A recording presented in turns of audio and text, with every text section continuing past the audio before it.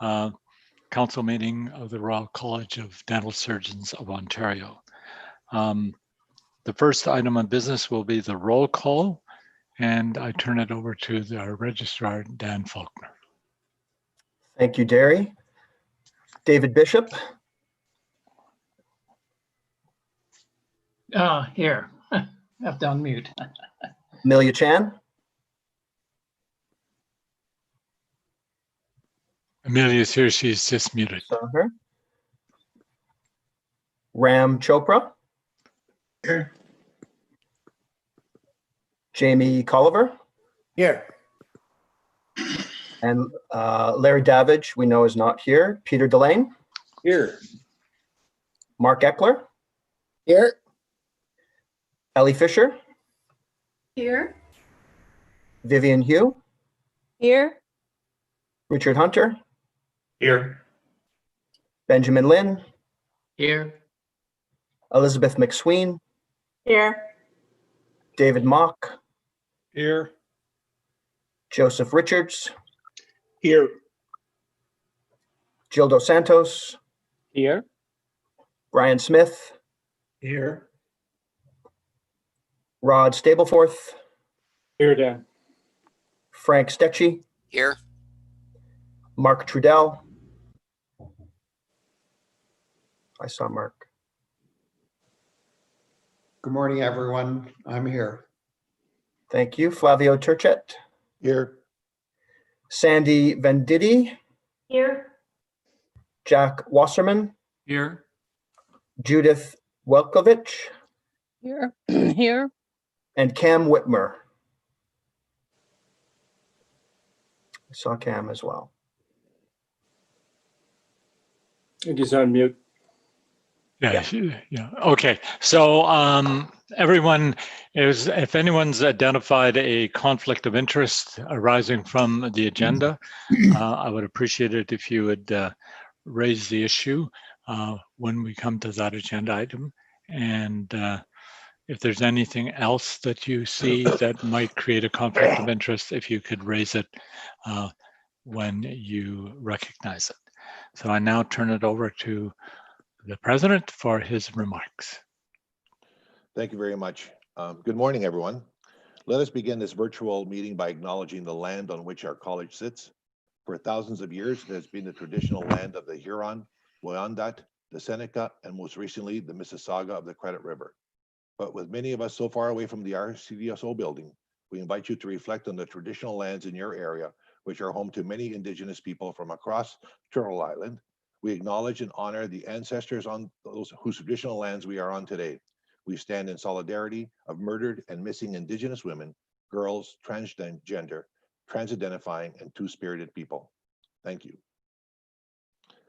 I'm delighted to welcome you today's meeting. I want to say a particular welcome to those of you watching this session live streaming on YouTube. Our college has taken great pride in our efforts to promote and improve transparency. One consequence of the pandemic is that we, like others, have learned a lot about remote meetings and other ways of doing business in the past months. Making sessions like this one available to a wider public audience is important and a step forward.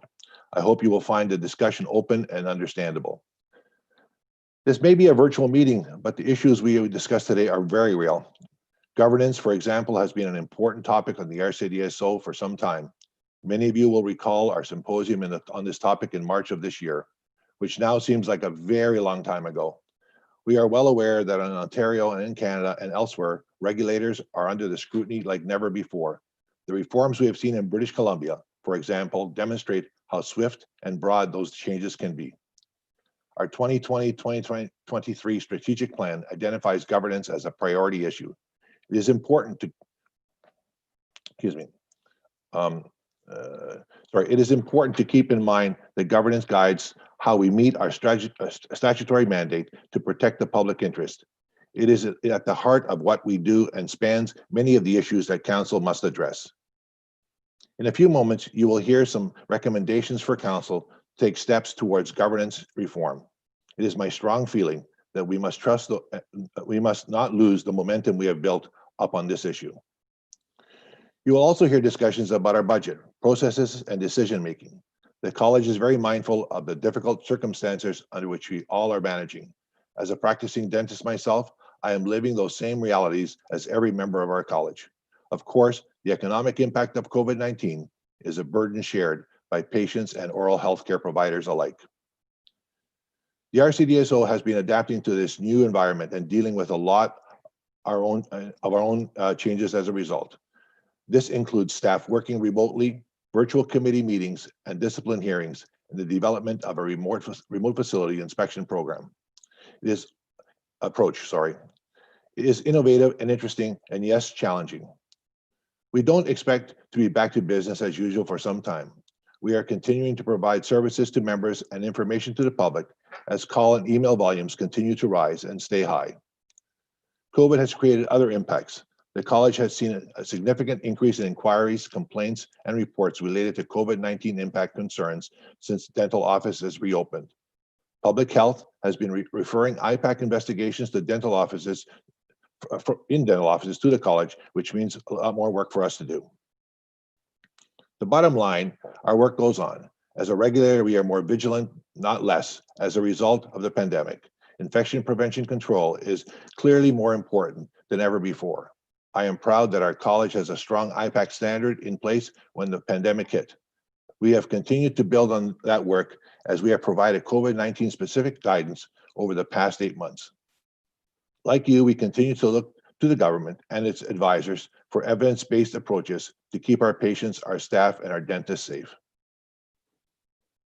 We depend on dedicated and thoughtful council members to help accomplish all of this. Today, particularly, I want to thank council members whose terms are going to end. I'm grateful for the opportunity to have worked with you. It has been a tradition at the college that we have a dinner the night before council, and at that dinner, when we have outgoing members of council leaving, we tend to give them a very prestigious award, which is the RCDSO mug, and also, of course, a T-shirt with a little wording on it to reflect our thoughts about each of those members. I'll start first of all with Elizabeth McSween. What can I say? Elizabeth McSween, past president of the ODA, past vice president of the college, past president of the Faculty of Dentistry Alumni Association, Barnabas Day Award of the ODA winner, alumni of distinction U of T, and let us not forget about her missionary trips both to DR and Senegal. Very, very accomplished individual. We're so fortunate to have had Elizabeth for these 8 years here at the college. And if I were to give her one of those T-shirts that we talked about, I think there's only one word that we could put on that T-shirt, and that would be the word amazing. And that reflects, I think, her time here, her life experiences. It's been fantastic. And thank you, Elizabeth, for being here. Larry Davidge. Larry is not here today. Larry is a Barrie boy. He's came up the ranks of the college for the last 8 years. He's spent his time at the ICRC most of the time, and now, of course, he is chair of ICRC, a very prestigious chair position at the college, a very hardworking chair position. And I reflect on some of the conversations with Larry about the volumes of some of those ICRC portfolios that he's had to read, some in as much as 5,000 to 7,000 pages. And when I kid him around about the fact that, I mean, when it comes dinner time, what do you say to your darling wife when she calls you out to dinner? He said, "Oh, how many more 1,000 pages do I have to read before I can come to dinner?" So I thought for a T-shirt for him, it would just say, just 2,000 pages more. That's all it would have to say. I think it's fitting for Larry, and I think he would appreciate that. The last person that I want to talk about is Frank Stecchi. I mean, my goodness, here's a man, twice past president of the college from 2007 to 2011, forensic dentist, which helped out at NYC after 9/11 to identify over 3,000 victims, teaches courses on sexual and physical abuse recognition, on staff at several hospitals and institutions, Children's Aid in this regard. Frank is retiring from the RCDSO, and Frank and I can tell you without a word of a lie, are never short for words in a conversation. I think we kind of dominate some of those table conversations, and I think that sometimes we wonder who's going to finish, put in the last word. And Frank's T-shirt, I think, would say only one thing: this is as good as it gets for Frank. He's done a tremendous job. He should be proud of what he's done, and I think that little saying would reflect everything about this man. You have every reason to be satisfied with the job you have done while serving at the people of Ontario in this way. I salute you, and I hope when things are a little different, that I will have a chance to shake your hand and say thank you in person. Of course, we probably bring a little glass of wine in there also. I will take this opportunity to thank one more person. According to our carefully made plans, last night we should have had a sit-down dinner to council dinner honoring Erwin Pfeffergrad, our registrar and friend for 20 years. While the pandemic made that impossible, it is important to say that Erwin's influence is still felt at this virtual table. Erwin built a firm foundation, left our college in good order for the new registrar, Dan Faulkner. We owe him a great debt of gratitude for his service to the people of Ontario. Thank you, Erwin, very much. And with that, I'll return the meeting to our chair. Thank you. Thank you very much. I'd like to now call on our registrar, Dan Faulkner, for his remarks. Thank you very much, Derry.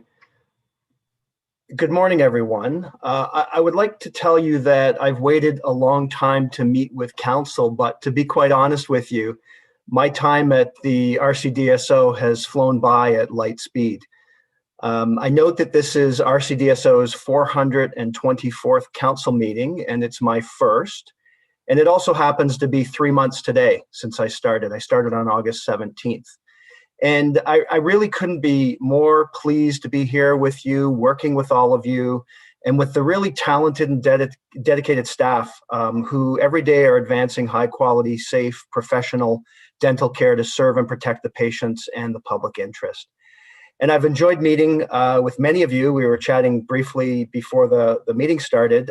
Many of you I've met by phone or in some meetings that I've attended with you.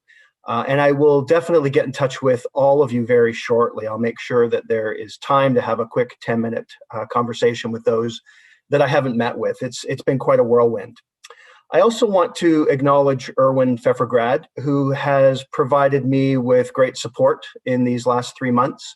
He's been available to me when I need to ask some questions, find out something about the history of an issue, and really just to provide his wisdom and advice at any time.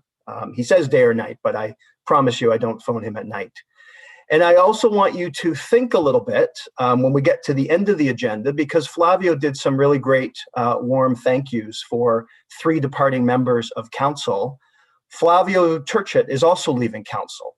And I want it to be known that he should be thanked for his service and his commitment to the college.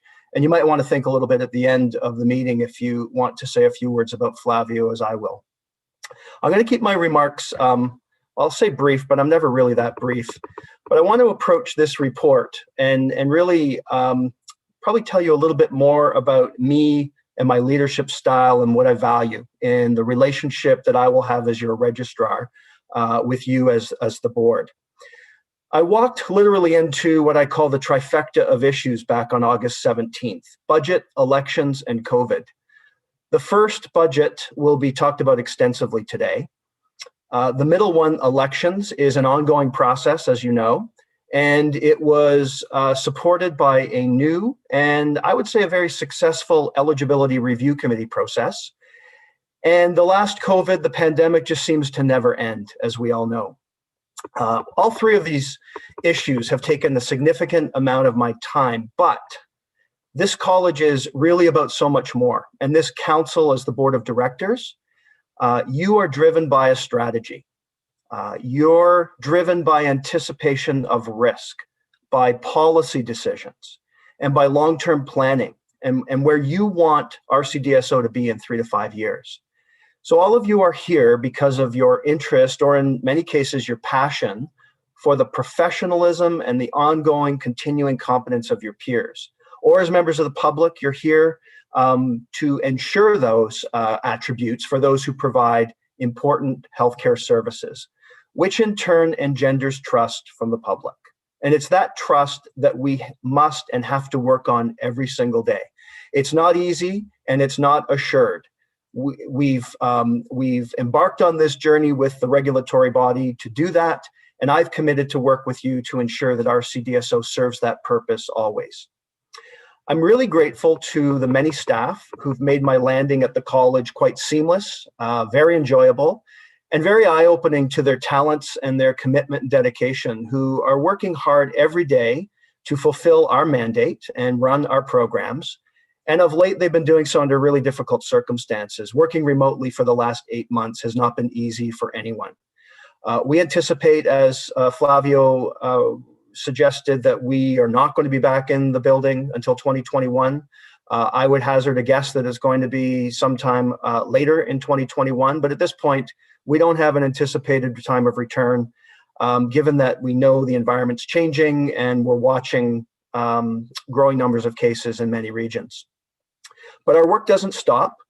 It has been business as usual, just to perhaps contradict in a lighthearted way what Flavio said. There's a lot of activity going on, as you'll see in the committee reports, as you'll see as we talk about some of these issues today.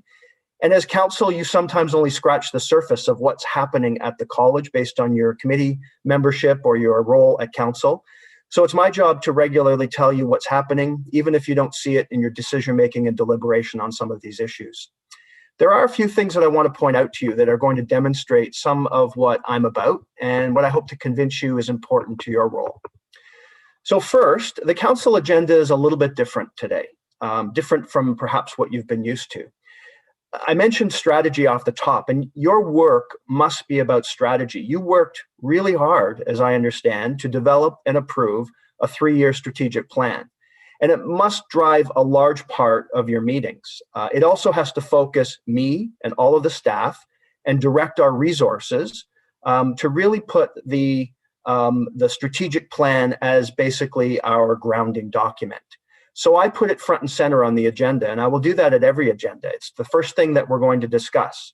Today, you're going to hear a short update on the priorities and the projects and how we're moving forward into 2021.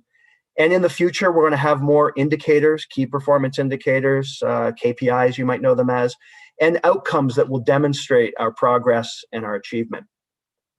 The second thing is we're going to have more focus on issues that need your attention, your deliberation, and that are really better served by a more detailed analysis and some focused discussion and questions. I know that you have heard from Dr. Chris Hacker, who's the Registrar at the College of Dental Surgeons of British Columbia. And I met Chris about a year and a half ago, and we've spent many times talking on the phone and met once out in Vancouver pre-COVID. He talks a lot about governance as being an input to regulatory outcomes, a value-based input. He talks about governance not being the governance manuals or the policies that you create and that slowly creep up in volume and fill binders that we all know about. But it's really about the space that you have at this meeting for informed and respectful dialogue so that you can land on decisions that are always in the interest of the public. And today, in that spirit, we're going to be presenting the Ministry of Health's new accountability framework for colleges, and also providing you with an opportunity to really dig into some of the issues that relate to governance as we know them today and based on the work that you've already done to date. Both of these, I hope, will do as I've described, that will give you the kind of space that you need to make those decisions and directions that will help us to move forward as an organization. We're also going to have the committee updates, as you no doubt are familiar with, and use those as a launching point for several discussions, including a detailed budget discussion and the policy on financial reserves. So as a routine in these council meetings and for future meetings, I'm going to speak to you about a few things that are happening at the college, and they may not be decision items, but they're very important initiatives and very important things that are happening around the workplace. And I'm generally going to categorize my remarks along 6 areas: strategic leadership, organizational culture and people development, external relations, governance, operational and financial oversight, and regulatory effectiveness. I've spent a lot of time on all of those things, but specifically in the last 3 months, really focused on internal culture and people, external relations, and financial oversight. I want to give you a couple of examples of what's been happening within that context. The senior leadership team and I have been working very hard to develop performance management systems, ensure that there's transparency in our human resource practices, There have been revisions to our code of conduct for staff. We've held 2 diversity and inclusion training sessions for all leaders in the last month. And we have regular communications. I have regular communications with all staff through virtual town hall meetings that I hold every 2 weeks. That's where any staff available can join for a half an hour, and I give them an update on basically as much as I'm able to that's been happening over the previous 2 weeks with respect to the college and in some cases the environment. I've also had many meetings with a lot of stakeholders, some more than one meeting. I've met with assistant deputy ministers at the ministry, Public Health Ontario officials, other dental colleges. The registrars and I of the 3 other colleges meet fairly regularly. The Ontario Dental Association. We've met with the Fairness Commissioner in the last month, and I've held many meetings with our national partners and more. I've also had a great opportunity to go out and visit virtually a number of different groups, 1 specialty society and 4 component dental societies. And my messages have been really about accountability, transparency, and what we must do as a regulator to thrive in a really rapidly changing regulatory environment in order to maintain trust with the public and with the profession. And finally, I've spent a lot of time, as you can expect from the agenda items, with the 2021 budget and starting to think more about longer term projections and to ensure that as a college, we're focusing on efficiencies in our operations and challenging each other about what we spend and why. And you're going to hear a lot more about that today and in upcoming meetings. So I'll repeat this, and I'm sure I'll repeat this in subsequent meetings. We are in an incredibly dynamic and uncertain time in professional regulation. You've heard about many of those changes that are happening across the country. You have materials in your agenda package today to reflect many of those changes, and they're happening in other provinces and in Ontario. And it's compounded, I think, by our own exciting strategic plan, my arrival as someone with new ideas and the ability to move different opportunities forward, and also the pandemic, which creates another degree of uncertainty. Because of all this, we need a financially solid college to be able to perform our duties. Our volumes are increasing, as you heard, and we need to perform them effectively in order to withstand what's becoming increasingly high expectations and external scrutiny of the public. I acknowledge at every opportunity that I can the challenges faced by dentists this past year. I know that it has been extremely difficult with the spring passing of office closures and the need to build back up to patient volumes that once existed. I know that that's been challenging, but I also know that I'm not doing my job if I don't look after the long-term interests of the college. So I've proactively addressed the issue of fees and budget in every presentation that I've made in the past month and a half.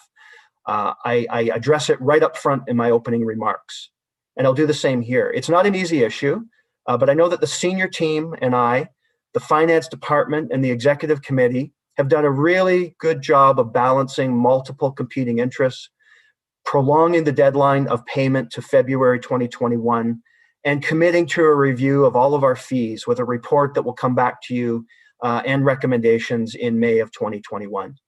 And I look forward to your discussion and your questions about this extremely important topic. So I'm going to close on just a couple of really practical matters. First, it was mentioned we are live streaming this meeting. I want to thank a number of staff who made this possible. As you know, we're required by legislation to make council meetings accessible to the public. And while we are meeting in our new virtual reality, we're not meeting in a building or a boardroom. Staff have had to do an incredible job of integrating our Zoom meeting with our YouTube channel. And we've been about as accessible as we can be with a banner on the front page of our website that has a link to our live feed and to the meeting materials that you will discuss today. And finally, staff and I want to learn as much as possible and as quickly as possible about what's working and not working with council meetings. So you'll be receiving after this meeting by email, and it's a SurveyMonkey format, an evaluation of the meeting. And it will take about 5 or 6 minutes for you to complete. And it's going to support the effective use of your valuable time when you come together several times during the year.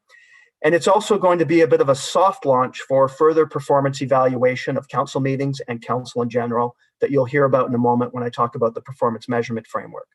This time it's going to focus on really what I would call benign topics like the clarity of the materials for you, the timeliness of receiving the package, the time available for discussing items, and a number of other issues. So with that, I'm going to stop. I look forward to the 424th time that this council has come together, and it's my first interaction with the group. And I'm really pleased to be here and to have the support that I've had so far from the staff and the executive committee. And I'm happy to turn it over now to Derry to carry on with the meeting. Thank you. Thank you very much, Dan. The next item on the agenda is a strategic plan that appears at Appendix 1 of your material. And I'm going to ask Dan and Andrea to lead this discussion. Over to you, Dan. Thanks, Derry. And I will just spend a much shorter amount of time introducing the strategic plan. I've mentioned why it's here. It's what drives or should drive your work and your topics and discussion. Andrea will talk to you in a minute a little bit more, in a bit more detail about what we have done in the past year. COVID was clearly a factor in our ability to meet some of the expectations that we had at the beginning of the year, what we have done to prepare for 2021. And I really can't emphasize enough that a strategic plan is allowing us to have a laser focus, to really focus not just our staff time, but our resources and our budget projections on what we are going to do that will in more likelihood lead to our success as an organization. I'm also pleased to say that many aspects of the strategic plan have been identified as part of the performance measurement framework that I'll talk about in a moment. And there's a lot of ways that we're going to integrate things. So when you hear about 21 projects or 15 projects, I don't think that you can directly equate this to additional resources. Many of them are really staff time, staff allocation to these projects, and many of them are integrated. As an example, when we speak about risk-based regulation, we're really talking about an integration of data needs, collecting that data, using it. So we need those systems, case management systems that are going to support the collection and the analytics of that work to really focus on patterns and identifying where there might be potential harm to patients and how we can, with stakeholders and partners, start to address those in a more fulsome and proactive way. So those are the comments that I wanted to say about the strategic plan. Andrea will talk a little bit more about what is in the materials, and we're both available for your questions after. Thank you, Andrea. Great, thank you, Dan. Good morning, everybody. And for those of you who are newer to council, great to meet you. Nice to have you with us. You've got in your package the documents that Dan's sort of been alluding to. For those newer to council, we have been, since the strategic plan launched earlier this year, we've been coming to council with a report just like this, like what you have today. And it's really a tool for us to set out some foundational material just as background, but then really use it as a mechanism to keep you up to speed about what's happening. So I won't go through everything. You've got the material in front of you. What I did want to draw your attention to was a couple of things. You'll see on page 5 of your package, the second page of the report itself, we've set out a little bit of an overview of 2020 to let you know, since the launch of the strategic plan earlier this year in January, how have we done so far? You can see that we've actually made some really reasonable progress, notwithstanding the pandemic, which has come, as Dan said and Flavio mentioned, with its own challenges and its own workload. We've been able to keep the vast majority of the priority projects for 2020 on track. There are some that where timelines have been delayed, and there are a smaller number, roughly 7, projects that have had to be put on hold or reframed due to some of the impact of the pandemic. And that really spans from things like staff capacity, as we have our staff double up, triple up, quadruple up on different challenges that and workloads that we're facing to respond to the pandemic and remote work. But in some instances, especially with projects related to remote work at the RCDSO and space assessment, The pandemic has proven to be, as you might imagine, in a positive frame, a really good learning ground. So there's some experience having to move, 130 plus staff in a pinch offsite, working remotely. It's been no small feat, as you might imagine. It's provided us with a lot of good lessons learned that we can apply to a longer term strategy. So that work will happen as we move into 2021. As we get deeper into the report, under each of our themes, theme A, B, and C, sort of giving you a reminder of what some of those projects are that we've set out under those themes and the status of those projects. Again, I won't go through everything, but just to touch on a couple of elements in theme A, we've made some good progress in setting up frameworks for risk-based regulation. As Dan said, that's a really sort of integrated approach we're taking, but we've got frameworks set up in the majority of our regulatory areas, and work related to facilities inspection program will be happening in 2021. We've made some good progress in terms of sort of evaluating programs, looking at how we're working, and much more will continue into 2021, specifically looking at data analytics so we can test out how we've been doing with a risk-based approach. If we look at under theme B, lots of work happening there, of course, and I would say Dan's already touched on the work that we've launched around diversity and inclusion. It's been really exciting, important work. The other big theme you'll note, or trend under this theme, has been around technology. Lots and lots of work been done to update our IT operating system, to modernize it, to make it more secure, and importantly, to allow us to recognize and realize some increased efficiencies through some automation. That, of course, requires digitization of college information, which is another project that's well underway. Those will have a really big impact on the college's work for the better. Looking at the last theme, theme C, Flavio and Dan both touched on it. Governance has been a key focus under this umbrella. Lots happening in the external environment. This is an important topic. Council, we've put you to work earlier this year with the symposium and developing competencies which have been embedded in our eligibility criteria. There's lots more to build on this. Speaking of building on, we have also, as we've sort of facing the close of this year, looked to 2021 and what are priorities. I've set those out. They're at page 9 of your package, if you're following along. And there you can really see that in some instances, there's a continuation. We're doing some data analytics to test out our risk-based approach. We're going to be developing a data strategy, looking at continuous quality improvement. Lots of continuation in terms of our IT system and digitization and diversity and inclusion.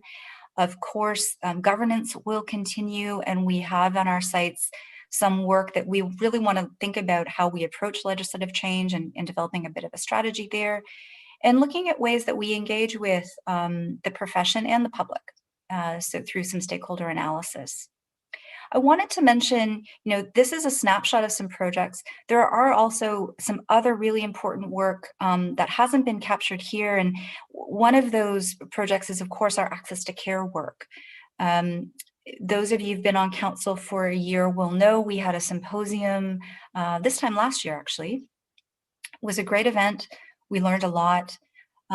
Flowing from that symposium, earlier this year, we had identified a series of priorities and things that our patient relations committee was going to work on. And that work has been stalled a little bit due to COVID. But I did want to make council aware and just connect some dots that even though some of those specific projects that we identified through the symposium haven't progressed as much as we may have wanted, just due to capacity and obviously some challenges that the public health system is facing as we deal with COVID, we have as a college taken a number of steps to support patient access to care.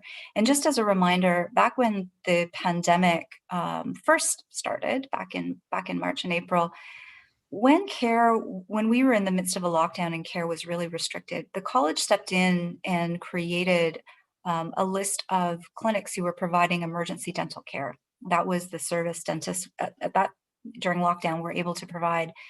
And we did that and posted it on our website so that we could assist patients in sort of wayfinding and how could they get access to care that they needed in a more seamless way. We also stepped in prior to the government doing so and assisted with really sharing PPE so that those clinics who could provide emergency care were able to do so, and we could pool resources. We have additionally really turned our attention to, in addition to providing guidance to dentists, set our sights on how can we support patients in understanding how to access care during the pandemic, how to understand the restrictions and so on. So we have a dedicated patient page, public page on our website specific to the pandemic. So I did want to touch on that because I know it's a real priority for council and for staff. I'll close at that. As Dan said, he or I are happy to take any questions you might have. So thank you very much, Andrea. Are there any questions for Andrea or Dan? Yes, Judy. You're muted, Judy. Okay. Yes. First of all, really good presentation. I want to thank you for that. And I'm really impressed with the amount of work that's been done in the past year. I did have a question though about your diversity and inclusion project. Typically it's known now as EDI, equity, diversity, and inclusion. I'm wondering, do you have a separate equity policy or work in progress, or was there a decision made not to include equity in the work? You're smiling. No, thanks for the question, Judy. We have been working with, and it's set out, I think, somewhere in the report, but I don't have the page number exactly. We are working with the Canadian Centre for Diversity and Inclusion. Right. That work will include equity. It's a broad-reaching project. It's an engagement we are going to be working with them for roughly, I think, 15 months or 16 months. Equity is included. I believe we've just shortened it to diversity and inclusion just because of the name of the institution. But it spans a number of different elements. And ultimately, Dan mentioned there's some staff engagement, education elements. We have access to a whole host of resources. We do currently at the college have a number of existing policies and practices in place that speak to equity, diversity, and inclusion. But ultimately, we are looking for the Canadian Centre of Diversity and Inclusion to generate for us some recommendations and a strategy of, what do we have so far that's working effectively? How can we improve on that? So I guess the short answer, Judy, is yes, equity is included. It wasn't the fact that it's not listed in the short form. Please don't take that as any indication we're not focusing on equity. We are indeed. Can I just suggest that perhaps equity needs to be highlighted as well, because it is if when people when the public is looking at this, they may assume that there's no commitment at the college to equity, just to diversity and inclusion. So for what it's worth. Okay, thanks, Great Judy. thought. Thank you.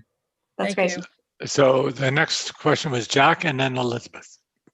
Thank you so much, Andrea, for a good presentation. You hit a lot of important topics. Access to care is one of those important topics I just want to talk about. And it's a shame because COVID has really demonstrated how access to care is very, very important. I see many offices are charging an extra fee for quote COVID, for PPEs and so on. And those fees range from $10 to, I've heard, as much as $50. I don't know if that's condoned by the college at this point. And if it is, it's blocking a lot of accessibility for people of lower income groups to access dentistry. So that's one question. Sorry, are you asking all the questions at once, or do you want me to respond? I'll ask that first question first, Andrea, and then the other Okay. is more of a question about a comment. Okay. I'll start, and then certainly, Dan, if you wish to weigh in on this, happy to have you join. So, Jack, the point about the PPE fee is a good one. The fee is something that the college has not condoned that. We don't have an official position on that. As you know, there are some elements in existing legislation that sort of speak to fees to make sure that dentists don't charge fees that are excessive, and so forth. The PPE fee was something that the association had recommended. At the time that it came out, we had expressed at the staff level some concerns exactly along the lines that you were speaking to, Jack. And so really at this stage, I believe the way that it's been positioned for the profession is that it's an option for the profession to charge.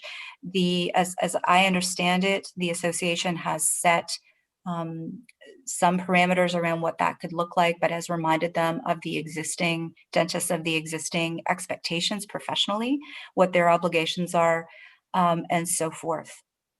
Dan, I don't know if there's anything you'd want to add to that.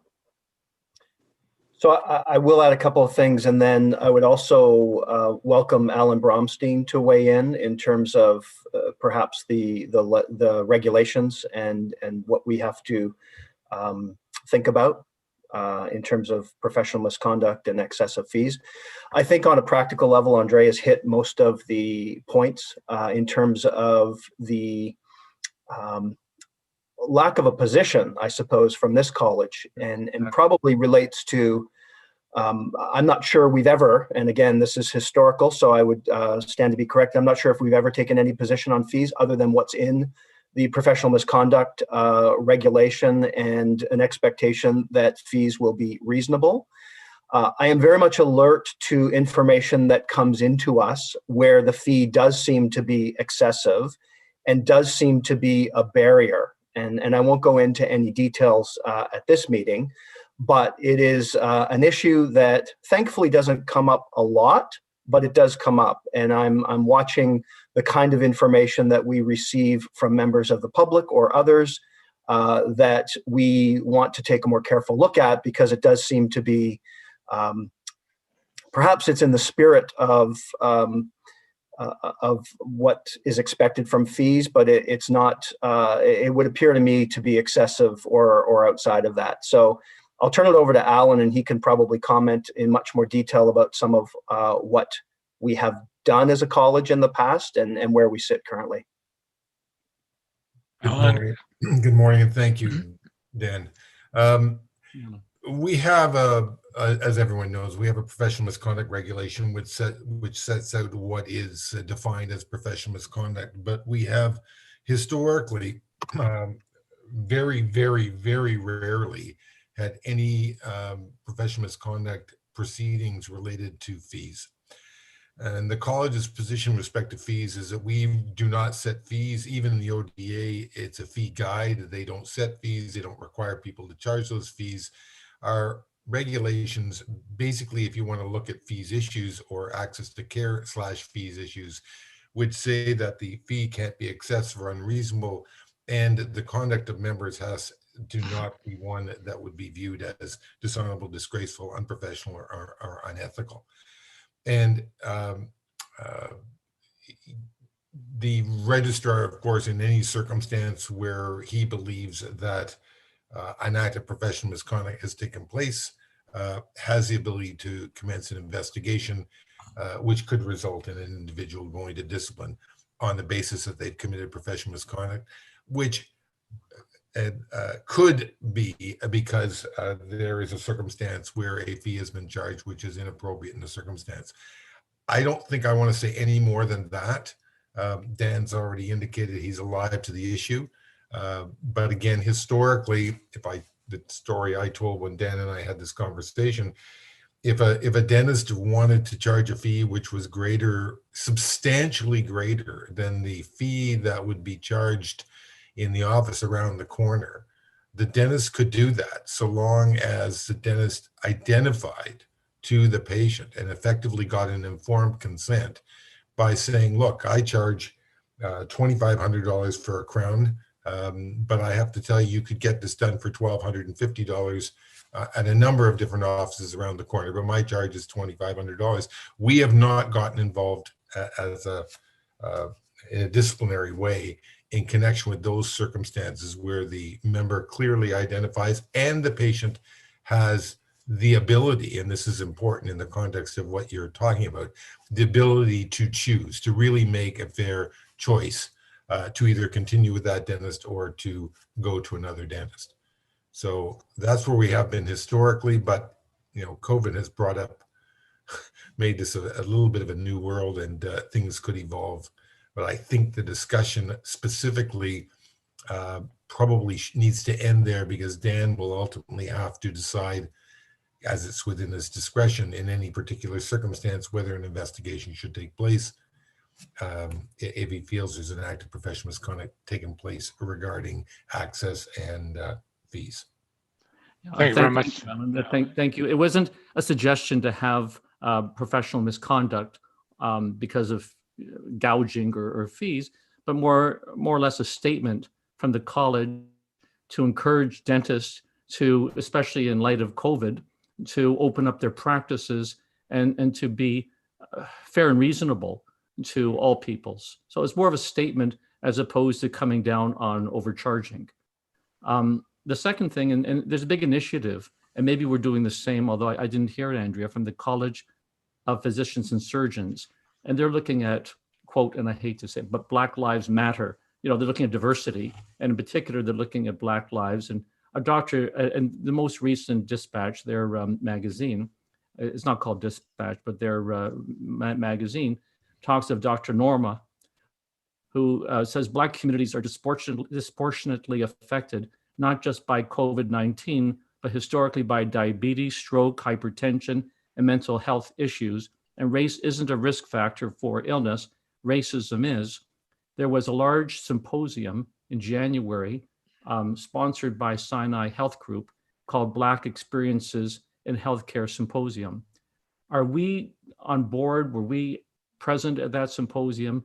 Will we be looking into this diversity issue in terms of our patients, our diversity of patients, in particular Black and Black dentists, because it goes both ways, the practitioner and the patient? Thanks for that, Jack. At the moment, so I don't believe that we had attended that symposium, but these are really important issues. So I really appreciate you mentioning them and bringing them up. At the moment, the work that the college is doing that I've mentioned in the context of the strategic plan, the first step is that we are looking at, what are the college's approaches internally? So what are the policies we have? How do we recruit? Those types of things. We're looking at that.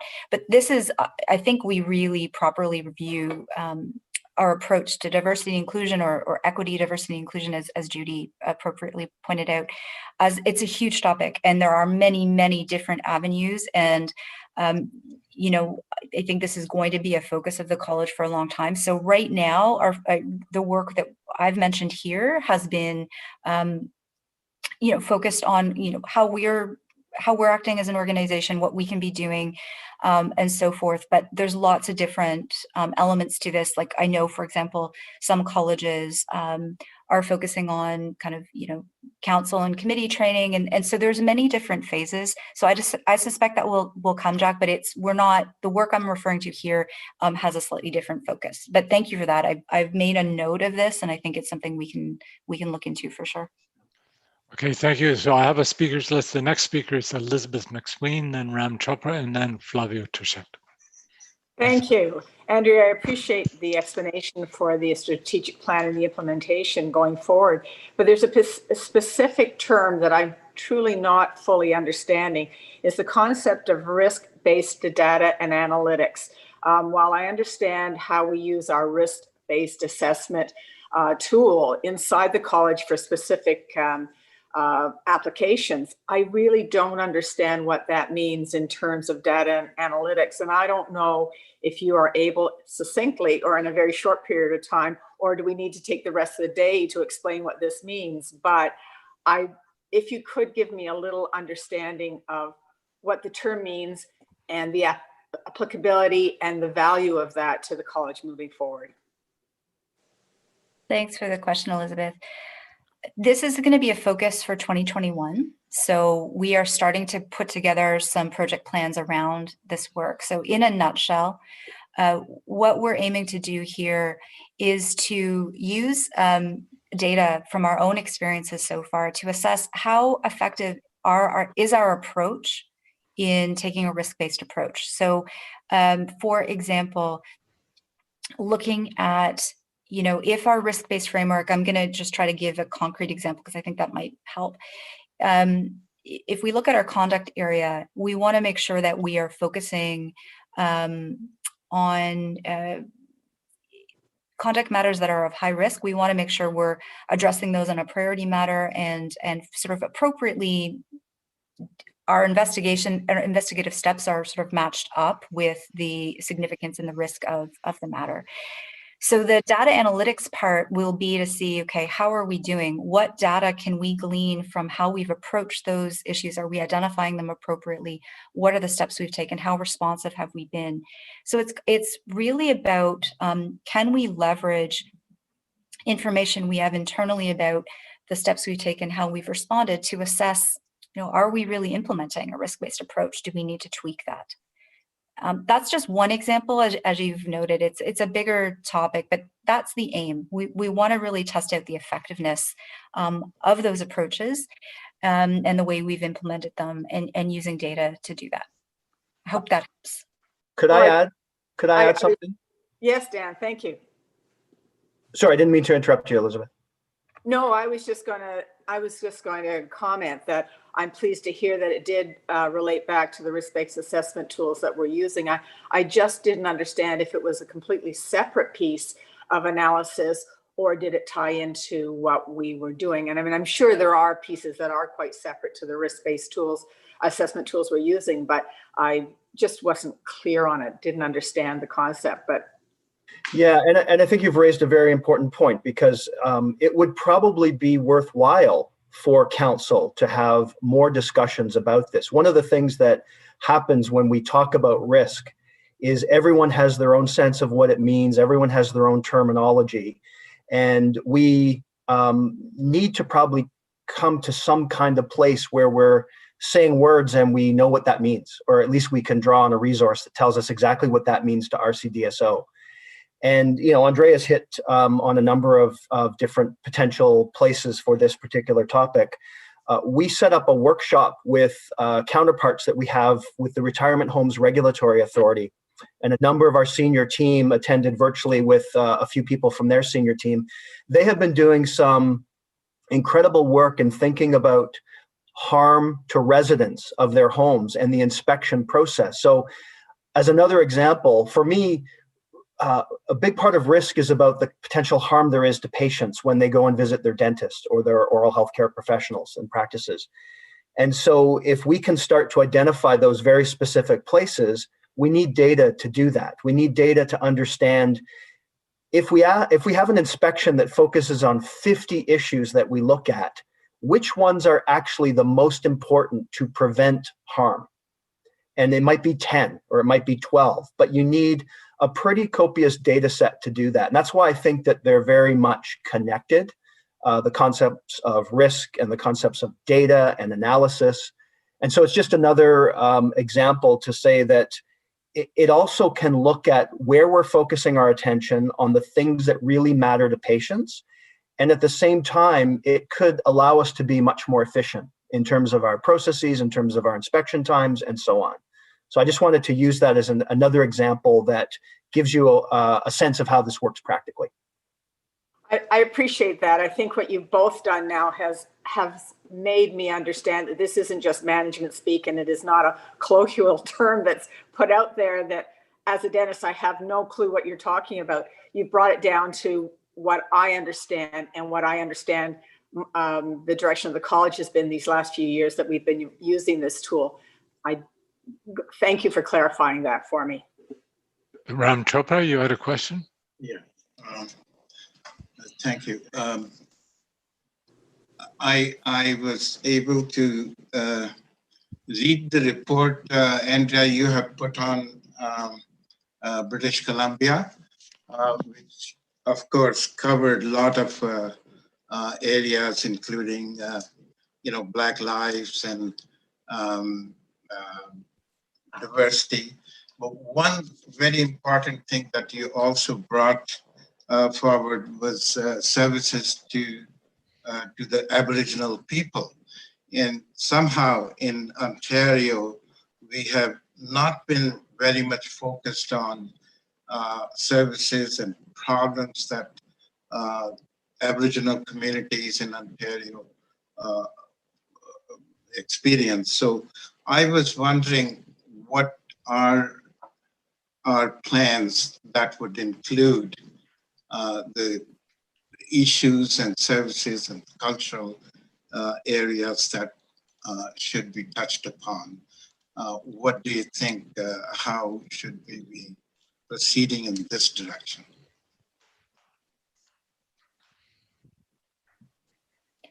Thanks very much, Ram.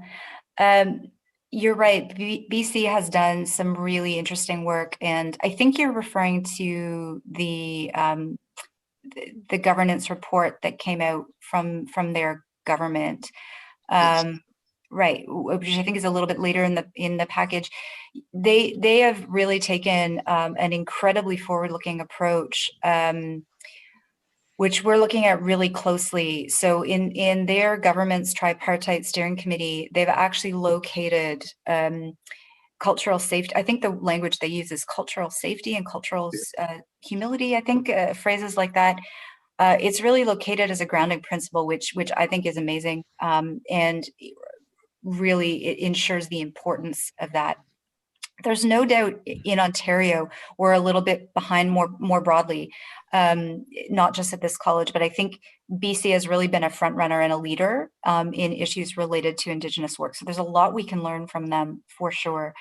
I think this to me connects sort of similarly to the important question that Jack posed just about, when we start talking about equity, diversity, and inclusion, there's many different aspects to that work. Some of that will be about communities that dentists serve and the college serves. So it's Indigenous communities, Black communities, and a range of others. It's also about the college's practices. It's about our committee training and education. There's many elements.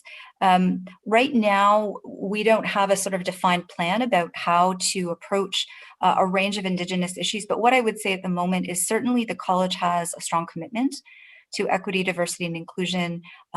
Certainly, there's no question, as you've identified really properly, looking at Indigenous issues and building on that and using BC even as a model is a really important direction that we can go in. It's more just a question of thinking about priorities and how do we tackle that work. So right now we don't have, as I mentioned earlier, our approach in diversity and inclusion has really been looking first at how the college as an organization can make sure we're doing all we can to respond to best practices and really embed and implement diversity and inclusion, but there's many more elements to that work. Right. So Yes, much more to come. I agree. Yes. Thank you, Flavio Touchette. You're muted. Thank you. I want to just go back to Jack's question about PPEs and cost of PPEs. And Jack, just to give you an update that, the college meets regularly with the ODA committee on Back to Work committee led by, David Stevenson.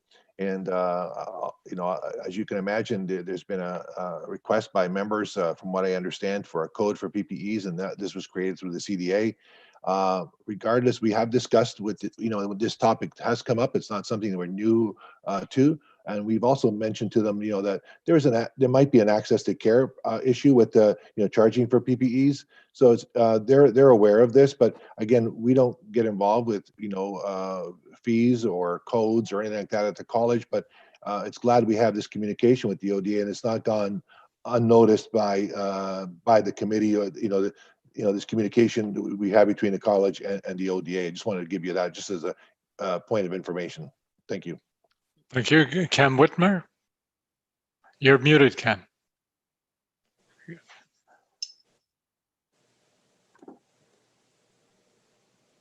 Cam, you're muted. There you go. Okay, thank you. Regarding international regulation, I did not see any reference to that. We were making significant efforts in that direction. I realize the IDS does no longer exist. Our former registrar was chair of that, and that body, I believe, has been disbanded. Are we pursuing international regulation on the same level that we were before, or has that become a minor issue now? It's Dan. Cam, I'm not sure exactly what you mean. If you mean our ability to work with partners around the world who are in a similar business as us, which is regulating dental practice. Yes. I don't believe that the International Society exists anymore. No, it doesn't. But it doesn't mean that we as staff are not monitoring changes that are happening in the regulatory environment around the world. We'll probably spend more of our time on countries like the UK, Australia, New Zealand, and maybe some others. I know personally I'll be at a meeting next week with FedCar, which is the European group, and hearing from them. So it's unfortunate that there's not an international society. I don't know the history or what happened. I know these are very difficult organizations to keep working because of funding and time of people to keep them going. But we'll definitely be making sure that we're monitoring what's happening around the world, as we are with what's happening around the country and in Ontario, that will bring you the best information to inform you so that you can make decisions for RCDSO.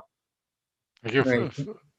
Thank you. I guess my concern is, and I have nothing against foreign trained dentists coming in. We train them very well, but they do come from very, very different backgrounds and experience with respect to their education, and that at that time seemed to be the focus as to what we were trying to.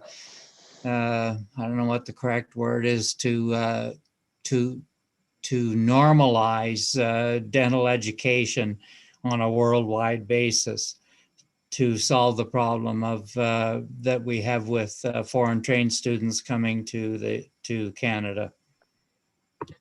Abel, do you have a comment you want? Yes, I think, Cam, I think the ISDR group has been disbanded for basically lack of participation and just being able to. Yes, that's my concern, that it was disbanded because there seemed to be no more interest in it worldwide. Am I correct in assuming? No, there's not. It wasn't no interest in it worldwide. It was just that they had it was just very, very hard for people to come from all over the world. I mean, it's quite expensive, for people to travel from New Zealand, Australia, wherever. We did have some people. We've had meetings in London, meetings in other areas for it. But it was weaning away as far as that. But the group that Dan is going to be talking to, FedCar group, I think that's a fabulous group, and yes. I'm so glad that last November I was able to go there to the FedCar meeting, and Erwin and I did a presentation, and we saw. I think it's an eye opener to see what happens in Europe, because they're all over the map. They have elected models, they have appointed models, and they have different countries doing different things. And I think we did a very, if you look at the report that Erwin and I did on that meeting, it's quite comprehensive to show you what's going on there. I think it's important for Dan and the college to maintain a connection to the FedCar group. I can't express enough how amazing it was to be able to participate in that and see what's happening in Europe, because that is, to have the fairness commissioner of all of Europe at that meeting also is amazing. And for that fairness commissioner to say to us last time we were there, he can't believe that we're going through with things like competencies and stuff like that would probably never fly in some of the countries in Europe, in Ontario. is a real coup for us when we gave that presentation. So I know Dan is speaking to that group because it's virtual now, but I hope that continues and it'll keep that door open, you know? Yes. Okay, thank you. Okay, thank you very much. Dan Faulkner, I'm going to, oh, excuse me, Rod Stapleforth. Rod. Hi, good morning, Dan and Andrea and everybody. Listen, just a quick comment from my perspective. One of the toughest nuts from my standpoint in the past to get your head around is how to objectively measure yourself with your stakeholders. I see that's a key part of the strat plan, objective number 6. I also see in the dashboard that it's a key part of doing this and enabling this is to do a stakeholder analysis by the end of this year. I just wanted a quick question on the status of how that's coming, and is there any initial results and any ideas on how we might go about measuring ourselves going forward? Are these KPIs? Are they SAT surveys? So if there's any initial feedback, this may be premature, but any feedback thus far? Thanks for the question, Rod. The stakeholder analysis was one of the projects we've had to hold over to 2021, really just due to staff capacity issues and challenges, given there's a whole host of work specific to managing the pandemic. And so we've just run in on this project in particular to some challenges with just staff time and capacity. Certainly though, this is something we'll be working on in 2021. You're right that in terms of the draft dashboard that you've got in your materials, we're looking at trying to develop a metric, and you can see here we've got some draft ones set out. These may well be tweaked, but you can see that part of what we're hoping to do is to make sure that we can maintain, of course, the good outreach we do with a lot of the dental societies and so on, but that we can also build up engagement with public-facing organizations and groups. I think there's a lot more work to be done, and you're right, measuring kind of performance on this and effectiveness on this is going to be challenging, but I think we need to sort of get into the project a little bit more and really think critically about what that can look like. But it can be something like, for example,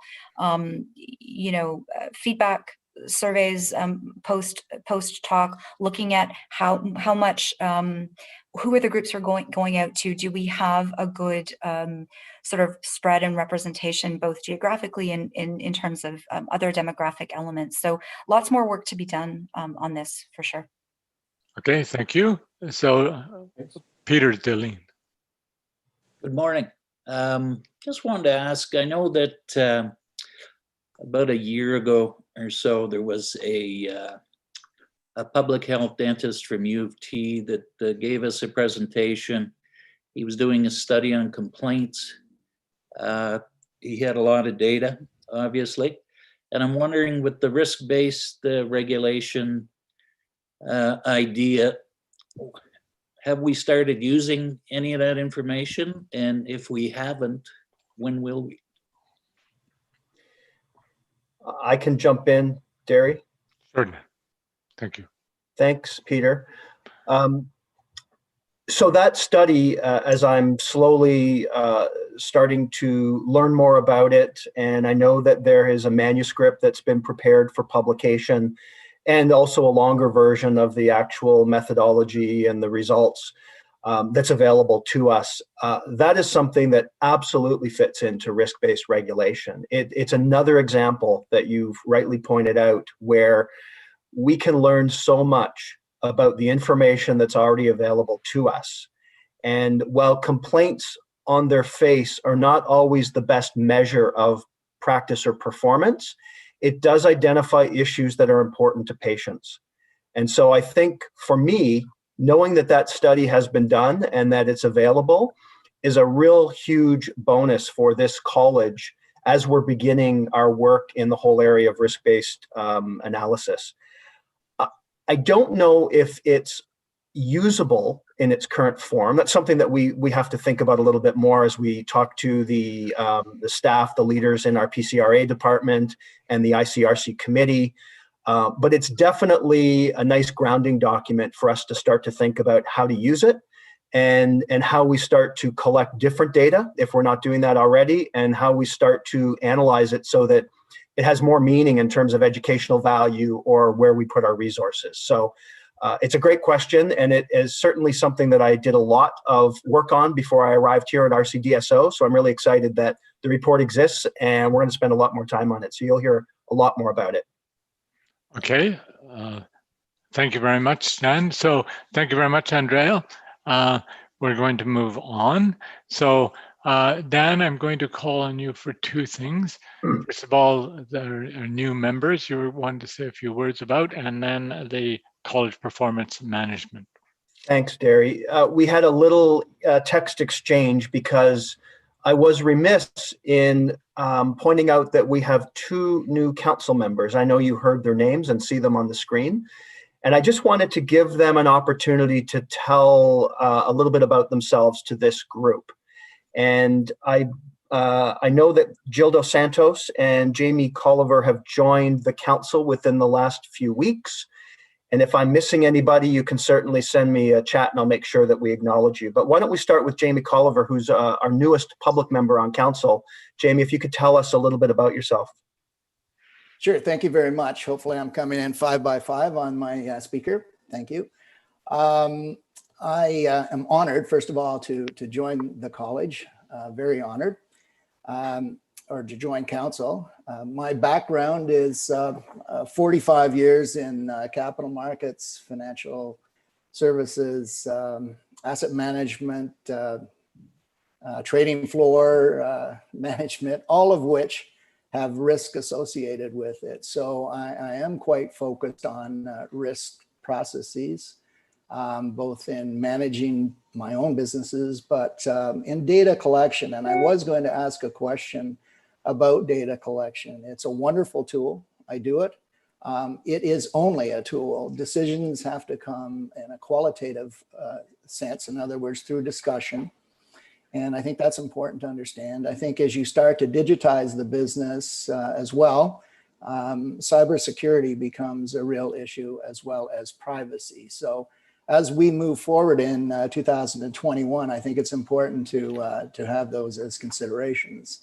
I have lived here on Lake Huron for the last little while. You can probably see over here, we're having about a 25 knot wind again today. So it's, I'm hoping that the power doesn't go out as it did on the weekend. But needless to say, I'm very, very pleased to be able to participate in council and add value where I can. Thank you very much. Thank you, Jamie. And I just want to inform council that, as you know, we have anywhere from 9 to 11 public members to be constituted, and Jamie is our 10th. So we're one shy of the maximum, and we've had some conversations with the appointments office at the ministry. I'll turn it over to Jill Dos Santos, and Jildo replaced as the Western University representative, Dr. Harinder Sandhu, back in September. So there was a change in the appointment. Jildo, do you want to tell us a little bit about yourself? Thank you, Dan. Thank you very much. It's really an honor to be join this council as well. Jamie, just to share with you, the wind blowing Grand Bend is dumping snow here in London. So I'm getting your lake in here, okay? I am, in terms of a background, I am a full professor here at Schulich Medicine and Dentistry in restorative dentistry. I am serving my school as Associate Dean of Undergraduate Dental Education.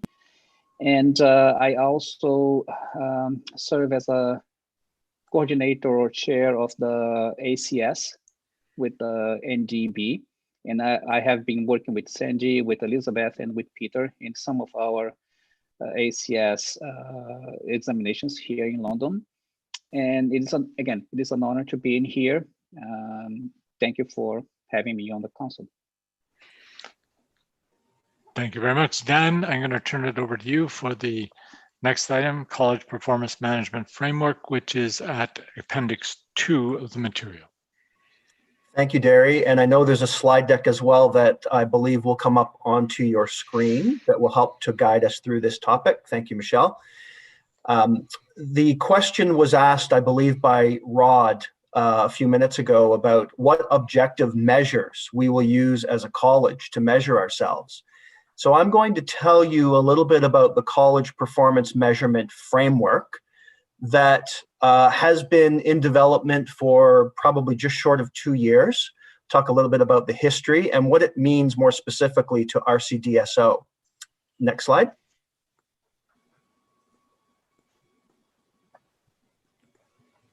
Am I controlling this? Thank you. And as Derry mentioned, this is agenda item number 7 and appendix 2. There are a lot of materials. I expect you have not been able to go through all of them, and that's okay. I will walk you through some of the key parts. And if you want to hit the next slide, Michelle, hopefully you'll identify the areas that you might be mostly interested in. So this is a framework that was developed, and I'll say by the Ministry of Health and Long-Term Care, but that's not entirely true because it was developed with a very comprehensive approach with ultimately all 26 health regulatory colleges in Ontario, and is designed to really align and make more consistent the kind of performance data that we as colleges put out to the public and provide to the government, and now is becoming a part of our landscape in terms of sending reports to the ministry in the first year of using the framework by the end of March 2021. It's really intended to drive our performance, but also to show our accountability. It's going to be a way that we can be really transparent and consistent. I'll give you an example. In the development process, we heard that the ministry had looked at all 26 colleges and looked at their most recent annual reports, which I believe were about 2017 or 2018, and found about over 700 indicators that were used by colleges to describe and report on their work. And when they drilled further into that data, they found that over 400 of those data sets or data fields were unique. So they differed from all the others. That's a huge amount of data that you put out there. And I think Jamie also referenced the fact that it needs context, it needs discussion. And so what the ministry did was pull together this working group back in December of 2018. I was actually asked to chair it or co-chair it prior to my departure from CPSO. And I continued as co-chair for the entire development framework, which completed its work in January of 2020. So just earlier this year. Erwin Pfeffergrad was also a member of that working group. So there's been quite a bit of RCDSO input and in other ways as well. To this particular effort. You see 2 documents that are referenced on the slide deck, the reporting tool and then a technical specifications document. You have in your materials the reporting tool. We have not provided you, but we can absolutely make it available, the technical specifications document, which is really a way for staff in the colleges to understand what's meant, to interpret the different terms that are used so that we can have some consistent approach to how we are developing our reports to the ministry. We received notice on September 1st that all health colleges would be starting their launch of CPMF. So that was from the Assistant Deputy Minister of Health telling us to begin to look at preparing our first reports. And we are actively in the process of doing so, and I'll talk a little bit more about that. Next slide. I'm not going to go into a lot of this, but it's really to try to ground you in what this tool looks like. It really focuses on high-level statements that move lower into the kind of evidence that we need to collect and provide in our reports about what we're doing, what we're not doing, how we're doing it, numbers, narrative. But it really starts from measurement domains, which are the higher level areas of regulatory colleges that are the most important in order to get to the desired outcomes of our work. They are meant to describe or define the key statutory functions, essentially, like complaints, investigations, and so on. And the aim is really throughout this framework to help us identify what should be measured and how we can report on it. Next slide, please. These are the 7 domains. And so there's a little bit of descriptive on the right-hand side of the slide. And you can see probably what you would expect in terms of the domains, from governance to stewardship of resources. Are we working with our partners, and how are we working with our partners? How effectively are we producing outcomes? Information management, regulatory policies like standards of practice that RCDSO develops and implements, suitability to practice, and measurement, reporting, and improvement. So this gives you a sense of the high-level areas that we are focusing on. Next slide, thanks. I'm not going to go through, obviously, all of the reporting functions or areas because it is quite in-depth. Here are the things that I think are most important for you as council.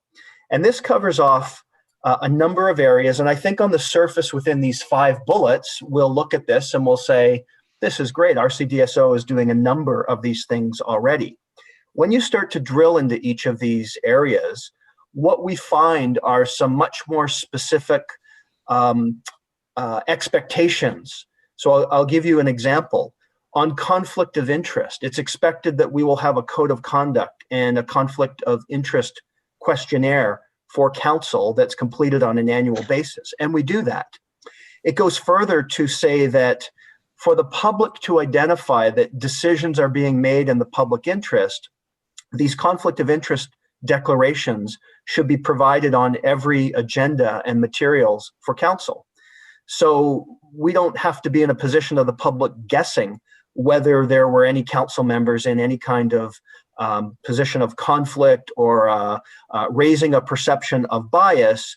It's clear where they're coming from, what they're involved in at the local level, and what they might bring in terms of their own experience to that discussion, and whether that conflict might be significant enough that they should not participate in a discussion or a decision. So that's what you can expect as you go through each of these 5 bullet areas of governance, where we are starting to explore what we have, how we can report on it, and what we need to develop. And what we need to develop is going to take place over not just now through to March 31st, but also beyond March 31st, as the ministry expects. This is a baseline year. Not every college is going to have every expectation met, and it will identify those areas for improvement. Next slide.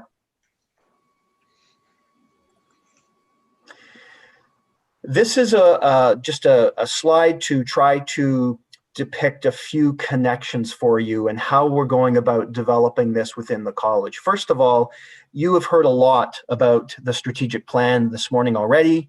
It is very well connected to CPMF. So we are not starting at a deficit. We have, you have done, prior to my arrival, a lot of work on the strategic plan.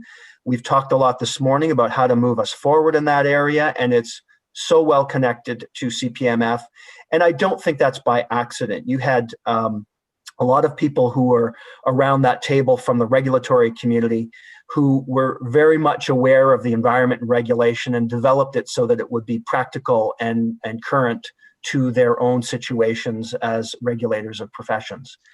Internally, what we are going to do is there is a very strong commitment by the senior leadership team to oversee all aspects of putting this report together.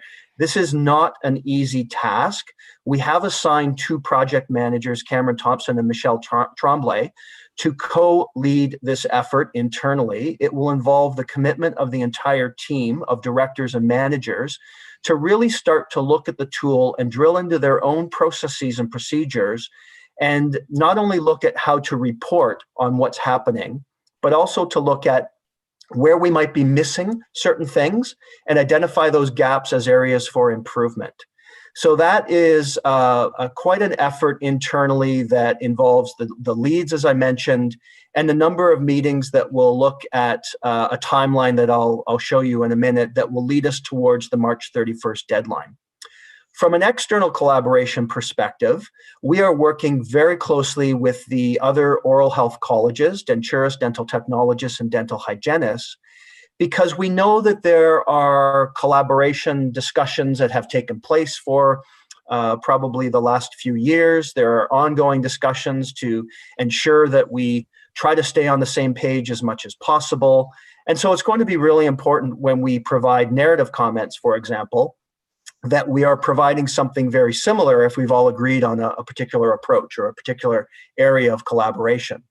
The second external area is with the larger body of 26 health colleges, where there is a framework that allows members of those colleges to come together on a frequent basis and talk about things that relate to how are we interpreting certain terminology, how are we interpreting data that's being collected and what that means. And it sounds like it might be, an easy thing to look at an indicator and everyone speaks to it the same way, but it's not. And I think even when you start to talk about a formal complaint, there would probably be colleges that would look at that differently and define it differently. So all of these efforts, I think, have been acknowledged by the Ministry of Health. They've been working with us very closely as a partner to really try to define from their end some terminology that we might be getting lost in. And they're really expecting this to be, as I said, a baseline year where we provide what we have that will help us to move forward into the next year. Next slide, please. And I'll also mention that this is something similar happened with colleges going back a dozen or so years ago when the Fairness Commissioner came into being. And there was a lot of work at the registration level to really produce reports, annual reports and audits and assessments. And I liken it to that period of time. This is just broader. It covers the whole college, not just the registration area, but it will be a time commitment. But as I've said to the leadership team, and I'll say to you, it's been developed by regulators, and we should be and are very bought into the content.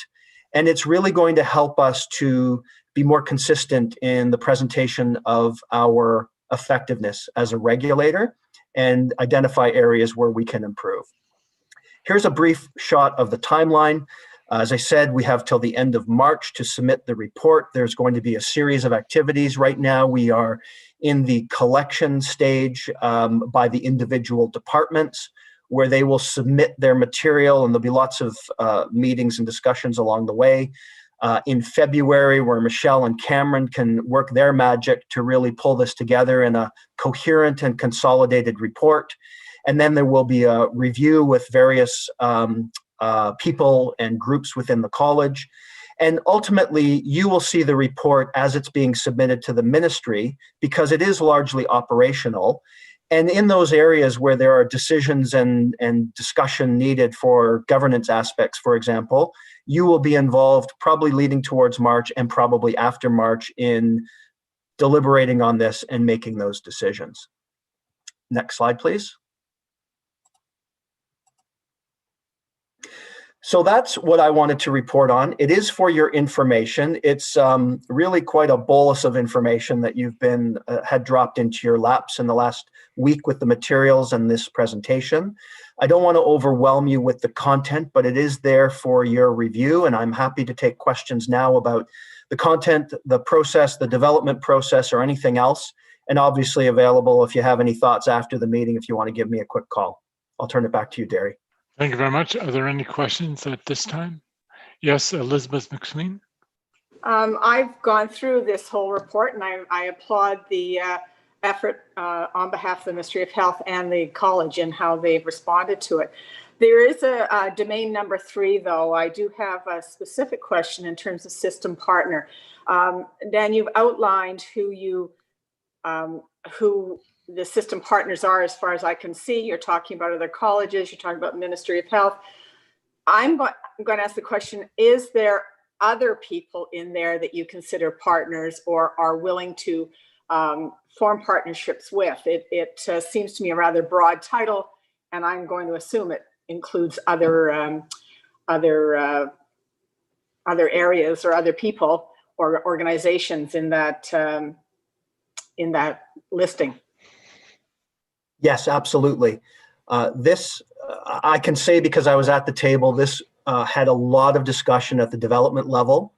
And it's the one domain, the one area where the ministry itself is not quite sure the sort of information that they want to see, how it translates into indicators, how it translates into outcomes.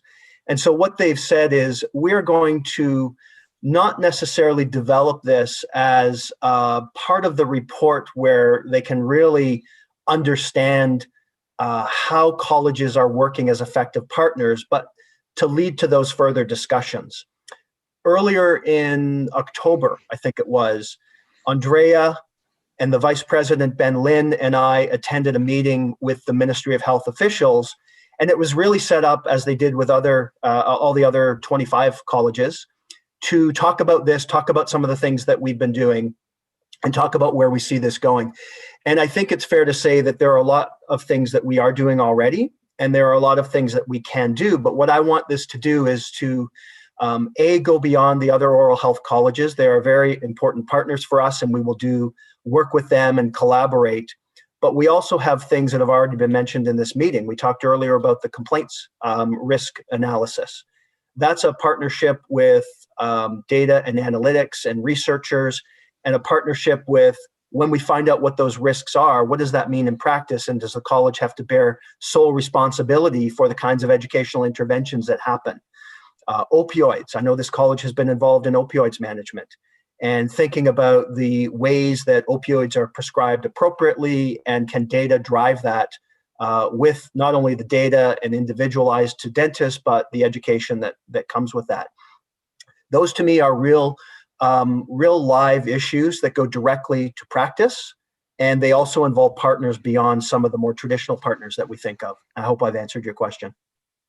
You have, Dan, and I appreciate it. But the one to me that seems an obvious partner is our universities. And how do we respond? As I read these, the points that you put down, there has to be some ability for us to respond to any of our partners in terms of crisis or in terms of trouble. And I look at our universities, and specifically one that I can think of, and I'm sure you know which one I'm referring to, that is in significant trouble at this point in time. And I would like to think that our college, because it's an educational, and our whole college depends on our members that come up through this educational experience, that we are able to respond or to meet some of the challenges that they're facing at this moment in time. Okay, thank you very much. So the next item is at Appendix 3, and it's the governance issue, and that's going to be led by Flavio Touchette and Mark Trudel. Flavio? Yes, I think we have a slide presentation, which Michelle will put on the screen for us.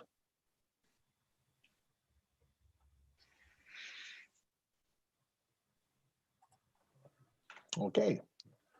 Fine. On behalf of the Executive Committee, Mark and I are pleased to give you a short presentation on governance. And Michelle, slide number 2, please. We're going to focus on 3 areas. We'll provide you with some background, remind you of the work the RCDSO has done on governance over 2020, and present a recommendation of the Executive Committee for the next phase of the work on governance. Mark and I are going to present this material together. I will go over some background information, and Mark will take you through the work completed to date and the Executive Committee's recommendation. Next slide. We'll start with some background. And just a quick reminder that if you'd like to follow along with the materials in the council package, governance is an agenda item number 8, and the materials are on Appendix 3. Thank you. Governance is a key priority topic in regulation. It is addressed in our strategic plan, in the work done by the ministry, and the broader regulatory landscape.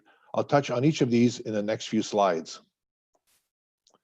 In terms of our strategic plan, as council knows, we have approved the strategic plan in 2019, and it was launched in 2020. 2 strategic objectives relate specifically to governance. Strategic objective number 1, to ensure that the college governance is progressive and patient-centered. Strategic objective number 3 is to ensure that potential external disruptors are anticipated and addressed. We would like to consider governance as a disruptor because conversations and work around governance are proving to be a force for change and reform. Next slide, please. Ontario Ministries of Health and Long-Term Care has developed a new tool to manage the performance of Ontario's health regulatory colleges, including the RCDSO. You've just heard about this topic, so I won't repeat it in the detail here. I will remind you that in this framework, governance is a key of the ministry's focus. They are interested in what governance practices colleges have in place and have asked colleges to provide evidence on how they perform on some of these specific governance topics. Next slide, please. Governance is not only an important topic of the RCDSO and the ministry. We know that many other colleges and governments are also looking closely at this topic. Over the past years, we have seen other colleges in Ontario engage in governance work. I've listed a few of them here. The College of Nurses of Ontario are among the first to do this work, but they are certainly not the last. We're now seeing the vast majority of colleges tackle governance issues and develop substantive government visions for their colleges. This includes the College of Teachers, and Ontario College of Pharmacists, and the College of Naturopaths, and many more. Governance is also a key priority topic outside of Ontario. At our symposium in March, we heard from Dr. Chris Hacker, Registrar and CEO of the College of Dental Surgeons of BC, and the work that his college has been engaged in. Since that symposium, even more reforms have been introduced in BC. In August, a tripartite government steering committee introduced a series of recommendations to reform the health regulatory landscape in BC. Those recommendations touch the broad size and composition, college processes, and overall number of regulatory colleges. BC is reducing the total number of regulatory colleges from 20 to 6. So many professions, including oral health care professions, are currently engaging in work to amalgamate colleges. Quebec's regulatory bodies have changed their structure and appointed an appointment of committees. Nova Scotia has developed a discussion paper to reform the Dental Act, including governance, and Alberta has introduced new legislation that, if finalized, will bring in a number of reforms. I'll expand on those in a minute. Internationally, we know that some countries like the UK and Australia have been leaders in governance reform and are working under new models of regulatory oversight, moving to a single regulator to govern a broad range of professions. Next slide, please. Before I finish this background work, I want to provide a bit of closer look at reforms that have been proposed at the Ontario College of Teachers and in Alberta. The new bill has been introduced that will bring significant government changes to the College of Teachers here in Ontario. The bill will eliminate the elected model for their board. Board members will be appointed both professional and public. And bill will also change the board composition to 50-50 profession and public members. A new bill has been introduced in Alberta. This bill will provide the practice of having the regulator and the association contained in a single entity. The practice of having the regulator and association single entity. In Alberta, this is still a model that is used in dental regulation, where the regulator and the Alberta Dental Association and a college are one. The Alberta bill will also implement a common public register that will include information about all regulated professions. It will provide a single source for patients or members of the public looking for information on the professionals. We will be watching closely to see if both of these bills pass into law. So needless to say, you can see from all of this background information, governance is a priority topic in Ontario and beyond. I'm now going to turn it over to Mark to take us through the RCDSO work to date and the Executive Committee's recommendations. Thank you. Great, thanks, Flavio. Good morning, folks. So just to continue on with the presentation, let's do an overview of the work that the college has done to date concerning governance. So governance was one of the college's key strategic projects in 2020, and this work is ongoing. It's being led by both Dan and Dana. And to date, we've managed to make quite a bit of progress in 3 key areas. You may recall last March, the college hosted the Governance Symposium to which many members of council participated. Those presentations were made from a range of experts, and following which we had a chance to engage in some small group discussions, pretty lively stuff.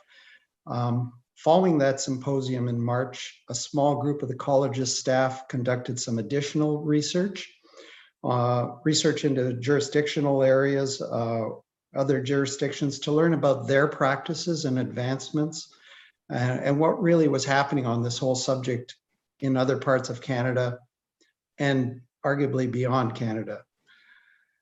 So that culminated with this past June, Council passed bylaw amendments at our last Council meeting that set out competencies that were part of the eligibility requirements for dentists to serve on Council. So all elements and work towards the subject matter of governance leading up to today's presentation.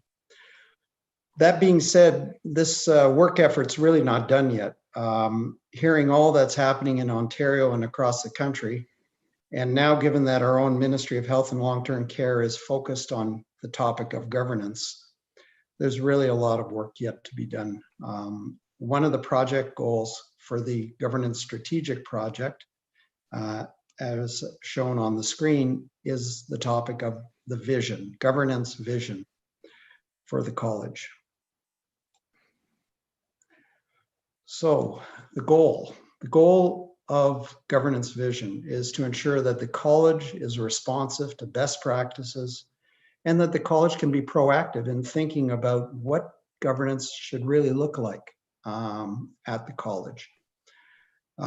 Ultimately, the vision of governance, the governance vision, will reflect three key themes. One is it'll embody the strategic objectives that were laid out in our strategic plan.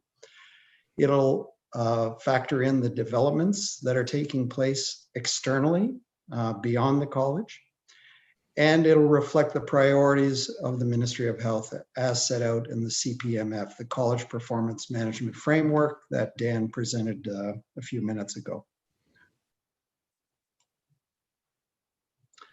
So, based on all of the above, the information that Dan presented, the information that Flavio presented, and based on the information I'm conveying to you in this presentation, the Executive Committee is proposing to Council the following recommendation. This is the point.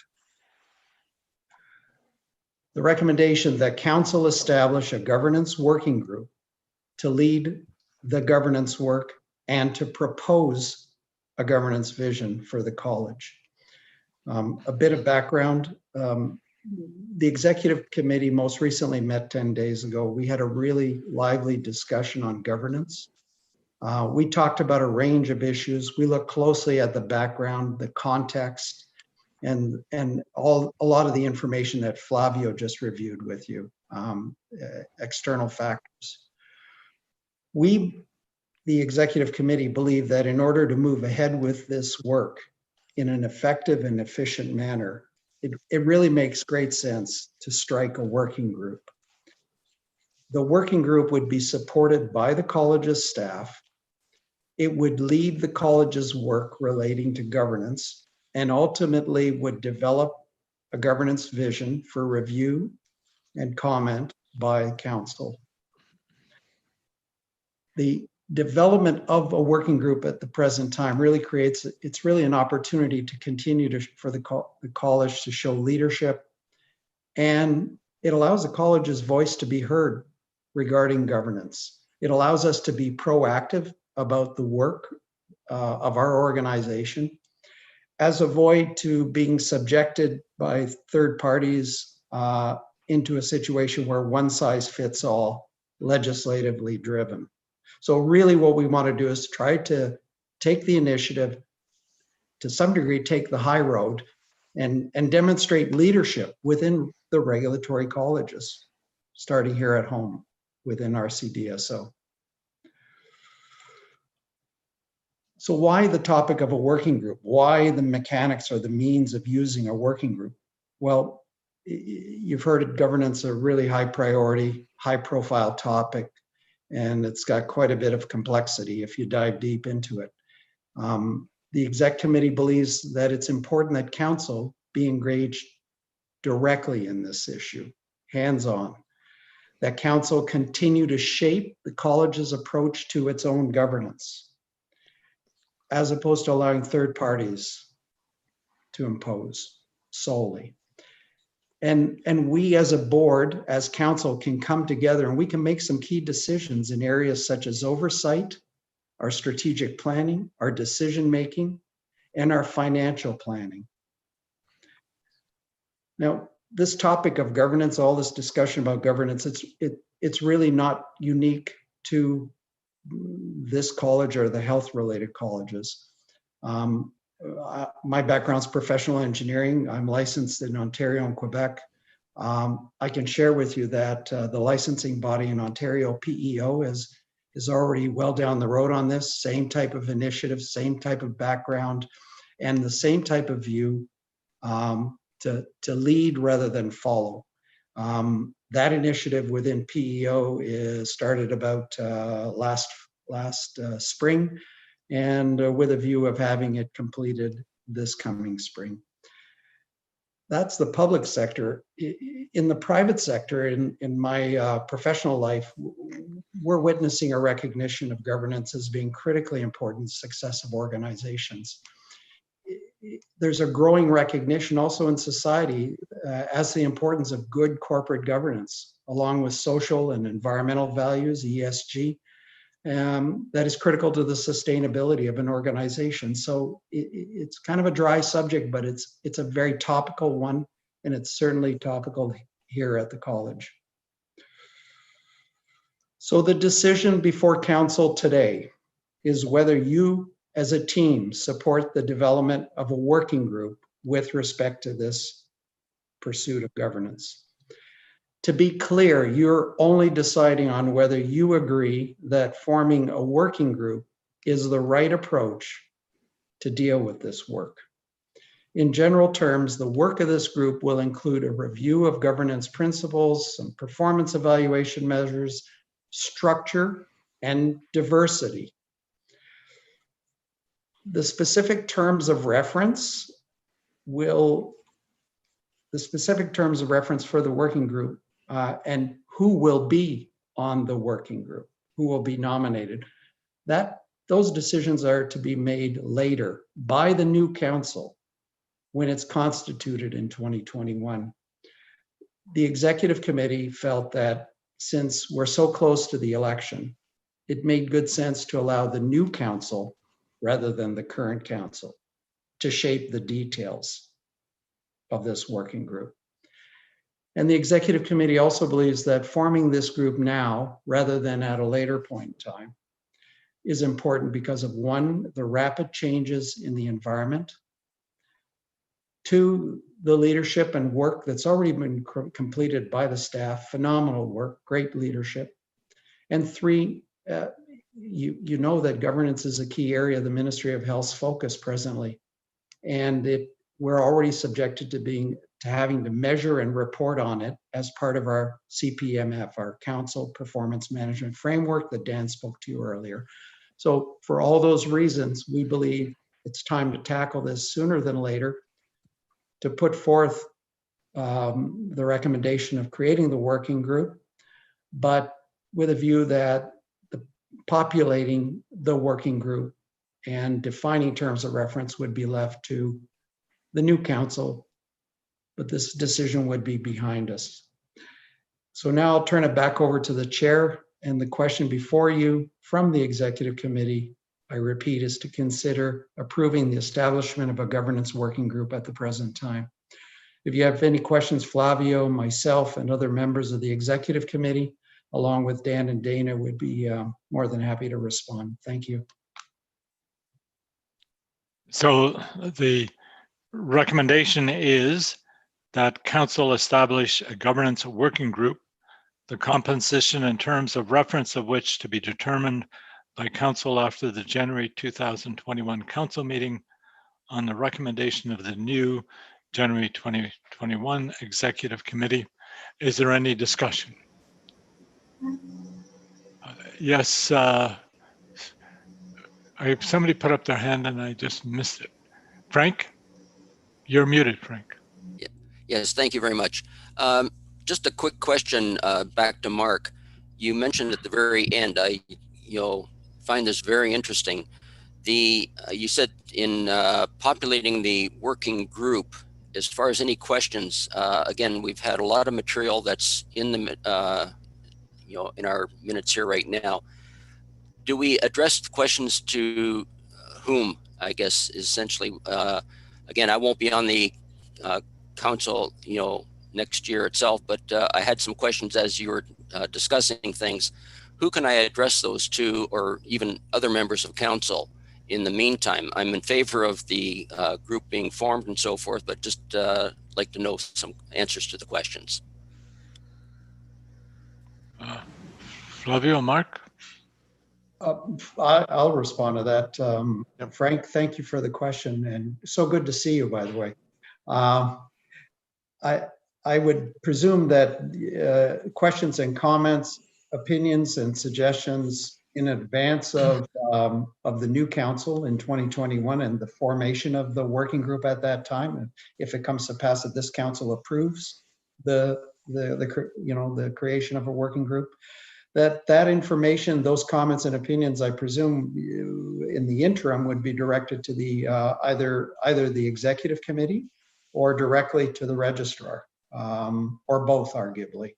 And that information would be valuable, Frank, because to the extent that this council is being asked to take a vote on whether or not to create a working group, that doesn't preclude the opportunity for this council to submit suggestions and comments in the interim period.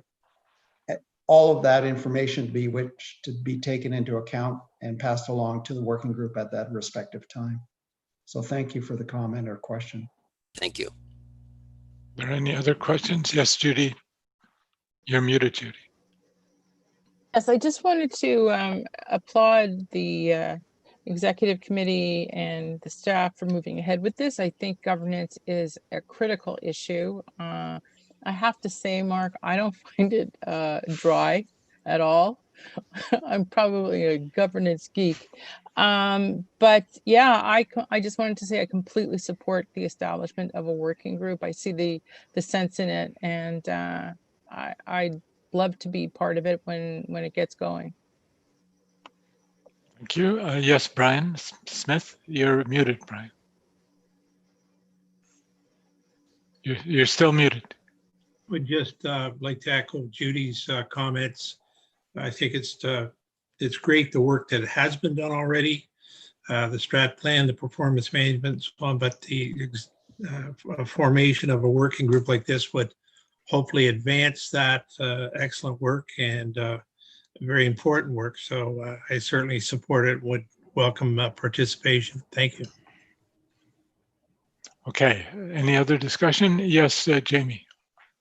Yeah, my question would be, I guess to you, Mark, you anticipate this being a working group or a subcommittee? Structurally, what will be the reporting hierarchy when results come forward from the working groups / subcommittee?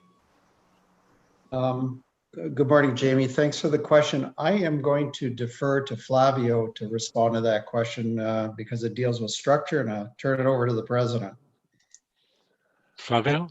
Well, I think the working group is going to come up with all of those parameters. I think that's why it is a working group, to come up eventually, hopefully, with a governance committee, which other jurisdictions have, like Quebec has a governance committee. But I think they're going to look into that, going to look at the who's going to be sitting on this committee, and come up with all of those parameters. And it's, as Mark said, we're going to leave that up to the next executive and the next council to make those decisions. The important thing today, I think, which is important for this particular council, is to recognize that the need for a working group, a governance working group, and we'll leave some of those details that have to be ironed out for till next year. Okay, thank you. Dan? Thank you. I just wanted to add to that in terms of we came forward through the executive committee in asking for the working group without a lot of detail, as Mark described, because it was important to keep the momentum on this. And clearly, council, those members who have talked to the issue already support that. We also want this to be a working group. So this is a roll up your sleeves, review a lot of material, and develop recommendations that are consolidated from a lot of information.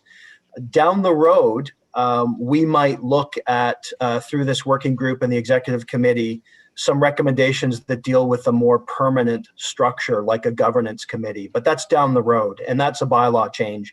So it was really to establish a group that could be easily established or quickly established with, you know, as I said, a lot of work that's being planned, and we'll be doing that planning if you approve of this from this day forward until we get to the executive committee and council in January. Thank you, Peter. I think you had a question. You're muted, Peter. Yes, I had a question. I just wanted to say that I think all the presentations today have led up to this very moment. This is probably the most important motion that the council is going to face today. I think without a doubt, we need a working group. What I would love to ensure is that the working group reports to council, that it doesn't become kind of a subcommittee of the executive committee. I want to make sure that council stays involved because the issues here are really huge as far as decision making goes for our council. And I think the people, the public members that we have on this council can really help guide some of the work that gets done. Thanks. Thank you. Okay, are we ready for the question? So all those in favor, please raise your hands and say aye. Aye. Aye. Any opposed? Raise Aye. your hands and say no. There are none opposed. Any abstentions? There are no abstentions. That's carried. Thank you very much. So what we're going to do now is take oh yes, Flavio. I just, on behalf of the executive, I just want to thank council for passing this motion. I think it's a very, very important motion. And I agree with Peter. This is probably the most important motion of the day for today, and it's led up to this point. And I really applaud this council for being forward thinking as it is. And I think a lot of good things are going to come about this. And Peter, and thank you for your comments. I really do appreciate them there. And I can assure you that the working group and all of this stuff is going to report to council. The council will have final decisions. And I know we talked about that, but that is something that you should be aware of also. Thank you. So we're now going to take a short 10-minute break. So what I would like you to do is just turn your cameras off, stop the video and put it on mute, and we'll come back at 11:05. Okay? Don't log off.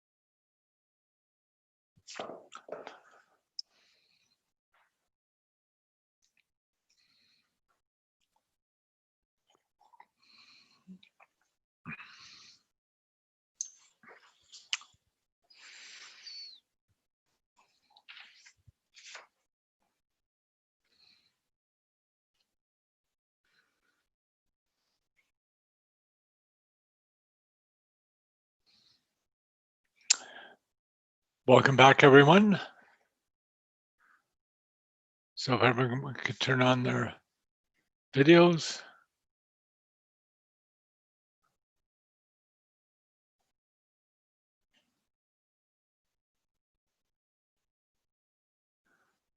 Just about have everyone.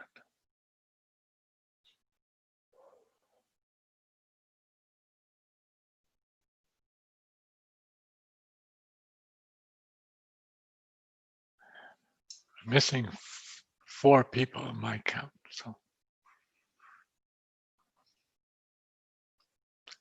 Welcome back.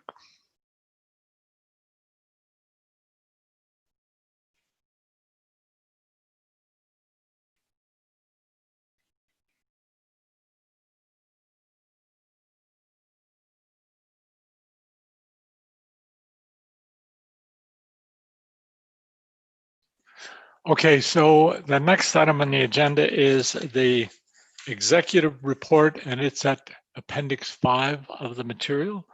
And I'll turn it over to your president, Flavio Turcia. Thank you, Darren. Thank you, everybody. I'm presenting the executive committee report, but before I do that, I'd like to thank the members of the executive, Vivian Hu, Benjamin Lin, Mark Trudell, and Sandy Vendetti, and a very tireless group. They're an amazing group, very engaged. But all of this can't be done without thanking also, Dan Faulkner and Angie for their work. I mean, especially Angie, who puts all of this stuff together. It's just amazing. I just want to put a special thank you out for that to those individuals. There are some, as you know, there you can see there are for action of council in Part A, and I'm going to start with item number 1, committee appointments, and this has to do with the Disciplines Committee. Brian Smith was appointed to council in March and prior to COVID-19 lockdown. At this meeting of July 28th, the Executive Committee appointed Mr. Smith to the Disciplines Committee effective immediately, and council is asked to confirm the appointment. So if you could please read recommendation number 1, Mr. Chair. Thank you. Recommendation number 1, that council confirm the appointment of Brian Smith as a member of the Discipline Committee. Is there any discussion? All those in favor, please raise your hands and say aye. Aye. Aye. And any opposed, raise your hands and say no. There are none opposed. Any abstentions, raise your hands and say abstention. There are no abstentions. That's passed unanimously. Thank you, Mr. Chair. Item B, the Executive Committee meeting of July 17, 2020, as the past Registrar Erwin Pfeffergrad was directed to canvass the public members of council for their interest and availability in serving in the Elections Committee. There were 3 vacancies on that committee. Interest was received from David Bishop, Brian Smith, and Judy Wolokiewicz, and the Executive Committee appointed these members to the Election Committee effective August 11, 2020. Mr. Wolokiewicz was appointed to the chair of that committee, and council is asked to confirm these appointments. Mr. Chair, if you could read recommendation number 2, please. Thank you. That council confirm the appointments of Judith Wolokiewicz, David Bishop, and Brian Smith as members of the Elections Committee, with Judith Wolokiewicz appointed as chair. Any discussion? All those in favor, please raise your hands and say aye. Aye. Aye. Aye. Any opposed, raise your hand and say no. Or opposed. There are none opposed. Any abstentions? Please raise your hand and say abstention. That's passed. Thank you. Item number C is Inquiries, Complaints, and Reports Committee. In a letter dated August 28, 2020, received September the 9th, Western University advised the college that Dr. Harinder Sandhu would no longer be the Schulich Dentistry's representative to council, and that Gildo Santos was appointed to replace him at Western University as Western University representative. This appointment was to take effect immediately. Dr. Sandhu was on ICRC, and he had several panels coming due, and we thought it best to the executive committee thought it best to appoint Dr. Sandhu as in a non-elected council member position, so he could carry forward with these 2 to 3 panel meetings that were coming up. And so therefore, I have, if you could, Mr. Chair, if you could read recommendation number 3. Thank you. Recommendation number 3, that council confirm the appointment of Harinder Sandhu as a non-council committee member of the Inquiries, Complaints and Reports Committee, effective September 17, 2020, and such appointment to expire at the first regular meeting of council following the December 2020 general elections. Firstly, is there any discussion? All those who are in favor, please raise your hand and say aye. Aye. Aye. Any opposed? Raise your hand and say opposed. None opposed. Any abstentions? Raise your hand and say abstention. No abstentions. That's passed. Thank you. Item number 2, the use of title. The Registrar Dan Faulkner was hired by the college on August 17, 2020, following the recruitment and advertisement of the position as the Registrar and CEO. However, the title Registrar and CEO is not shown in the college's bylaws, and the executive committee has asked by the president to consider recommending to council that Mr. Faulkner be permitted to use this title. If approved, the bylaws will be amended accordingly. The executive committee unanimously agreed to make this recommendation. Mr. Chair, recommendation number 4, please. Yes, that council approve the registrar's right to use the title Registrar and CEO of the college. Is there any discussion? Yes, Elizabeth McSween. A question in terms of the term registrar. Where did that come from, and does it denote anything different than CEO, or just a curious historical questions? Does anybody have the answer? Dan? Well, I don't have the history. Probably Alan Bromstein can address that, but registrar has statutory functions. So in the Regulated Health Professions Act, there are very specific authorities granted to the registrar, and essentially it provides that person with oversight of the register for the college. CEO is related more to the oversight of a staff, an operations, and all of the functions that have to be done within the context of a large organization. That's my best distinction, but Alan might have more to offer. I think Dan is right.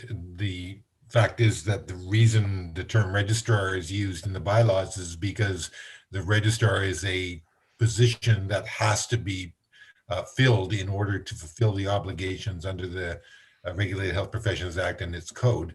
So you have to have a registrar, and you have to know who that is. But outside of the regulatory world, and the term registrar is not really well known.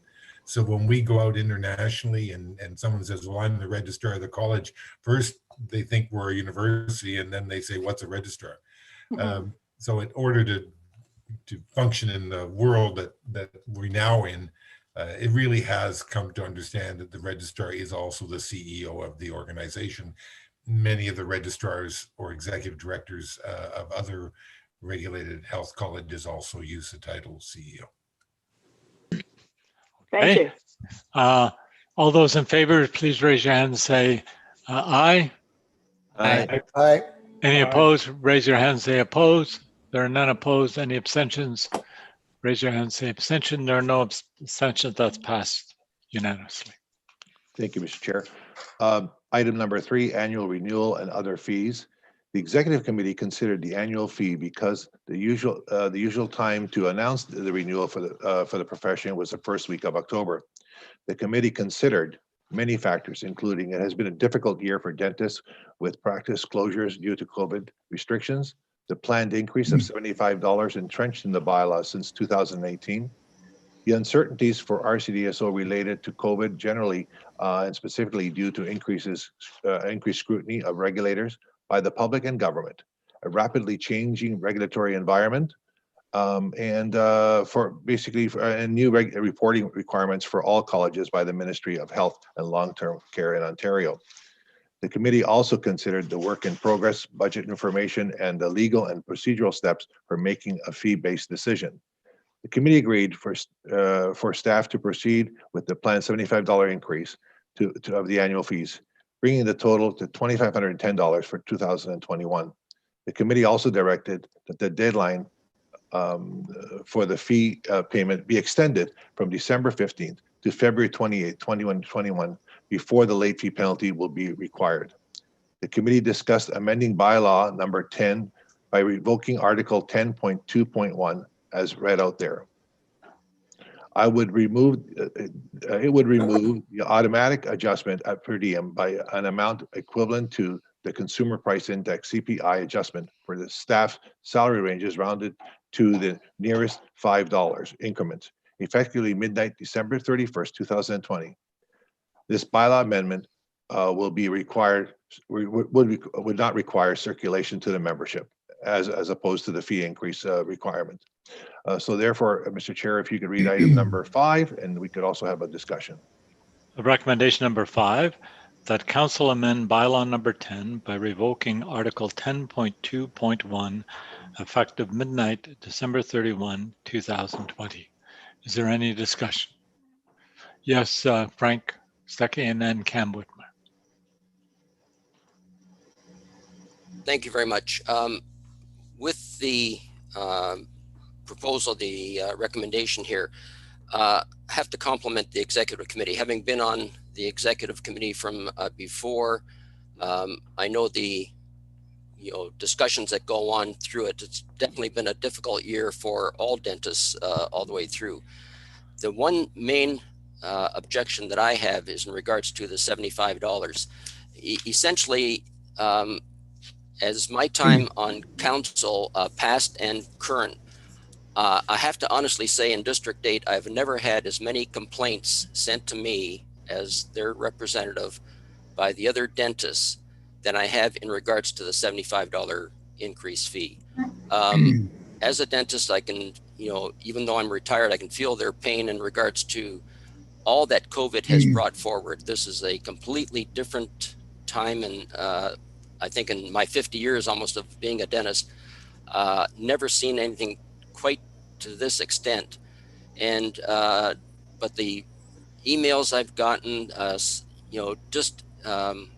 I think basically it puts our college in a different light. The dentists themselves, they're over the first wave, now they're second wave, now it looks like we're going into a third wave, and they're deciding, do I have to shut down again? The financial implications, the staff implications, and so forth. And then to be hit with a $75 increase. And then as a council member and as their council member, I'm looking at the budget that we have. We have a surplus budget. All due respect to the college and so forth, I understand the reasons needing the surplus and so forth. But if I had a recommendation, I realize we're deferring the payment and penalties and so forth for a few more months after the normally the December time. I think defer this $75, and it's not the amount of money, it's the principle of the aspect. When dentists are hurting so much right now that our college is asking for even more money out of their pockets, to me, I think the timing, if that's maybe the best way to put it, is wrong. Could we not defer this until this time next year? And I think at that time you put up to $150 at that time. I think the dentists, the membership that we have, would be more willing to accept it at that time. The timing is wrong. I think the public relations aspect with our membership is wrong.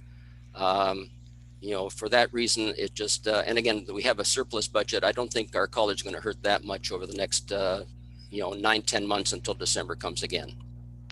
Thank you. Thank you. I'd like to pass this over to Dan. Dan has been addressing, he's been up in front and transparent, local societies that he's spoken to about this item, and I know he's very forthcoming. So Dan, if I could pass this over to you, I'd appreciate that. Thank you.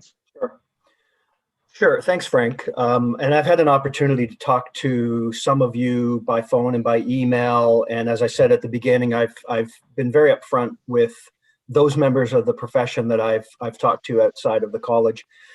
This was not a decision taken lightly, and there were a number of factors that went into it in terms of whether it was the right time. I think I just have to repeat myself, I suppose, that it really is to ensure that the college is prepared for its own uncertainties. And you'll talk a lot more about the budget. So I don't want to go into the budget because that's coming up as a separate item and you'll be walked through it in great detail. But it really is a time for us to ensure that we are on solid financial footing, and our organization is different. It's just different in terms of the pressures that we're under than those dental practices, and still acknowledging the pressures that they're under. One of the things that we know we don't have that's part of that whole accountability framework is a reserve, an operational reserve, which with the surplus we'll start to build that. The reserve that we have is exclusively dedicated to PLP and loss provision. And again, you'll walk through a lot of that coming up. I don't think, though, Frank, fundamentally, your particular suggestion can happen in an immediate sense, because it involves a fee bylaw and it involves circulation and it involves a change to that bylaw, which was a planned $75 increase over the last 3 years. This is the third year of that. So Alan can speak more to the mechanics of the bylaws, but it also puts us in a position of having a cash flow crunch by deferring this out much further than where we are today. So, I mean, those are my thoughts. And again, with great empathy to individuals in dental practice, this was really to continue along a path that was planned some time ago.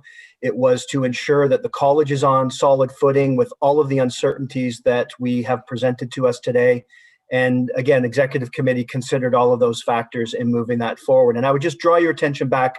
This recommendation is not about the $75. This recommendation is related to the per diem adjustments for council members and what you get paid essentially when you come to committee meetings and council meetings. It would stop the cost of living or the CPI adjustment for next year to be considered as part of the fee review that executive has also directed me to do in the next 5 months. Okay, thank you. So the next speaker was Cam Whitmer and then David Bishop. And then Yes, Mark. thank you, Mr. Chairman. Am I unmuted? I assume I am. You are. I agree with Dr. Stetchy. Dentists have undergone tremendous financial losses and incurred expenses that they had never planned before. I do not think this is the time to raise the licensing fee. I have had as many complaints as Dr. Stetchy has about this, and I tend to agree with him fully. I realize the college has many extra expenses coming on now with the new programs, et cetera, but this is not the time to increase the licensing fee. Dentists are very upset across this province. I've had more complaints than I can count, and I believe, quite frankly, this is not the time to do that. But I understand Dan's explanation. Thank you. Thank you, David Bishop. You're muted, David. Okay, good morning, Chair. This is a personal type question. My particular dentist at the beginning of the year was just coming back from mat leave, somewhat restricted at the beginning of January, working a couple of days a week to try and get back into the swing of things. Anyway, the discussion recently was, why can't the college break the fee into two parts, have the one that's due on the regular schedule, and the concern is that her practice is basically still only 3 days a week, although with half the number of patients coming through, and that the second half of the fee be maybe in June of 21. Is there any thought to splitting the fee in that manner? So Dan or Alan? Sure, I can start. There hasn't been any thought to splitting the fee into two parts at this point. It is something that would require, I would say, fairly careful and thoughtful analysis, because you also look at issues that relate to cash flow and administrative costs and supporting something like that approach. But again, I would repeat that the executive committee, when we talked about this in August and October again, has been very clear that we need to look at our fees. And we will do that. We will provide you with a review and recommendations, and that will work its way back to council in May, I believe is the recommendation. And so, David, that's something that I can certainly put on our list to think about, but it has not been thought about for this year and probably would be impossible to implement given where we are at this point in the cycle. Gary, Yes, Alan. Can I just speak to the timing issue? I think what everyone needs to realize is, and this is not a criticism of any sort, there is no proposed bylaw amendment to increase fees by $75. That's not before you. This $75 increase was passed by councils before to automatically happen in a set way so that members would know and the college could budget on the basis of this money coming in the future. And so, you know, if we were today looking at a bylaw amendment to add $75 to the fees, I suspect by the comments I've already heard, it wouldn't pass.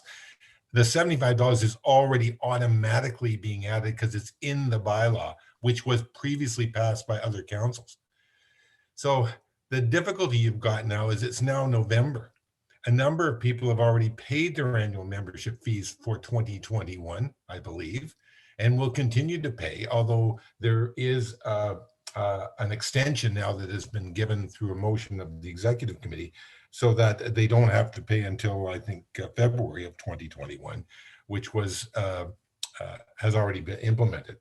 But the difficulty you've got in terms of the situation right now is if you were to want to change your existing bylaw to change the number and reduce it by, it doesn't matter, $50, $100, $150, you need to pass a motion on notice, okay, and there was no notice of this bylaw change given. You need to pass a motion, you need to circulate it for 60 days, you need to bring it back at probably a special council meeting, and you need to pass it again. And now you're going to be into mid-January at the earliest, yet members are already paying the fee. So you have an administrative nightmare in terms of, you know, what fee are you collecting? What fee are you returning? How are you going to deal with the money that's come in? So the timing is problematic because what you referred to as a fee increase was passed years ago. And it's already on the books, if you like, which is why the next motion, and I'm sorry, I'm not trying to jump the gun, the next motion is probably the important one in respect of fees, which is to ensure that there's a consideration of all of the fees going forward, to, if appropriate, provide some relief to the membership in respect of all fees, which would have to be done by the next council on appropriate notice of a change of the bylaw. So again, I reiterate that right now the only recommendation before you is to avoid the automatic increase of COLA on the stipend, which is not a bylaw, it's not a fees amendment bylaw, so it didn't need to be circulated. So the exec committee felt that it could do that much.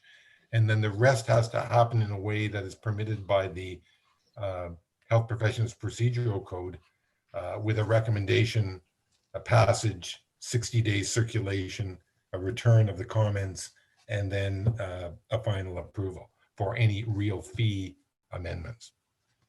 Now, hopefully that gives you some background information. So thank you, Alan. So the speakers list right now is Mark Eckler, Judy Welkowitz, and then Jack Wasserman.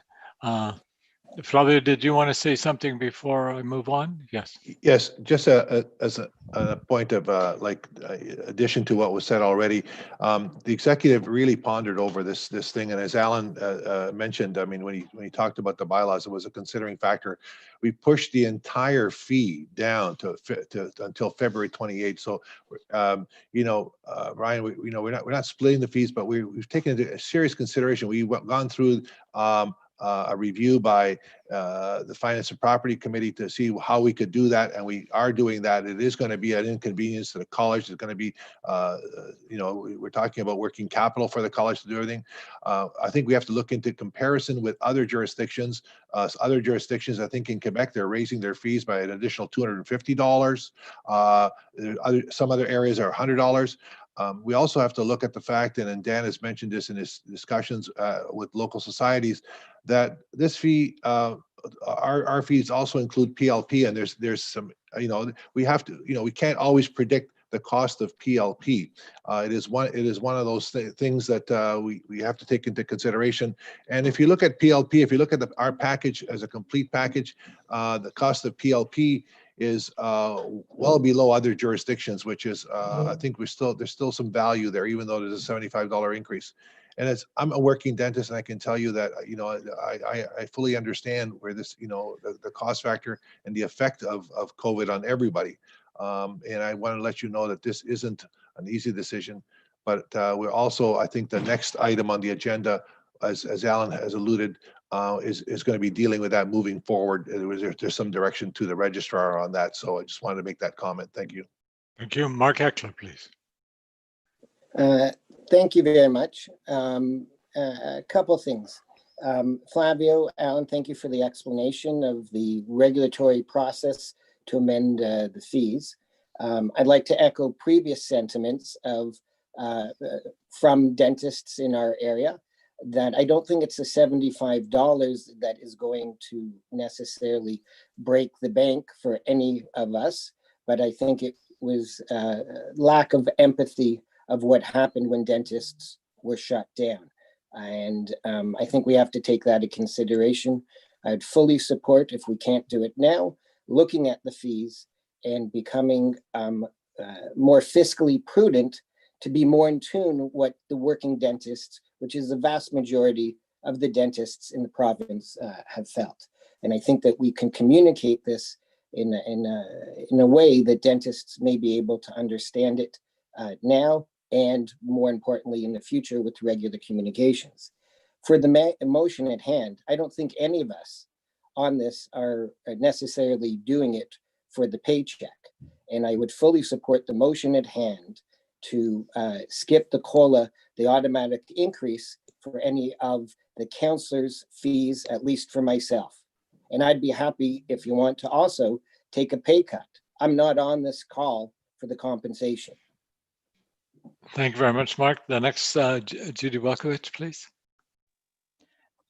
Thank you. I'm not actually, this isn't particularly about the motion, but I'm just wondering whether moving forward, the college could consider possibly a pre-authorized payment plan. I know the law, I'm a member of the Law Society, and there is a 12-month pre-authorized payment plan available to members who want to take that option. I think there's a slight administrative fee attached to that option, but it might be something, I think those types of things, and particularly in difficult times, make it a lot easier would make it easier for the dentists to make those payments. Just a comment. Thank you. Jack Wasserman, please. You're muted, Jack. Yes, I'm unmuted now. Thank you. Yeah, we all know the sentiments of the dentists in the province, and we all feel a little guilty. On the other hand, budgets are very important, and there's a budgetary process, and I believe in the budgetary process. And yes, it will probably have a deficit for fiscal 21 for the upcoming year. We did vote. The council voted for an increase in fees 3 consecutive years. I understand that. And Alan, I understand that there's a process, a 60-day process, and there's a process to change the bylaws. I get it. But I think we're still showing lack of sympathy, lack of empathy. lack of heart for our members and the situation. From a personal perspective, I was working 30 hours pre-COVID. I'm working 5 hours now. There are dentists in my office who have not come back yet. The office is probably working at about 60% production because every other room is being used. So times are tough. $75, Mark, you said it correctly, is not going to make or break anybody. But I think there's the optics. Thank you for the executive, because I know they've really pondered this, and talking to the executive, I know it was a very difficult decision, but they're sort of stuck because of the process. May I suggest, that we need the money. There's probably a surplus, I would think, from fiscal 20. We'll find that out later. I thought this discussion was going to come a little bit later with the budget, but I guarantee there will be a surplus. How much, we'll maybe find out a little bit later. So it's not that we're in a deficit going forward January. $75, I think it should be deferred if the member wishes to defer it to the next year. In other words, to December of 21. So if they want to add it on to the December 21 membership, they can add it on, annual fee rather, they can add it on and defer the $75. In a sense, that's what my suggestion would be. The $75, we would say, and this could be from the executive because they did it in a motion as it was, to defer the late payment to March. So the executive can make a decision, we can make a decision here today as an option to our members. If they wish to defer the $75, they can, but it would be a deferral to the next annual, the next collection of the annual dues. I think that'll be a compromise. And I think it would show that there is sympathy, there's optics, and there's heart from the college. So thank you, Elizabeth McSween. I have to weigh in my comments. While I understand the sentiment that's being expressed, I also understand that as a council, our lens really has to, anything we do has to be looked through the lens of public interest and public safety. And I have not heard a single sentiment that expresses that viewpoint. I think the work that we do is, and the work we will continue to do, and the work we're hoping to do into the future is all about that. And I think that $75, regardless of the fact that it was the timing, nobody could have predicted this kind of timing. I think it's important to make sure that we do carry out the public mandate as effectively as we can. So I also have heard nothing, and I'm one of the largest districts, and while I am not their representative, as a number of people have expressed, I have to tell you that I have heard nothing from the district.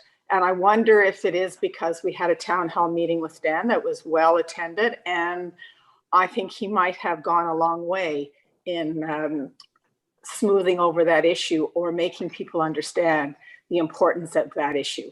I also echo Mark's sentiment in regards to any increase. Now, I am not the person to express that because I will no longer be there next council, but I certainly echo Mark's sentiments in terms of the increase that will be coming to the council members. Okay, so the motion that's actually on the floor is with respect to, and I'll read it again, that council amend bylaw number 10 by revoking article 10.2.1 effective midnight, December 31, 2020. And all those in favor of that motion, please raise your hands and say yes. Yes. Any opposed, please raise your hand and say no. No. Okay, thank you. That's 2 no's. And any abstentions? No abstentions, so that's passed. So this motion simply stops the COLA increase that would have taken effect on December 31st, 2020. Okay, Flavio. Thank you, Chairman. Mr. Chairman, Yes. could you just confirm that there was a 2/3 vote cast in favor of stopping the COLA on the stipend? Yes, it was. Everybody was in favor except for 2. So that's 21-2. Thank you very much. Thank you, Mr. Chair. The committee is also directed the following. Ensure that there is a review in 2021 of the annual membership fees prior to the council meeting of May 2021, and specifically consider whether the automatic CPI adjustment of fees could be revoked or amended. Any amendment regarding fees would require circulation to the membership for at least 60 days for comment before final approval by council. The commitment to review all the fees in the RCDSO bylaws, including the annual fees over the upcoming year, in effect to hold the line on any increases in 2022 and to determine the status of cost recovery and relevance to the current environment. So therefore, Mr. Chair, if you could read recommendation number 6. Okay, recommendation number 6.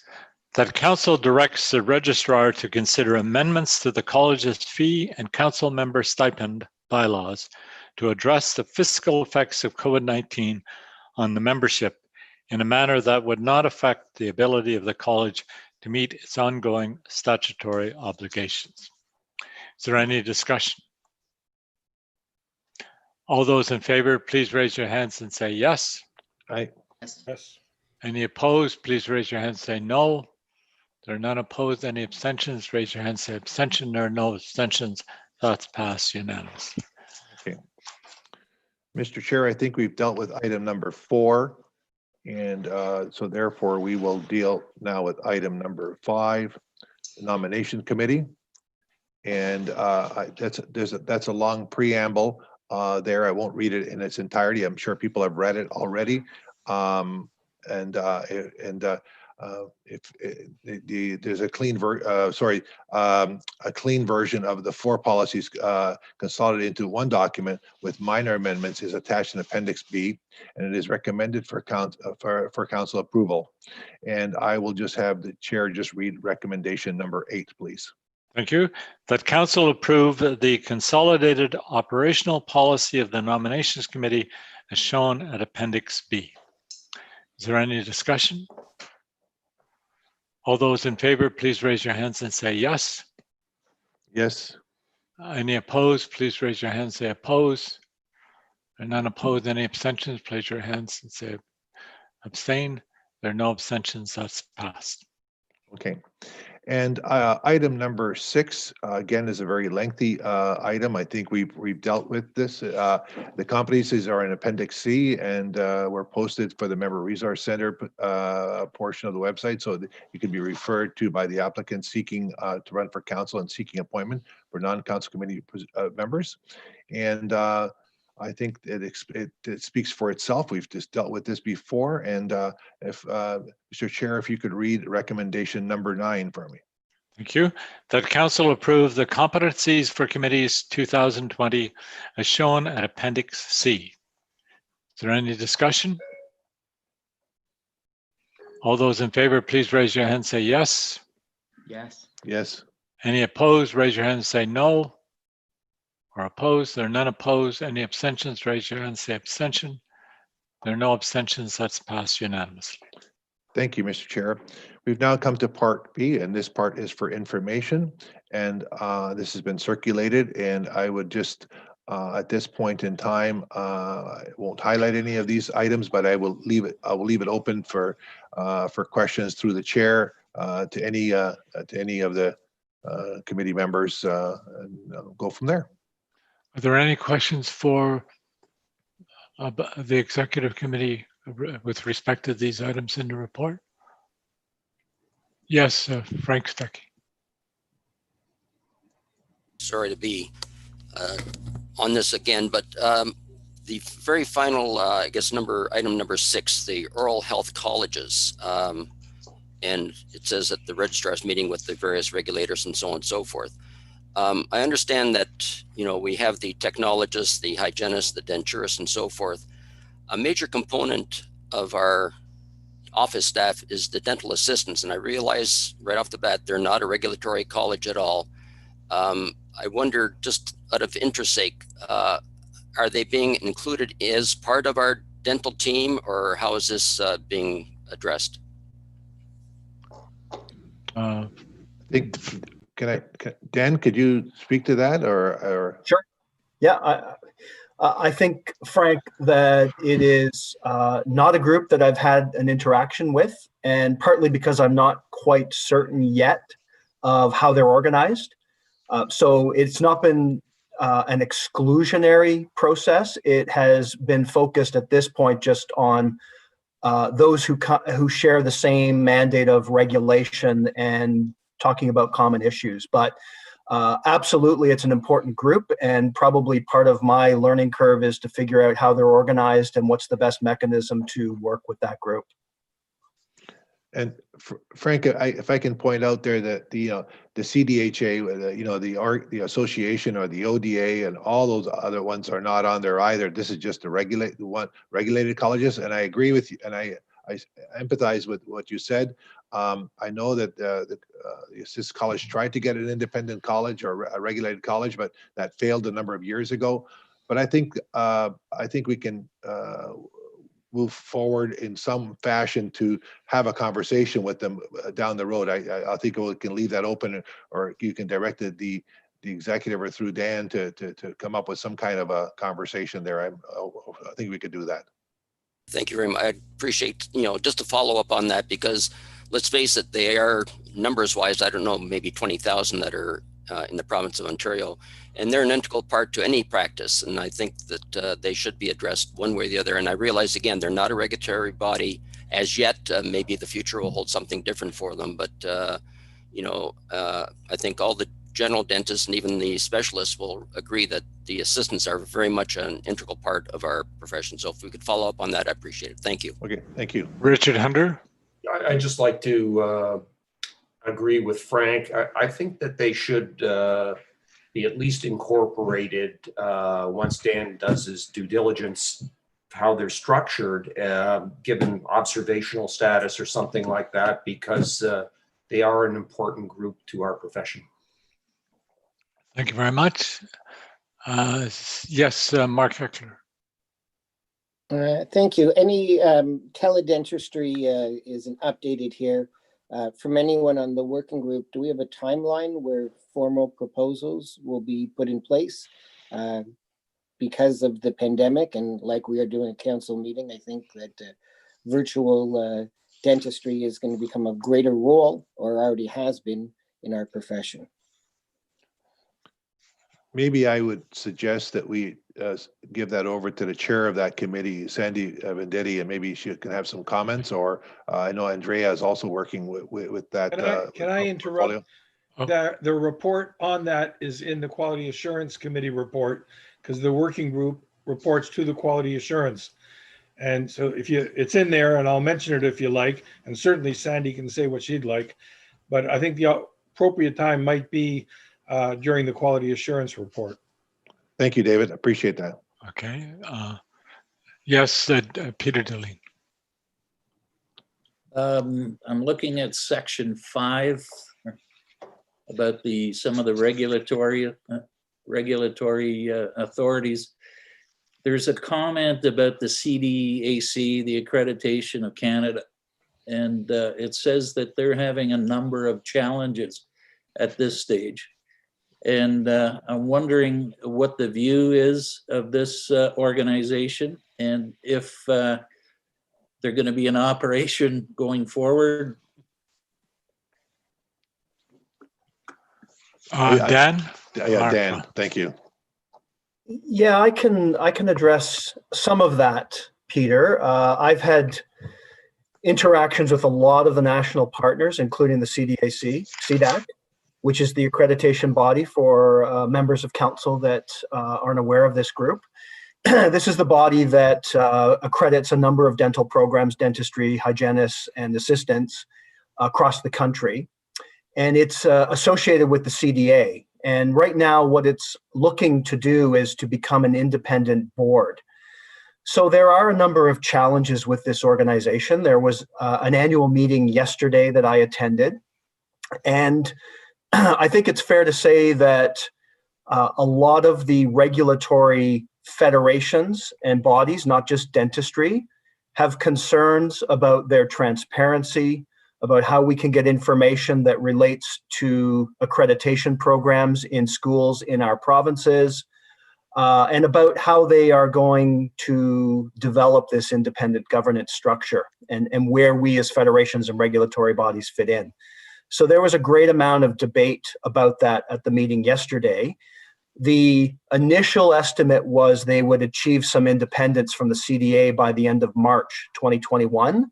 That doesn't look to be the case right now, and it looks like it might be a little bit longer. Now, that's not CDAC's proposal. I think it came up by the commission yesterday because it just seemed like it was too rushed, and there was not enough opportunity for input from the different players in the country. So I'm working very closely with the CDRAF and my counterparts at other dental colleges across the country, and we're watching it very carefully. We're a significant contributor to that process. I think our line item is over $200,000. So from my perspective, I want to make sure that we get value for money, and I want to make sure that that process and the money, that the resources that we commit is accountable to us as RCDSO and to us as dental regulators across the country. I will be happy to report back on this as we go forward into 2021. But I think you're right that there are concerns, and CDRAF as an entity is on top of these concerns and trying to work very hard with our counterparts at CDAC to sort them out. Okay, thank you. David Mock. Yes, on that last topic, as many people are aware, this has been an ongoing discussion. I have had some involvement. I would just encourage continued involvement of the faculties of dentistry, who are also obviously significant stakeholders in this issue. Thank you. Frank Stuckey. Yes, thank you very much. I concur with what David Mock just mentioned as well, the fact that as president last decade, however it is, but I remember even during that time, the issues that came up with CDAC and within the CDRAF, I'm sure Cam Whitmer can also relate to that when he was president. And all due respect with Dan Faulkner, congratulations again on with the appointment to the registrar, but and CEO, by the way. But with that, I think it's critically important that some of the history not be lost of what's happened in the past in this regard. So with that, whether it's in consultation with Irwin or whatever, but this was a very contentious issue back 10 years ago. And when I saw this on the agenda, even now, I thought, oh boy, here we go again. So it's an important issue for dentistry, for all the regulators within the Canadian structure itself. But let's not forget the history behind it at the same time. So just a word of caution. That's basically it. Yes, Dan. Yeah, thank you, Frank. And I'm not going to say I understand the whole history, but I have had a pretty significant briefing from Irwin, from Andrea, and also from my counterparts at the other colleges who've been on that scene for quite some time across the country. And you're right. I'm actually surprised that we're still talking about some of these issues because it sounds like it has been going on for quite some time. So I'm very alert to that, but always happy to talk to anybody who can take me back in time and help me understand context. Thank you. So that's it for the executive report. Is that right? Yep. I just want to say thank you to everyone, and and on behalf of the executive, I appreciate the passing of all the recommendations so seamlessly today, and hopefully we continue to provide you the guidance we've been doing up to this date and continue to do that in the future. Thank you very much. Thank you. If I could now call on Benjamin Lynn to deliver the Finance, Property, Administration Committee report. It's the budget, and it's at Appendix 6 of your material. Thank you, Mr. Chair. Good morning, everyone. I am presenting the report of the Finance, Property, and Administration Committee. Our full report is available to you in Appendix 6. I'd first like to thank my fellow committee members, Richard Hunter, Mark Trudell, and Flavio Turchet, for their commitment to this committee and the insight that they bring to the table. I would also like to take this opportunity to thank Jeff, Sharon, Kelly, and the rest of the staff members at Finance and Administration for all the hard work that they do in preparing everything. The committee is bringing forward 2 motions to council today. First, we will present the 2021 budget and then review a reserves policy that the committee has worked on. The FPA committee met on October 22nd and November 2nd to finalize the recommendations for council today. Management has prepared a responsible budget for 2021 that is aligned with the college's strategic plan and provides us the resources to continue to meet our statutory mandate.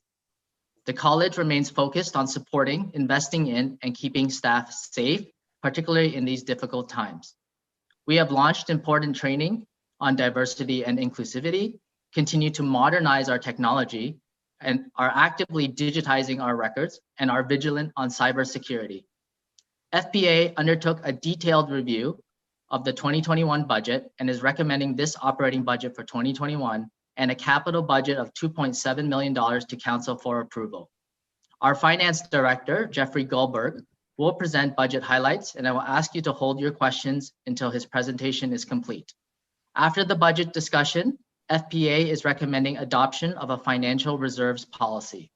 This policy is in accordance with good governance that already exists and was developed using best practices.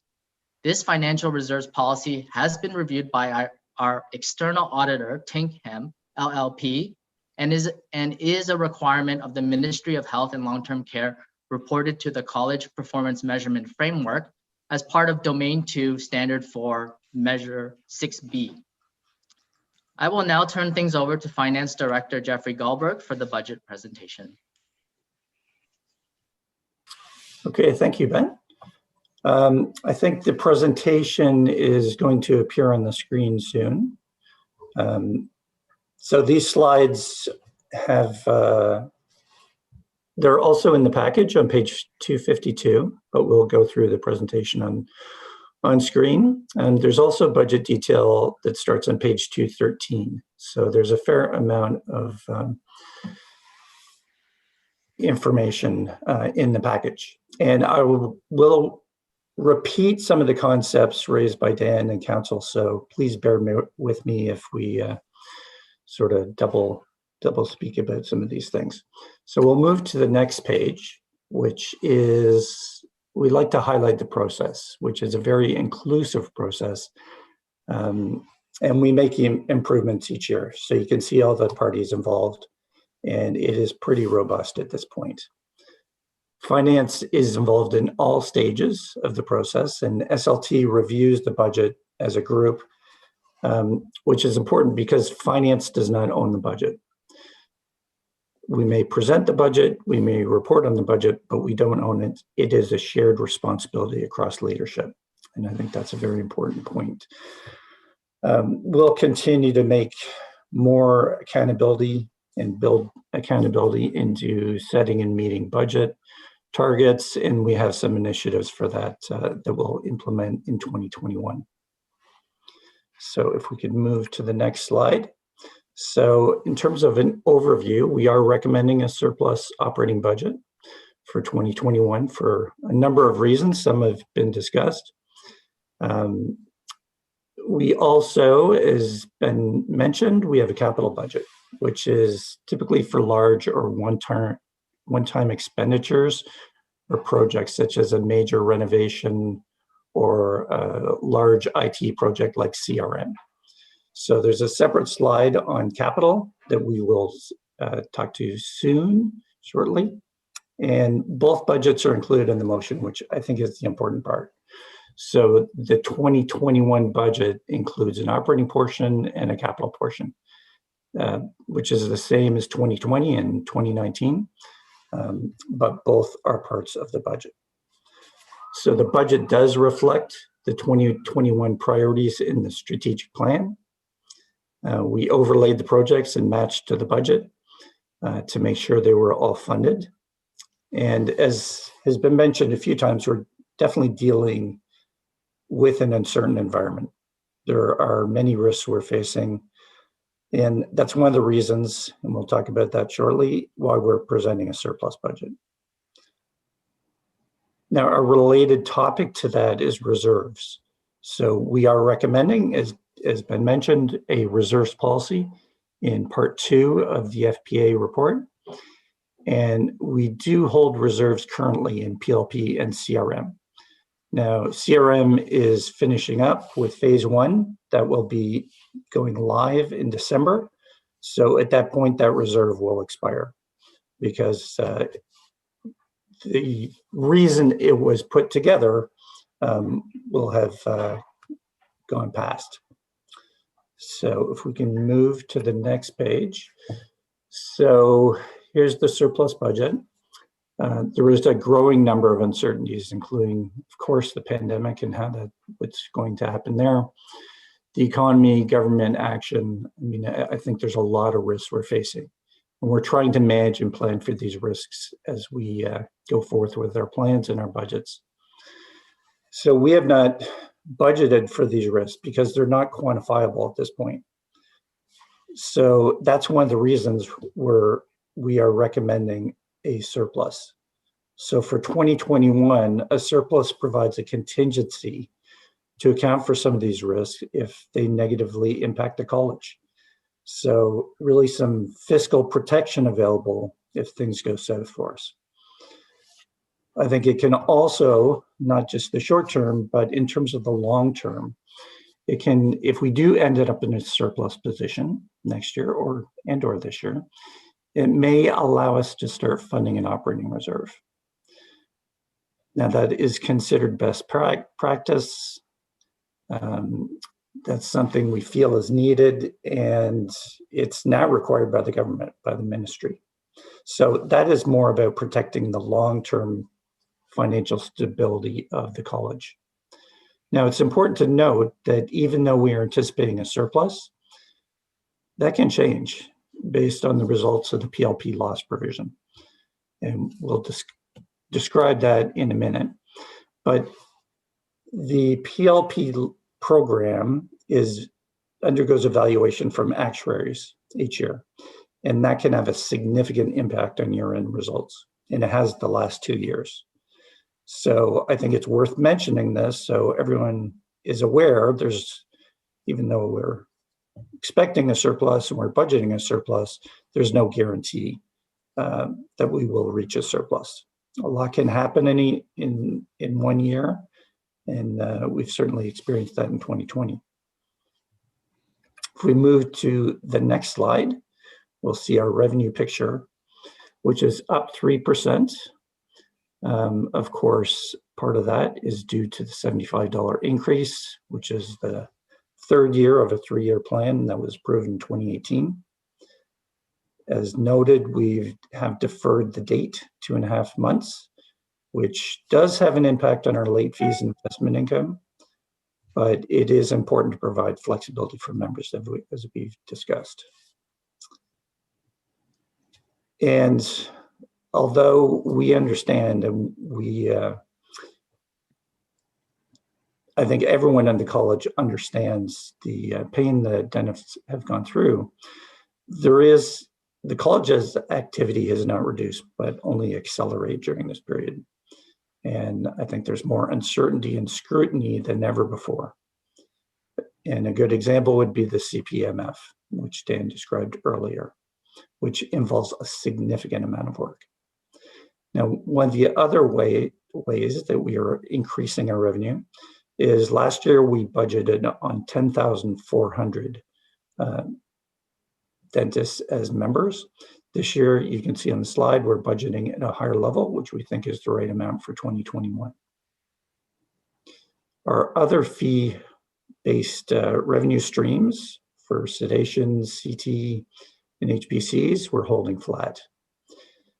HPCs, which are health professional corporations for our new members, have been very resilient. We've expected those to decline in the future. And they still bring in 1.7 million in revenue. So that's an important revenue stream for us. Now, our investment income, on the other hand, we've reduced that by $250,000. I think we have historically low interest rates with no indication that those are going to increase in the shorter to long term. And I think we can expect a volatile economy in the foreseeable future. Like yesterday, the Dow was up 500 points. Today it's down, last I checked, around 300. So every day is a different day. So if we can move to the next slide. So we thought it would be useful to list the annual fees for each of the provinces. We still believe the college has a very reasonable fee when compared to other provinces.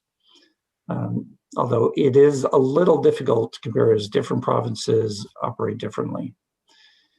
We are the only province that includes liability coverage, which is, I think, a significant benefit.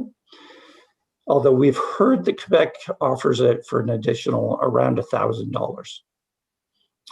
And as Flavia mentioned, Quebec is anticipating increasing their fee $250 for 2021. So if we can move to the next slide, this is just a quick slide about our distribution of our revenue and really demonstrates the college is completely dependent on membership fees.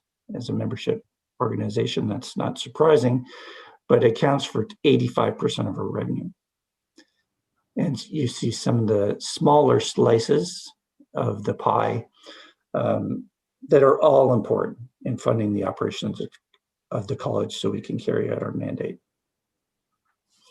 Okay, if we move to the next slide, we'll look at our expenses, which are up 1%. So we have been able to hold our staffing costs static, which is, I think, a very good signal. There's no increase in budgeted headcount from 2020. And although we're hiring more inspectors for minimal, the salary budget is less than the salary budget for 2020. Health and safety has definitely been a focus in 2020. That will continue into 2021, and that has an impact in both the operating and capital budgets for the college. For IT, we will continue to modernize our technology environment, and we've made some great steps this year. We'll have a focus on security, which is more important than ever, as we hear about bad actors being very active during the pandemic. We'll continue with our digitization efforts, and we will provide staff the tools they need to be able to do their jobs. Now, the last two items on here are a little different than our regular expenses. So one is amortization. So when you have a capital project and you put it into use or you go live with it, you need to start amortizing it. So for example, the CRM will be launched in December of this year.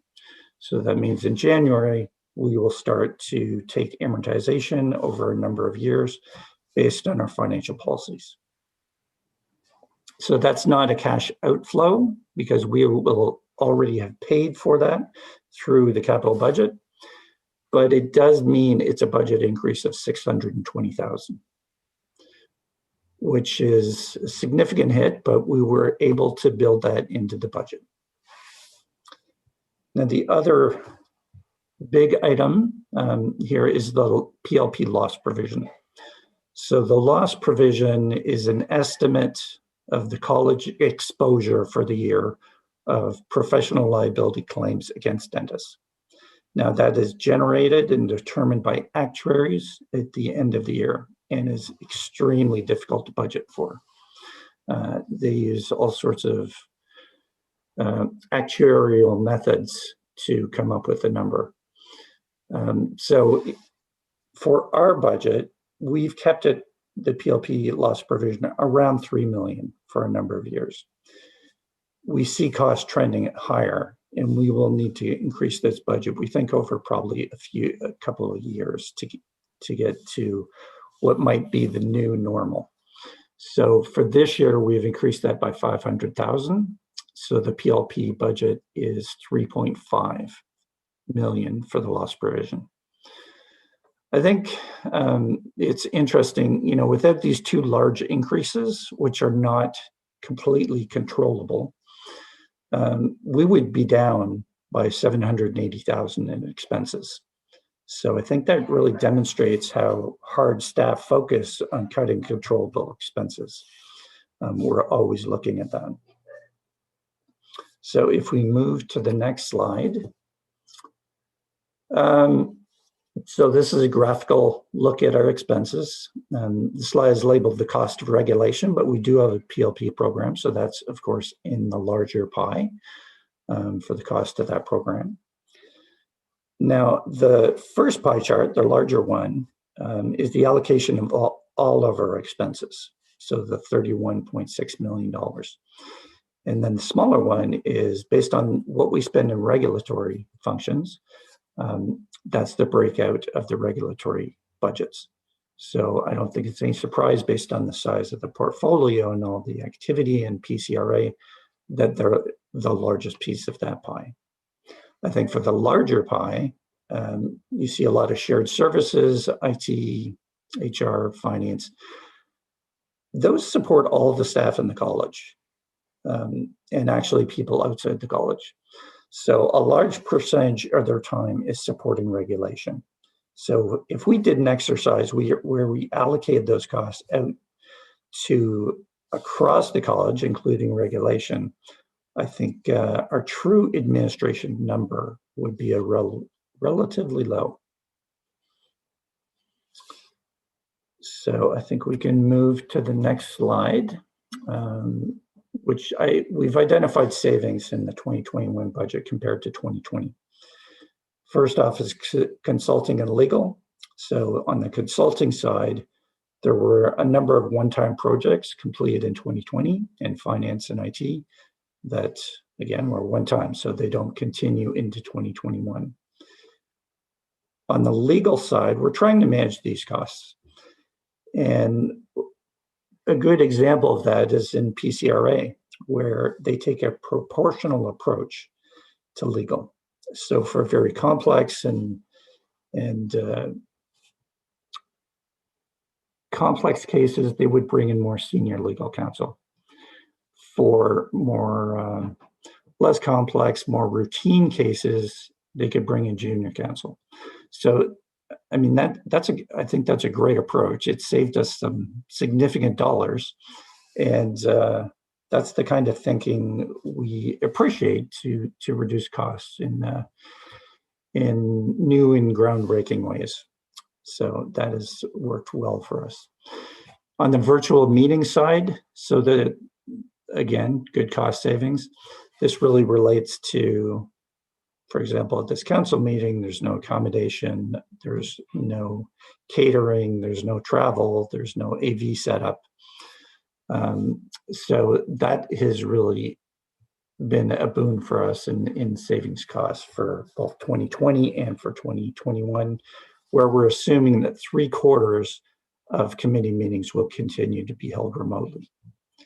And building operations will probably not really return to a normal until a vaccine is available. And even then, I think a number of staff will continue to work offsite, either full-time or part-time. And we'll still be able to hold virtual meetings because this demonstrates they work quite well. So on the operations side, when we have fewer people in the building, we have fewer supplies, we have fewer utility costs. And as we continue to digitize, we have less postage, we have less copying. So we expect savings in that area as well. I think it was mentioned before about remote inspections in FIP. So that's been implemented and is working very well. And again, that's a new way of thinking in response to the pandemic. Now, we've listed payroll efficiency. So that was a specific piece that our payroll administrator came up with, who is very good at coming up with new ideas. So he put this process improvement in place. We're also investigating, on his advice, a reduced EI program that could save us $10,000. So we've applied for that. Just last week, Aldwin was looking at our hardware maintenance, and we switched vendors that will save us $1,700 a year. So not big dollars, but you can just see that staff are always looking at getting value from our vendors whenever possible. So we expect to have a sheet like this every year. I think we had one last year. And in 2021, we expect to review our data center, credit card fees, and more that we can bring forward to the 2022 budget. On to the next slide, which is our capital budget of 2.74 million. So again, CRM phase 1 is going live in December this year. So although there's been some enhancements built into that, phase 2 is really all about building efficiencies and enhancements into the tool.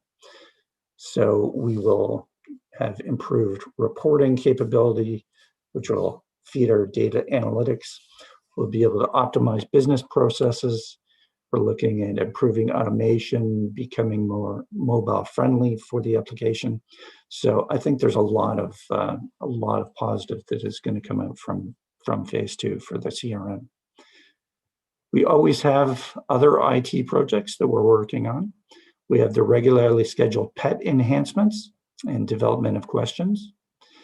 And we have other projects such as the PLP CRM and the rebuild of ePortfolio and the integration of that with the CRM. For IT equipment, we continue to focus on laptops rather than replacing PCs to enable staff the mobility of working off-site.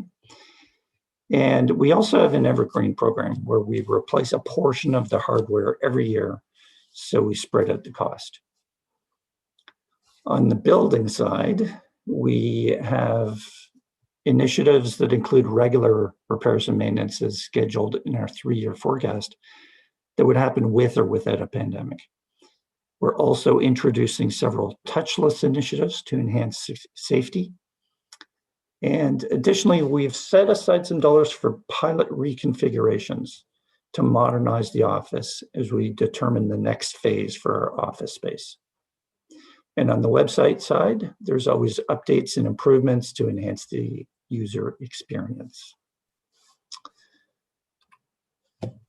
Okay, that concludes the budget review, but we will definitely be happy to address any questions. Okay, so are there any questions? I think Peter Deline. Yeah. And me as well later. Okay, thank Gil you. Dos Santos. Yeah. Thank you. And Jack Wasserman and Brian David Bishop. And Rod Stableford and Vivian Hu. Good. I have a couple of questions. First thing I want to say is I'm glad that you've located a few efficiencies and savings. I think everybody's happy about that. The first question I have had to do with CRM, because there's a lot of mention about CRM in today's material. And I realized the project that was started probably in early 2018, there was money spent in 2018 and 2019. I know that at the end of 2019, there was over $2.8 million left in that restricted fund, the money that was set aside for CRM. And I'm just wondering if that money has been spent or if there's still some left or what's happening. So the majority of those dollars in the reserve will be spent this year. And if there is anything left over, which I don't really expect, then we would have a proposal on whether we move that back into our unrestricted resources or we use that as seed funding for the operating reserve. But most of the funds will be spent for sure. One more question. Has to do with, I'm going to say, faculty payments and fees.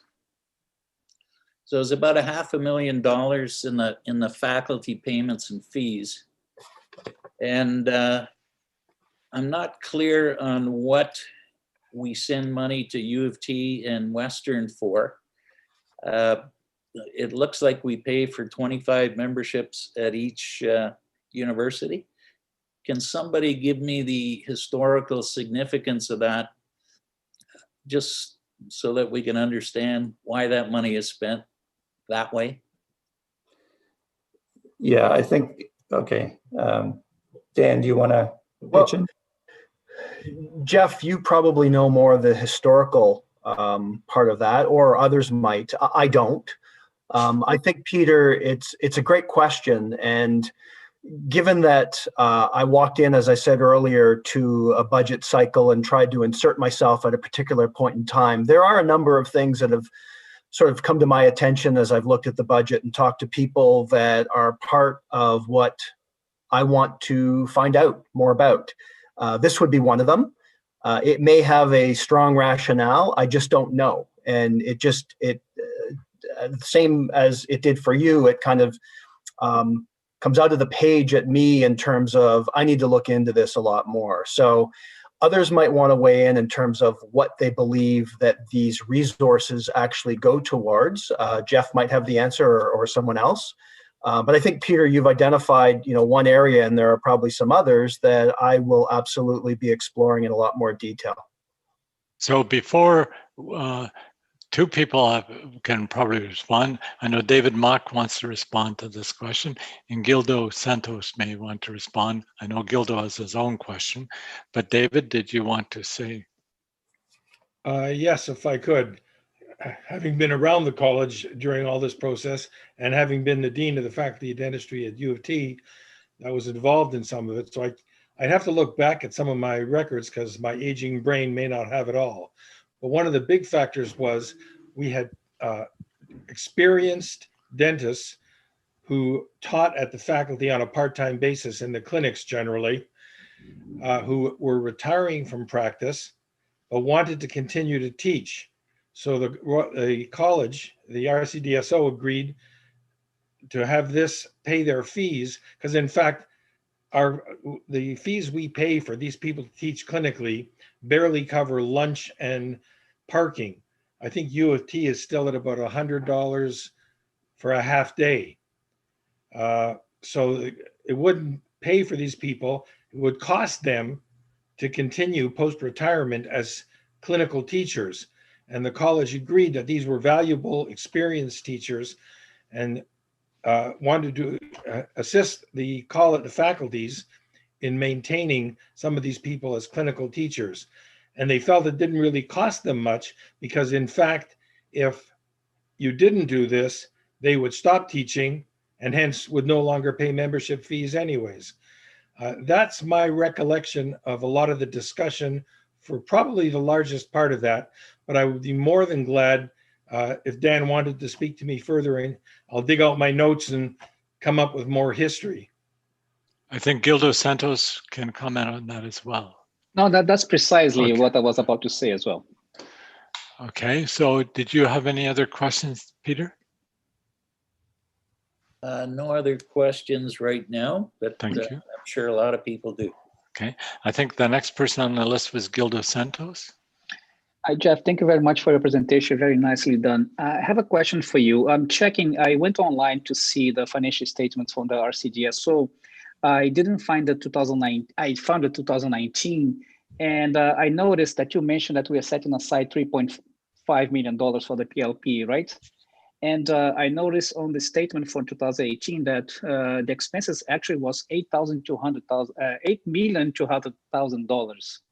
So that was kind of like more than 2 times what we are setting aside. And the second part of my question is, when you talk about deferred revenue, $27 million, can you just give me a glimpse what you're counting as a deferred revenue for the RCDSO, please? Those are my 2 questions and comment and question. Thank you. No, thanks for those questions. Those are good. Good questions. So the PLP, the $8 million figure, I think that was from 2018. 18, yes. And last year was 5 million, 5.1 million, something around there.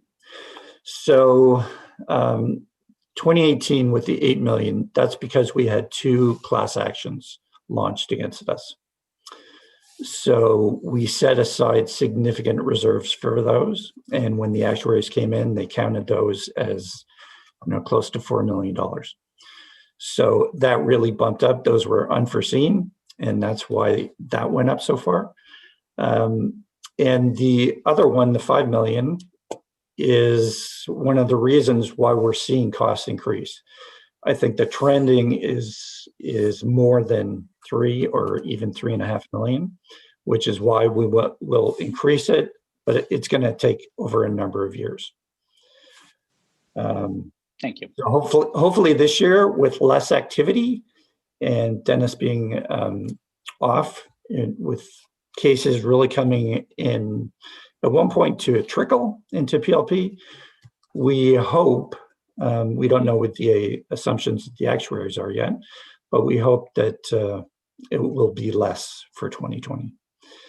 And for the deferred revenue, so all the fees that come in now, typically, they come in from October to December. The membership fees, they're for 2021.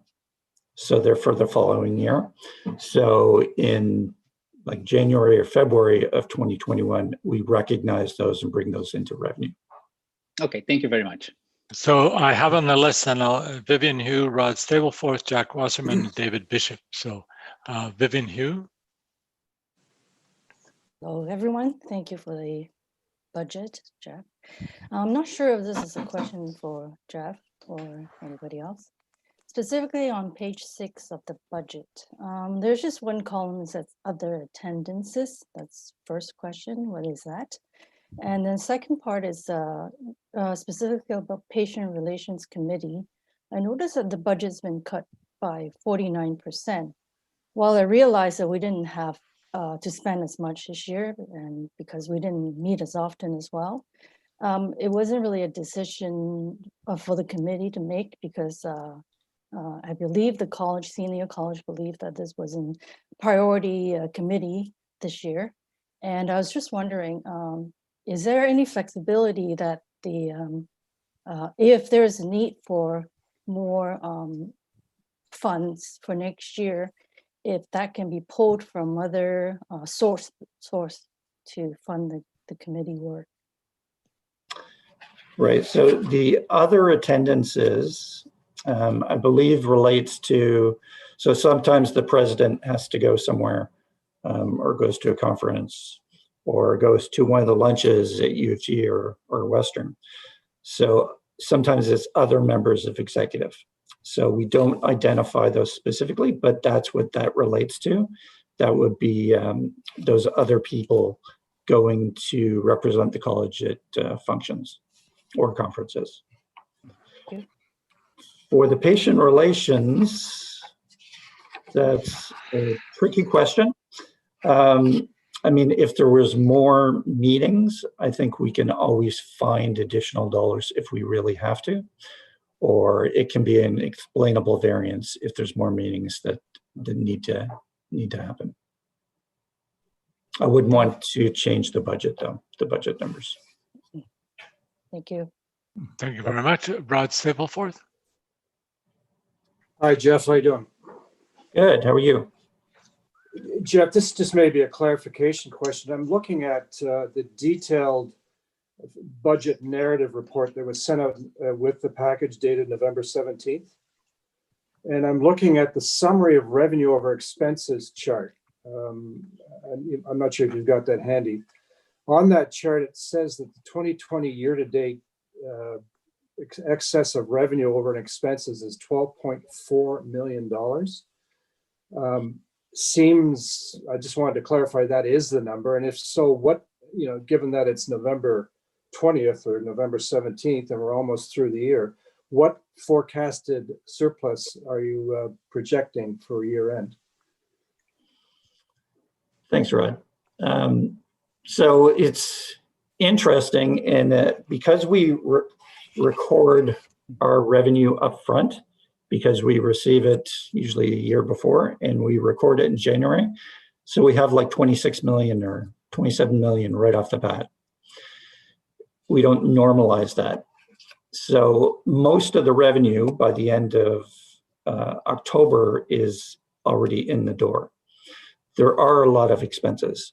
So when I look at October results this year, we have a 7.4 million surplus, it looks like.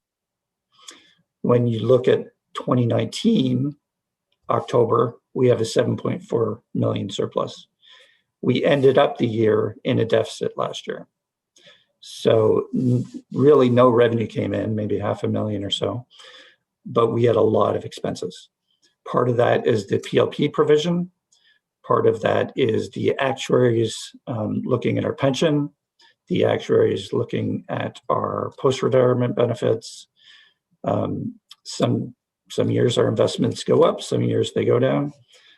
We have a lot of accruals, so it's almost double the amount of expenses because all the invoices that haven't come in or are a month late come in late. So, I mean, I'm hoping for a surplus this year. I don't think it's going to be in the millions.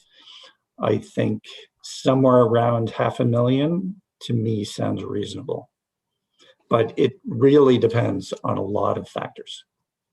Yeah, what you just said, Jeff, that is, there's a lot of back-ended expenses. If you just took going rate on expenses to date, given your budget revenue of 31.3 million, you know, you would just simply extrapolate it out. We'd have a $4 or $5 million surplus. So I think what you just said is there's a lot of accruals that happened that have not been reflected yet. Yeah, and the PLP provision is a key piece. Okay. I mean, the college has not achieved a surplus since 2016. Not that we haven't tried, but there are a lot of expenses that come in December, particularly, and adjustments. It may be a very good year. Investments may be way up. The provision may be down because we had less activity this year, but it's really difficult to forecast that right now. Yeah, I know we had some hard discussions earlier on fee increases, and I think what you're saying to me, it's very prudent not to make any plans until you see the final number, but there is a possibility that may be more beneficial. We just have to wait. It might be good to come up with that number sooner rather than later, just to see what if we do have some more benefit than we planned on. Yeah, we're going to work on that and come up with more complex forecast methods so we can really try and get under the loss provision with a reasonable estimate. Yeah. They use 8 different methods and all sorts of crazy calculations, but I think we can do probably a better job on coming up with a reasonable estimate based on what we know. How soon would you be in a position to give us a fairly accurate number on our year end? I think a lot of that work is going to happen in January. Okay.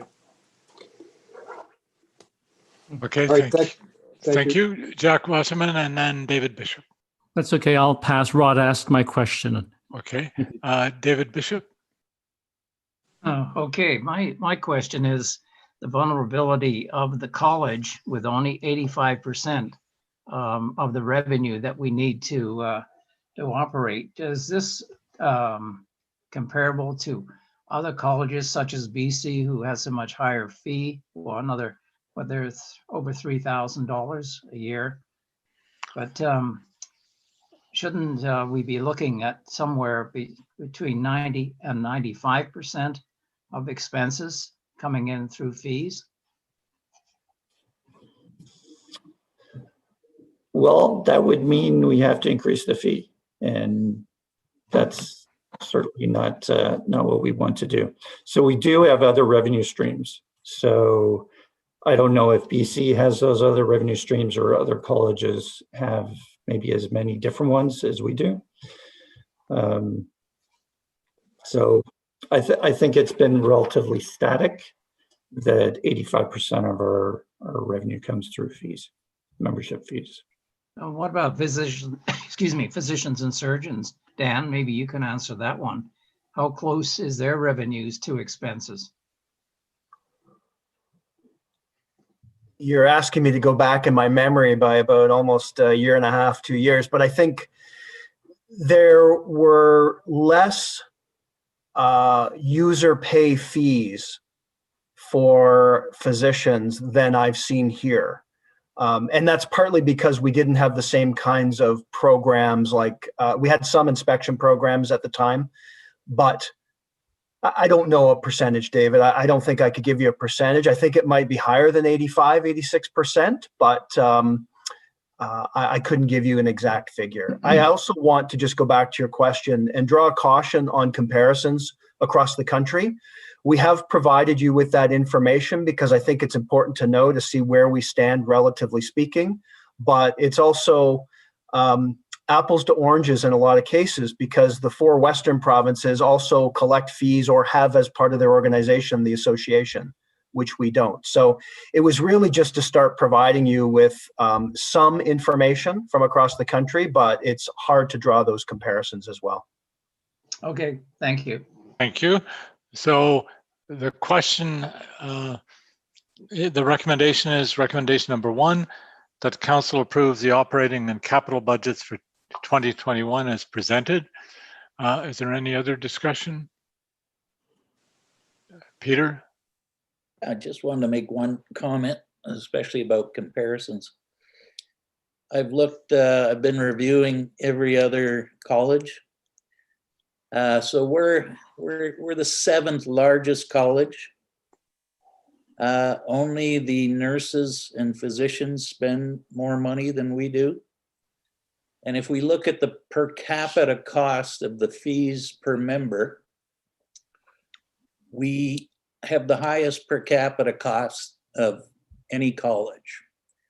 Assuming 20% of our fee, of our $2,500 fee, goes to pay PLP. So I think, it's great to talk about increasing fees in the future to help balance our books or give us a little bit of spending money, a little bit of safety net. But I think we're a college that has to look at expenses too, where we spend the money. That's all I want to say. Okay. So all those in favor, please raise your hands and say yes. Yes. Any opposed? Raise your hand and say no. Any abstentions? Thank you, that's passed. And that was by a majority. So next, Benjamin Lin, please. Thank you, Mr. Chair. We're moving on to point number 2, financial reserves policy. In conjunction with the FPA committee's terms of reference and conducted in the context of the larger review of the financial framework of the college, the committee was tasked with developing a financial reserve policy document. The college currently holds 2 reserves, a reserve for the CRM project and the PLP reserve fund. This policy is building upon good governance and is already in place and was developed using best practices. Having a financial service policy in place is also a requirement of the Ministry of Health and Long-Term Care reported through the College Performance Measurement Framework. The proposed financial reserves policy is attached at Appendix B, and based on its review, the committee makes the following recommendation, Mr. Chair. That council approve the financial reserve policy is included in Appendix B to this report. Is there any discussion? All those in favor, please raise your hands and say yes. Yes. Any opposed, raise your hand and say no. There are none opposed. Any abstentions, please raise your hand and say abstention. No abstention. There are no abstentions. That's passed. So thank you very much. So where we're at is what I recommend we do, subject to your direction, is we go and start with the discipline committee report and just continue through the reports, because given what's in those reports, I'm not sure it's going to take that long, as opposed to having a lunch break now and coming back for maybe 20 or 25 minutes. I'm in your hands. Mr. President, what would you like to do? Happy to defer to the chair on that, Okay. and So to Dan. Okay, so why don't we continue? Rod Stapleford, you're muted. No, I was just acquiescing with the recommendation. That's great. Okay, so why don't we start with the discipline report, and that's at appendix number 4. All of these reports are for information because there are no other recommendations. So Richard Hunter. Good afternoon, everyone. I'm pleased to present the Discipline Committee report to you. I won't bore you with every detail of the report, but I will try to highlight the important points. First of all, I'd like to welcome Brian Smith, new member to the Discipline Committee. Welcome, Brian. Thank you. The Discipline Committee is responsible for hearing and determining allegations of professional misconduct or incompetence, referred to it by the Inquiries, Complaints, and Reports Committee. A panel of the Discipline Committee appointed by the chair considers each case in an open hearing and decides whether the allegations have been proven, and if so, what penalty is appropriate. A panel of the Discipline Committee is composed of a minimum of 3 and no more than 5 persons. In a 3-member panel, 1 public member is on the panel. In a 5-person panel, 5-member panel, 2 public members are appointed. When a panel consists of 5, 2 shall be the public members. 3 members of a panel, 1 of whom is a public member, constitutes a quorum. So there must be 3 members present for a quorum. 1 member of each panel must be a council member. In general, where a panel of the Discipline Committee finds a dentist guilty of professional misconduct, it may make one or a combination of the following orders, which are listed below in the report for your review. In addition to the above, where a dentist is found guilty of professional misconduct in relation to sexual abuse or found to be incompetent, the Discipline Committee is required by the Regulated Health Disciplines Act 1991 to make certain orders, which can include a mandatory reprimand, suspension, revocation, and/or terms, conditions, and limitations on the dentist certificate of registration, depending on the nature of the finding. If a panel is of the opinion that the commencement of the proceedings is unwarranted, it may make an order requiring the college to pay all or part of the dentist's legal costs. In appropriate cases, and where there is a finding of professional misconduct or incompetence, a panel may make an order requiring the dentist to pay all or part of the college's costs. As required by the legislation, the results of the proceeding, including the panel's reasons for decision, are contained on the college's register, which is on the college's website. In addition, case summaries are also available to the public on the website after the panel's reasons for decision have been issued.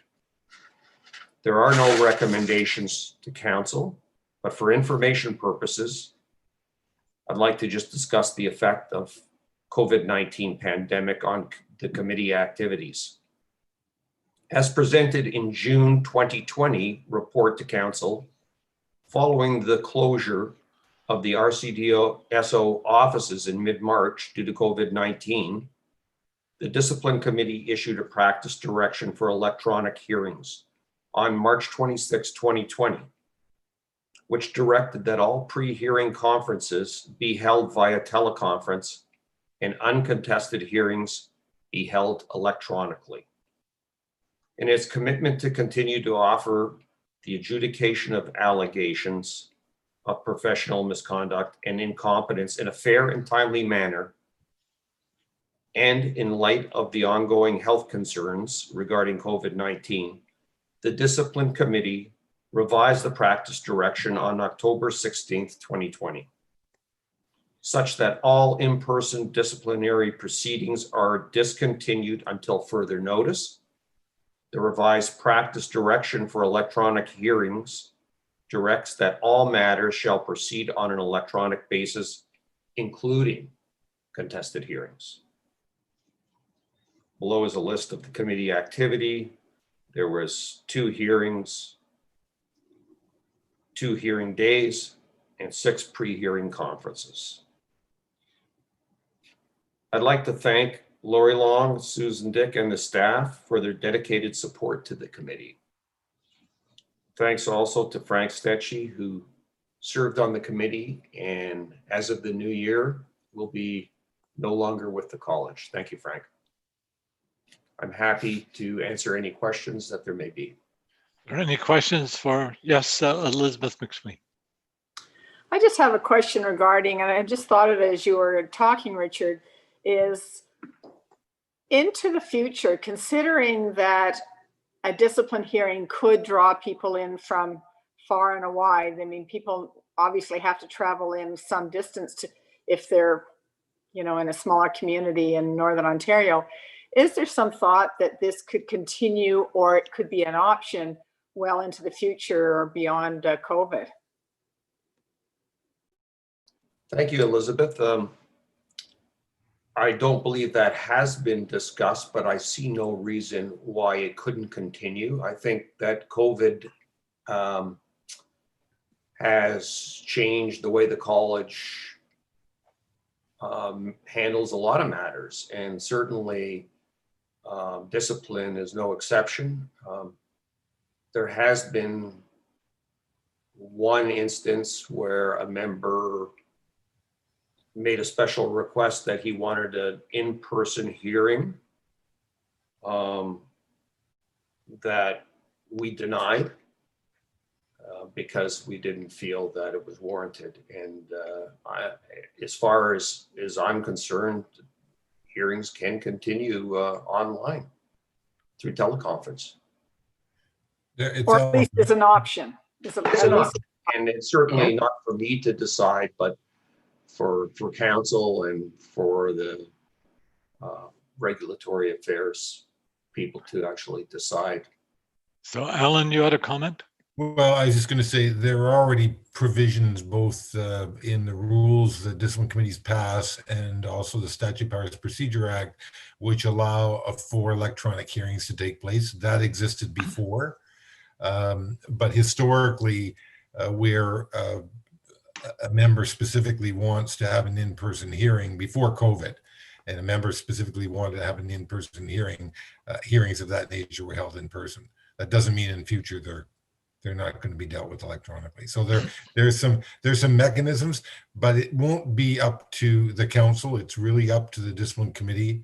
To the extent they think they need to make additional rules, they govern their own process. Okay, thank you very much, Richard. So the next report is the Inquiries, Complaints, and Reports Committee. It's Appendix 7, and Judy Welkovich is going to present that report. You're muted. Oh.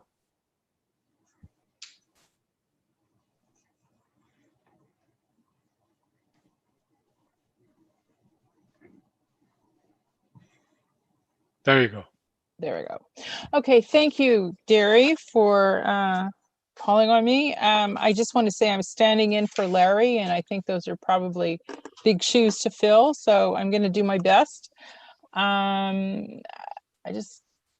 So the Inquiries, Complaints, and Reports Committee is a screening committee that reviews concerns and complaints about members that are brought to the college's attention. The complaints come from a number of sources, such as the complaints process that's available on the website, mandatory reports, and information brought to the attention of the registrar.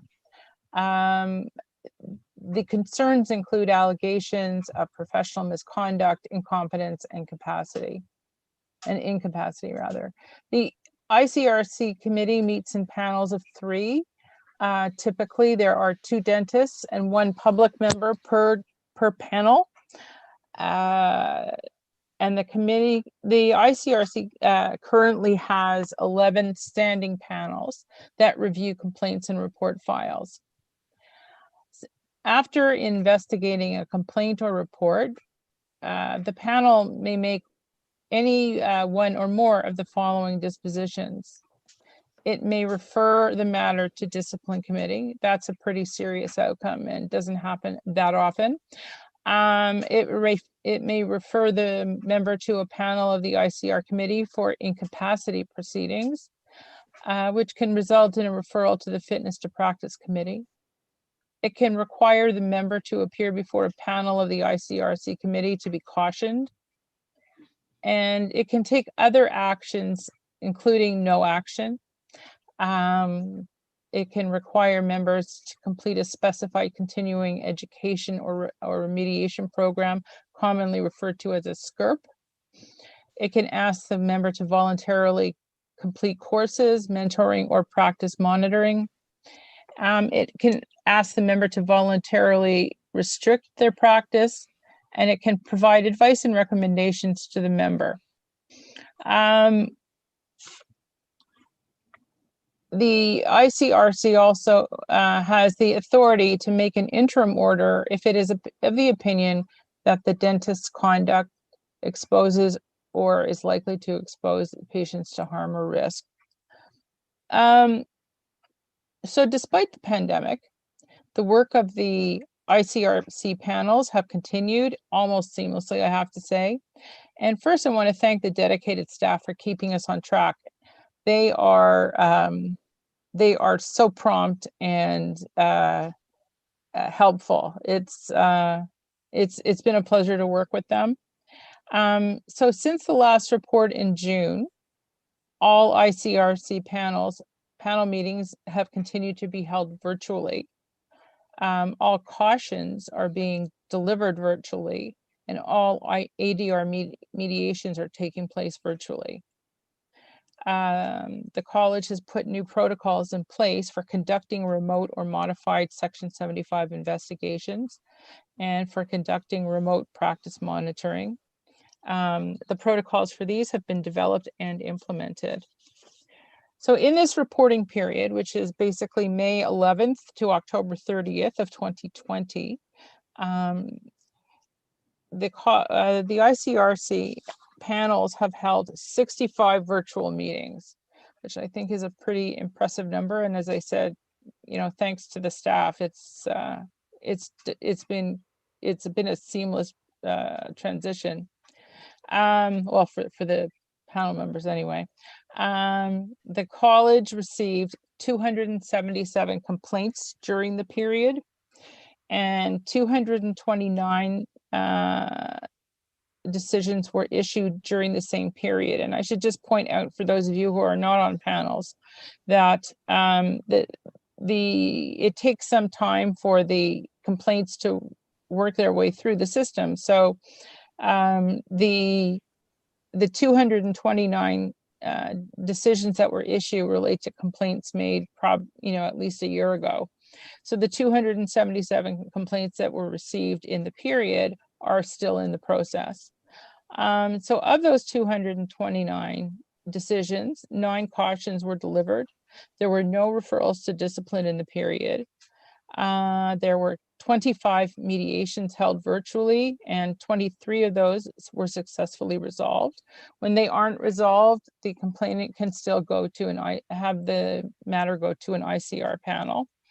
And in terms of requests for review by HPARB of decisions of ICR panels, there were 21 decisions issued by HPARB in relation to the RCDSO. 17 ICRC decisions were confirmed. 2 were returned for inadequate investigation, and 2 were returned for unreasonable decision. I have to say I had the questionable pleasure of looking at one of these a couple of weeks ago, and they are huge packages. The mentoring and monitoring is ongoing virtually. Subject to any questions, I have nothing further. Yes, are there any questions? Yes, Frank. Yeah, not necessarily a question, but having been on the ICR panels in the past and so forth, it's really encouraging when the decisions of that panel are questioned, if you will, and they go to HPARB. Congratulations, Judy, and to the panel and all the members of the ICRC. To have 17 requests for review and to have 17 come back speaks volumes to what we're doing on a quality basis for the membership, but also for the public's interest as well. So congratulations to all those members on the ICRC. Thank you. Well, thank you. I will let Larry know. Thank you very much. So the next report is for information. It's Appendix 8, the International Trade Committee report. And it's self-explanatory. The next report would be the Pension Governance Committee report, and Richard Hunter, back to you. Good afternoon again. Since the report to the November 14, 2019 council meeting, the Pension Governance Committee, herein referred to as the committee, has met twice in 2020. There are no recommendations at this time to council, but for information purposes, the Pension Committee has been focused on maintaining strong governance over the college's pension obligation. The committee has been busy over the past few years reviewing and updating fundamental governance documents and implementing best practices. Reported here are a summary of actions taken during the past year. Regarding terms of reference, the terms of reference describe the expectations of how the committee will operate and the primary responsibility of council and the committee. It is required that the committee review this annually and, if necessary, make any amendments. There were no recommended changes to the terms in 2020. At each meeting, the college's pension administrator, Industrial Alliance, provides the committee with a governance report and investment performance update.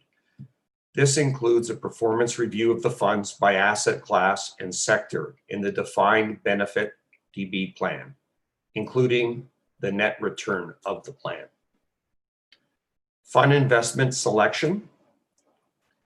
The Statement of Investment Policies and Procedures, SIP, finalized in late 2019, governs the investment philosophy of the pension.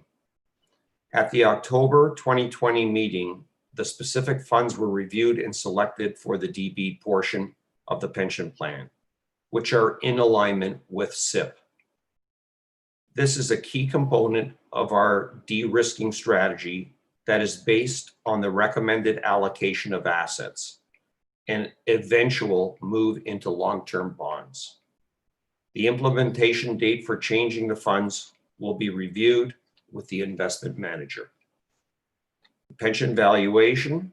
The pension plan must undergo an actuarial valuation every 3 years at a minimum. Although the next required valuation was not due until January 1st, 2021, the college undertook to complete this work 1 year earlier for risk management reasons. Financial markets were positive at January 1, 2020, while economic uncertainty and geopolitical upheaval due to the pandemic meant that preparing the valuation at January 1, 2021 could lead to risky results and unpleasant financial consequences.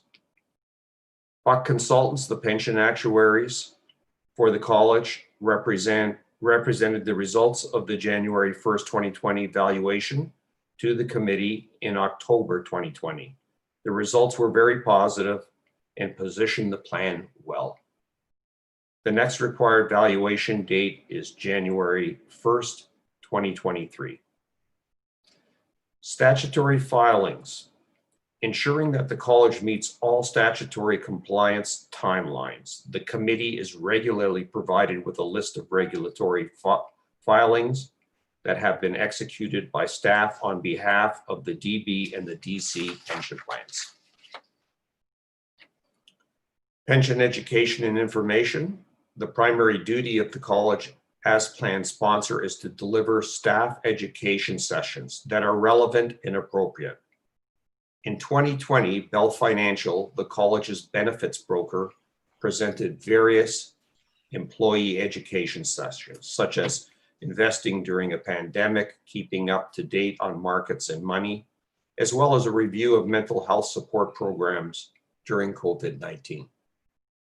Industrial Alliance, the plan administrator, provides monthly newsletters, economic forecasts, and other useful information for staff on their website. I'd like to thank all members, Rods, Sandy, and Flavio for their insight and valuable input. And thank you, Jeff Goldberg, Sharon, and Kelly for their competent staff for their ongoing guidance and direction. Thank you. Are there any questions for Richard Hunter? Oh, Judy and then Peter. Judy? Okay. So I have very little background in pension governance, but I do have a question, and if it seems sort of simple and simple, then I apologize. But it seems to me that what you were saying was that you did the actuarial review a year early to avoid negative impacts of the pandemic on the financial standing of the pension. Is that correct? Yes. Yes. So sorry if I'm speaking like a lawyer, I can't help it. What I don't understand is why we would have done that, because the pandemic is real. The financial fallout from that is real. And now we have a pension valuation that is not really in keeping with the current status of things. Is that, and I'm just wondering if you can explain why that decision was made. This, from my understanding, and Jeff can add to this, but I believe that these evaluations are required over a 3-year period, but you don't have to wait till 3 years to do it. Had we waited till the pension may have dropped off due to investments, which might have been in another year due to the pandemic or the economic climate, it might have kicked in the college having to add more money to the pension, but which would cause a financial strain on the college. And these things tend to average out. You have a 3-year period, you can elect the time frame. And so I think the pension advisors said that this will work itself out over the 3-year period. Jeff, if you're still with us, would you like to clarify what I tried to explain? Sure. I mean, I think that's right. So the pension, our consultants and advisors did recommend this approach. We talked about it at, I think we talked about it at FPA, certainly. So it was really a risk management strategy. So if the results at the end of December 31st are catastrophically bad, that could end up with the college paying extra payments and penalty payments to FSRA, which is the pension regulator. So it made a lot of sense, I think, to have a positive valuation when we knew the results were good.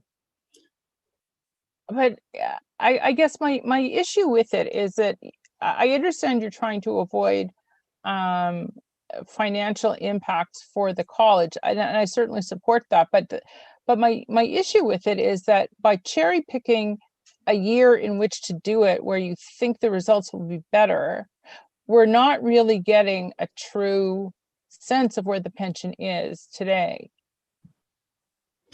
Can I just say, or Jeff, can I just give an example, just so maybe it's clear to all of council? Sure. If you looked at your investment portfolio March 28th, you wouldn't feel too good about it, because the pandemic just hit and the markets crashed. Now, whether it's your RSP or your investment portfolio. But if you look at it today, it's recovered. It's probably back to where it was. And that's the same thing with the pension fund. We didn't want to take a bad period and incur a bunch of penalties because of the timing. So we elected to move it up when things look good. And over the next 3-year period, I'm sure it won't be the same as it is now, with interest rates as low as they are. So it's just a matter of, you're not fudging the numbers, you're just taking a different snapshot, a different time. Right, no, yeah, no, I completely understand that. I'm just saying that if we're going to be good stewards of the pension plan, then I think that we need to, I think we also need to take a look at have a snapshot that's reality based, and not sort of cherry pick your period. It's like saying, well, I'm not going to do an employee satisfaction survey now because I just fired 10 people. I mean, you do them when you do them.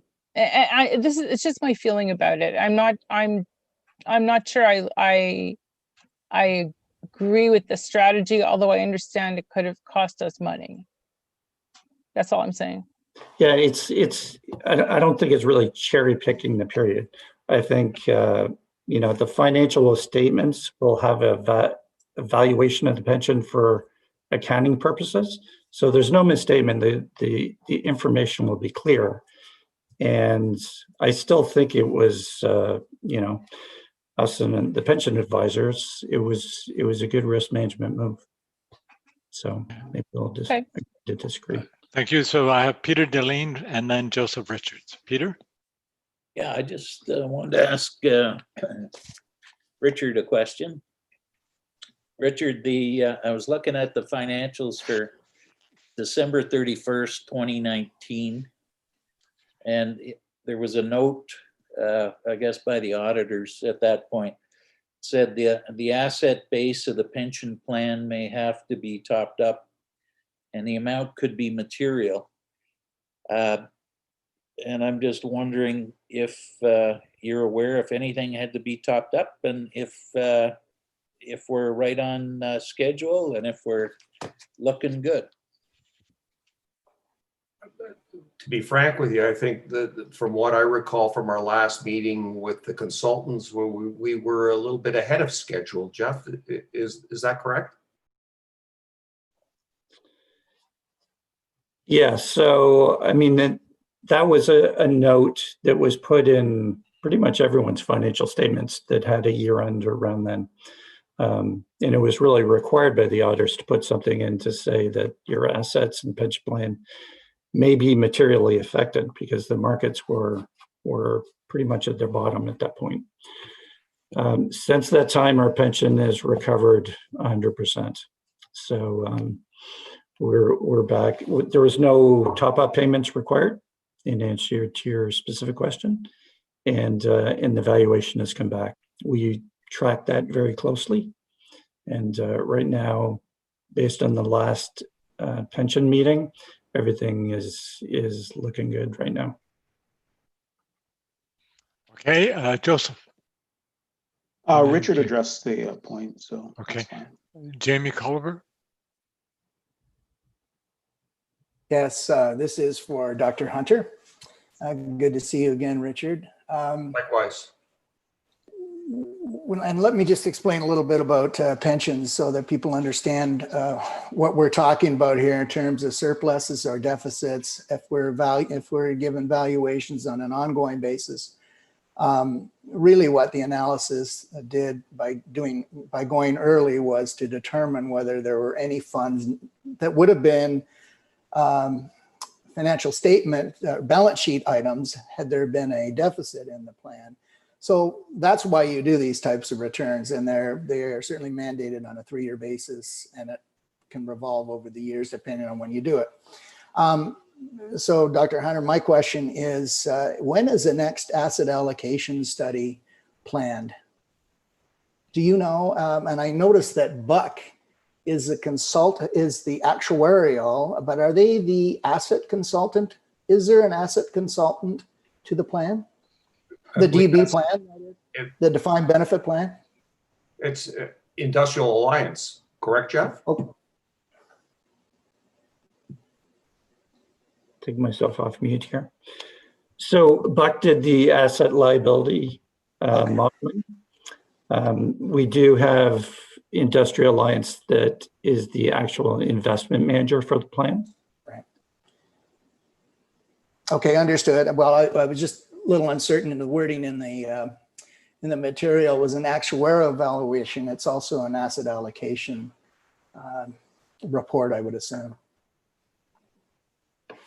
Well, they're two different documents. Yeah. Gotcha. It might not have been clear in the report. Yep. Understood. Thank you. Okay, thank you very much. The next report is the Professional Liability Program Committee report at Appendix 10, and Joseph Richards.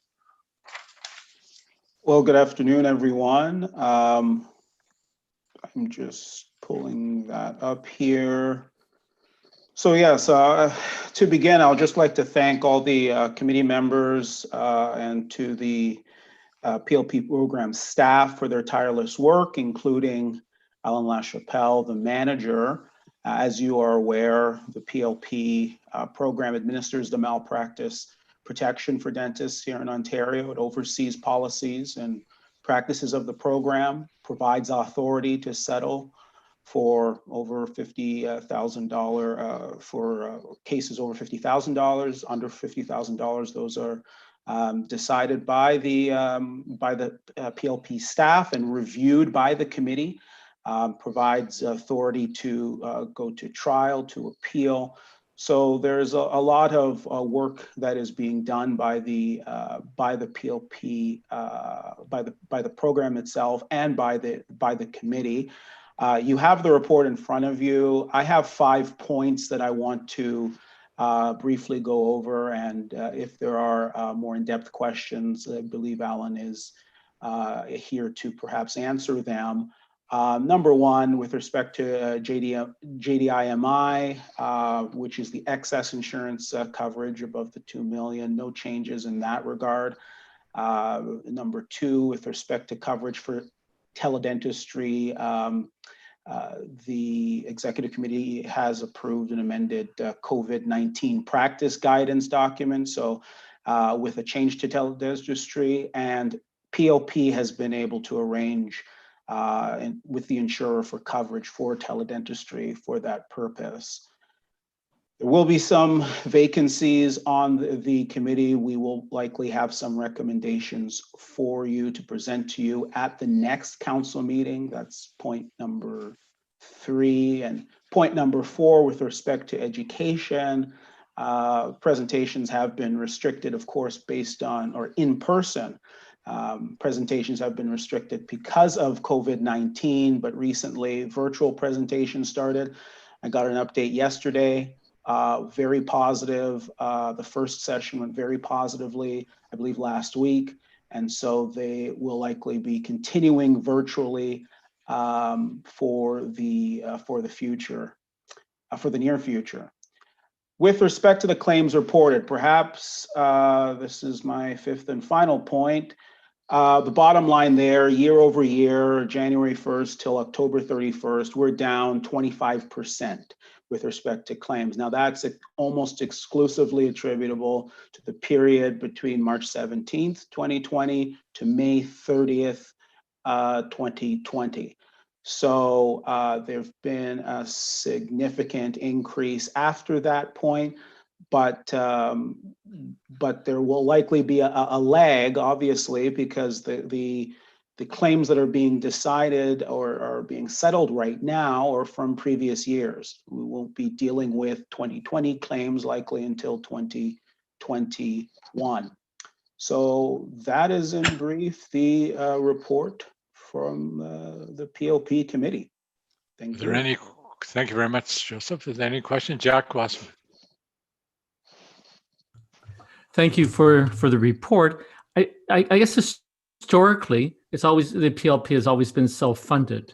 Was there any thought, and especially in light of some of the, in the future, the impending liabilities that the college is facing and the large settlements, that we would do a stop loss coverage?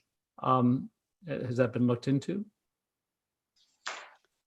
Perhaps I would refer to Alan on that, if Alan's on the line. I am. Yes. Hi. Good afternoon. Thank you for the question, Dr. Wasserman. Yeah, there were a number of changes that were made back in 2014 where the stop loss was removed. So we are, we don't want to say fully self-funded, but we take the majority of the risks. So there are, that's always something that we're looking at moving forward to see, what kind of risk management strategies need to be taken into account in order to mitigate the risk. But at the moment, we don't have stop loss for individual files, just a group aggregate. And cumulatively, if all of our claims reach a certain amount, then an insurer will step in. But it's not like it was 10 years ago. And, there was a significant benefit to the program and to the college in reduced premiums in assuming more risk. But it's always something that we're monitoring. It just seems, Alan, that with Jeff trying to form a budget, it becomes very, very difficult, and there's so many variables. And it seems one of the largest variables is the exposure for PLP. And it would certainly help budgeting going forward, and give some security to the college. Yes, Jeff mentioned that it's very difficult to determine what our stop loss will be. And 10 years ago, when we had a stop loss and paid a much higher premium for that, then you were able to budget for that stop loss in its full amount, and you always knew what it was. When there's no way for us to know what's going to happen in 2021 or 2022, I can't tell you, what claims we're going to settle in 2021.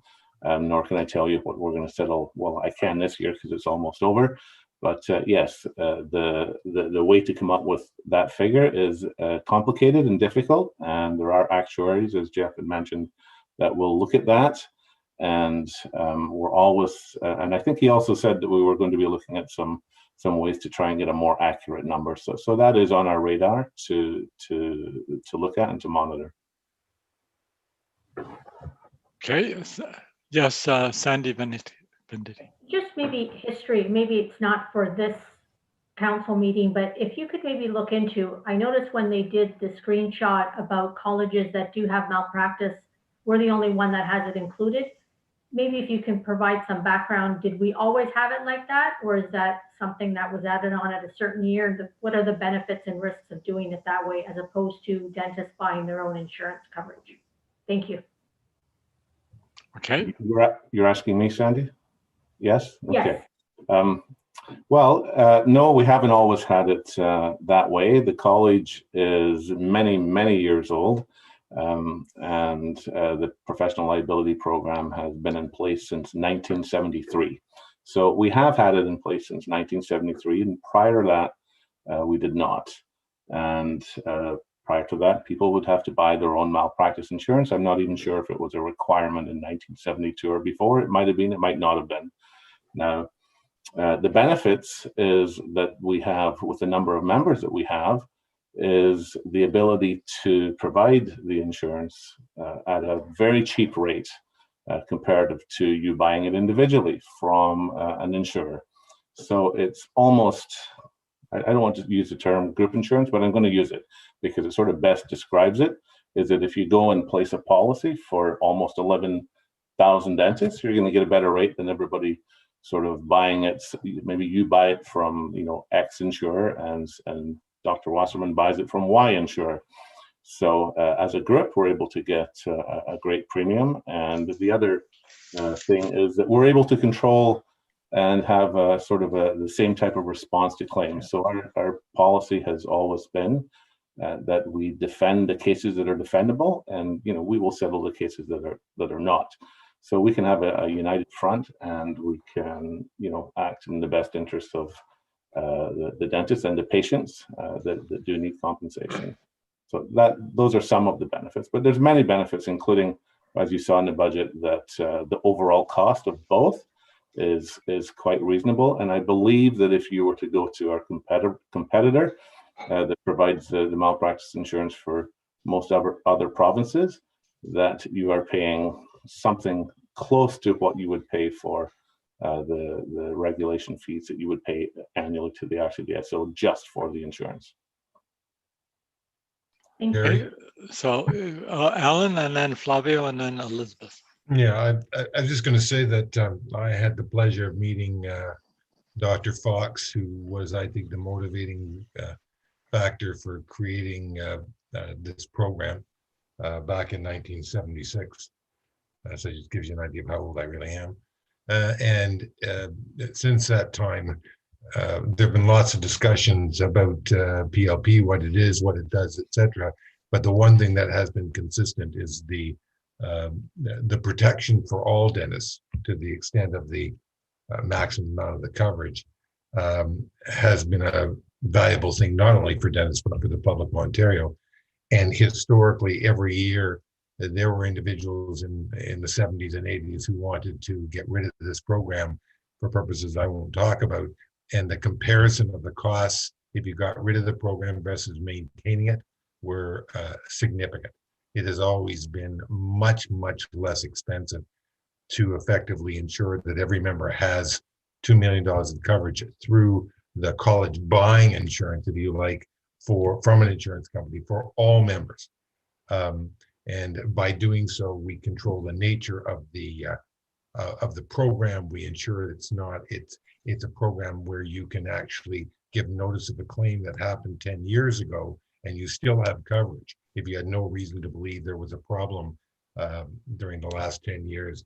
And it has allowed for things that are very unusual that I think we sort of take for granted. The college changed its COVID-19 teledentistry guidance. How many programs were able to say, oh, we've got insurance for that? Insurance companies don't want to add coverage for individual insurers. But because of the control that you have on the program, we're able to go to the insurance company and they basically said, yes, if this is something that members are permitted to do, then there's coverage under the policy. So I'm not saying it'll always be great, and there's clearly less certainty now about what it would cost, as was raised by, I think, Jack, less certainty of what it will cost in a given year. But the reason I think the college and council agreed to do this is at the end of the day, they believe the cost will be less. So you can have the theory at the time was you can have certainty with a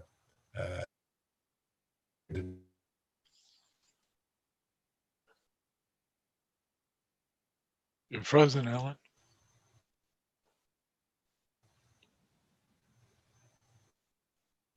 You're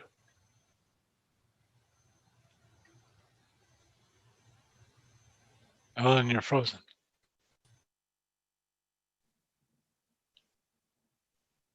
Yeah, I've turned off my camera. I did complete what I had to say. Hopefully it got. Okay. So we'll go to Flavio and then Elizabeth McSween. I think that Alan said a lot of what I was going to say, but at the same time, Jack, I was one of the few counselors that actually sat on PLP. And it's a great, committee or independent, not really a committee. It's an independent section of the since it's within the college. Very fair to patients. I can't tell you how fair they are. The members sitting around the table, but at the same time, what you can't also predict is what your premiums are going to be for the insurance carrier. I mean, look at some of the businesses now in Ontario with Doug Ford's going after some of these guys because their premiums went up between 300% and 350%. This makes a lot of sense for the dentist to have a consistent, I think, very fair premium. And as Alan said, I think in BC, just PLP alone in BC is something like $180 a month for just PLP coverage, because I just had a recent associate I was talking to who just came from Victoria. So I think it's a very good deal. I know there's been uncertainty, but there's uncertainty on every part of it, not only through the insurance or through doing it ourselves. Thank you, Elizabeth McSween. I'm only going to reiterate what Alan said. Having sat on the board of CDSPI a number of years back, I can speak to the incredible effect of the oversight that PLP provides to the claim process that has kept our premiums down. I mean, you can't overestimate the value of that, and that is what CDSPI is not able to do for their members. So I can't speak more highly of what we've been able to do for our members. And keep in mind that we insure, in all likelihood, more dentists than CDSPI does in the total of Canada, just by dint of the sheer numbers of professionals in Ontario. Thank you very much. So thank you very much, Joseph. Thank you. The next report is the Quality Assurance Committee report. It's at Appendix 11. David Mock. Good afternoon, everybody. First of all, I'd like to point out that the Quality Assurance Committee, along with one of its working groups, the Electronic Records Management Committee working group, have had 7 meetings since the last report. And to begin with, I'd like to thank the members of the committee for all their diligent work with the committee, in particular, putting up with some very poor contact with me when I was running a meeting from my cottage and had very bad bandwidth. So I'd like to thank Ram Chopra, Elizabeth McSween, and I'm sorry to hear Elizabeth may or may not be able to be with us next year. She's been a tremendous contributor. Anita Musani and Sonika Singhai. And it would, of course, I must also thank Mike Gardner, Joanne Loy, and their staff for their major contributions keeping us going. The entire report is before you, and it's entirely really all for information. I'll touch on a few areas very lightly with respect to everybody's time and allotted screen time. The committee agreed to continue the suspension of the quality assurance program effective from March 16th, and it will be revisited at our next meeting, December the 11th. This is because, of course, because of the pandemic, COVID-19 effect on practitioners, availability of programs, and more important, availability of our staff. Since the college building was closed, they have to handle all of the reviews from home, and this is difficult with all their records, of course, in the building. Work has been completed on the development of the final 2 specialty versions of the PET, and now we have specialty versions for all specialists, but applying these has been postponed, of course, since the PET program has been suspended. You go on, there's a list of the courses that the quality assurance program has approved for category 1, and then the current statistics for the PET and the e-portfolio review. These are the ongoing reviews and ongoing PETs for those previously selected. No new reviews have been undertaken and no additional PET selections. As far as the ongoing working groups, the standard of practice on electronic record management continues to meet by video conference. The standard of practice on teledentistry, which Mike asked about, and Sandy can pipe in if she has something she wants to add, but their last meeting, which was scheduled for March, was canceled, but it's been rescheduled, and the work of that committee is still ongoing. That will be important beyond COVID, beyond the pandemic, as in most of the clinical health specialties, telemedicine, and I've participated in some of those, has been a valuable tool, particularly for people in rural practices. The remainder, the standard of practice on intraoral procedures and so on, the working group is continuing to work on it, and we should have finalized recommendations in the near future. The working group for practice on the dental management of obstructive sleep apnea and snoring has been temporarily postponed. Again, it will be picked up as largely because the staff just haven't the time to work with them just yet, but also because of COVID implications. But it will be picked up in the new year. The opioid prescribing for Ontario dentists, as you all know, we have reported on the first 3 years after the year before and 2 years after the guidelines. We were undertaking review of the opioid prescribing by dentists in Ontario for the next 2 years. Because of some complications with the ministry, mainly their provider database needed updating very badly. That's been delayed. And in fact, the staff, Mike Gardner in particular, is working with the people from the ministry to get that updated. And we will probably extend the review for another year. And the main reason for this is to get a good view of how dentists are prescribing opioids and what the impact of our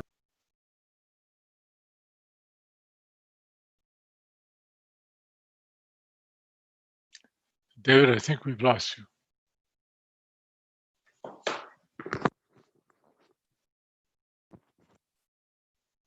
You're muted, David. Actually, according to my note, the host muted me. That wasn't me. I don't know. Maybe it was my wife. That's okay. Anyways, I won't go into that. 54 years of marriage. This is very important. I've also, as a representative of the college, or as a member of the college, not so much a representative, have been involved in 2 recent research projects on opioid use in by dentists in Ontario. One of these articles has been published, one will shortly be, but they underline the importance of this project, especially since during the pandemic, opioid use has actually increased, and opioid abuse rather has increased. So this is going to be a very important result to see how our guidelines are affecting opioid use and that our members are in fact using them all properly. I don't think I have anything else, but I'd be glad to answer any questions. Are there any questions for David Mock? Okay, so the next report is the Registration Committee report at Appendix 12. Sandy Venditti, please. Thank you, Derry. Good afternoon, everyone. I will be brief given the time here. I'd like to thank the members of the committee, Peter Deline, Eleanor Fisher, and Elizabeth McSween, for their work and diligence in reviewing matters that come before them. A very special thank you to Hillary, Julie, and her team for all the support they provide us. Since our last council meeting, we have held 4 meetings remotely and have a final meeting scheduled for December 18th. There are no recommendations at this time, but just for information, the pandemic has had an effect on applicants applying for work authorization in Canada, as the Immigration, Refugees, and Citizenship Canada has been experiencing delays with their processing times. As a result, the committee has granted extensions to previous applicants impacted by this. Applicants have expressed their gratitude at being able to attend remotely before the committee and make verbal submissions in support of their application for registration. They have been extremely appreciative of the assistance provided by the registration team in facilitating this process through the various time zones. The remainder of the report provides statistical information. I'm happy to answer any questions at this time. Thank you. Thank you. Are there any questions? No, thank you very much. The next item is the minutes of the 422nd meeting of council, which are the last item on in the material. And are there any corrections? If there are none, could we have a motion that council adopts the minutes of the 422nd meeting of council? So moved by David Mock, seconded by David Bishop. Sorry. All in favor, please raise your hand and say aye. Aye. Any opposed, raise your hand and say no. None opposed, any abstentions? No abstentions. That's passed. So that concludes the agenda, and there are no in-camera matters, Dan, as I understand it. So I suggest we proceed to good and welfare, and we would start with David Bishop. Oh, Alan, did you want to say anything? You're muted. You're muted, Alan. Thank you. I just want to apologize. It looks like I lost my VPN network, so it took me a little longer to get down and get my iPad so I could get back into the meeting. So if I missed anything, I apologize. Hopefully you're able to hear enough of what I said about PLP to move on. But if there's anything else that was needed, then I can address it now. No, I think that everybody was fine. So good. Okay. And my apologies again. It happens to all of us. Yeah. Okay, so David Bishop. Well, I would like to thank everybody that has made it possible to do our meetings this year. The IT support has been fantastic. The colleagues, Lily and Wanda, organizing on the two panels, 7 and 8, we have been able to achieve without, you might say, any interruption of our panels. And the election committee that I was on, the group, that worked well. And I think that that whole process has worked very well. And welcome to the new world of being IT and remote and virtual. So thank you all for making this a strong, very committed group of people. Thank you very much. Amelia Chan.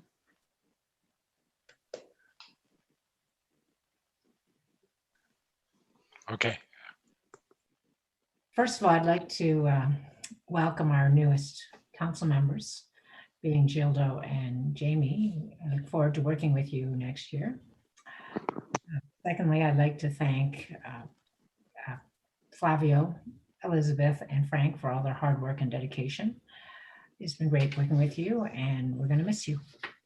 And furthermore, everyone stay safe, and looking forward to seeing you next year. Thank you. Ram Chopra. Well, thank you very much. I really appreciate working on some of the committees, quality assurance.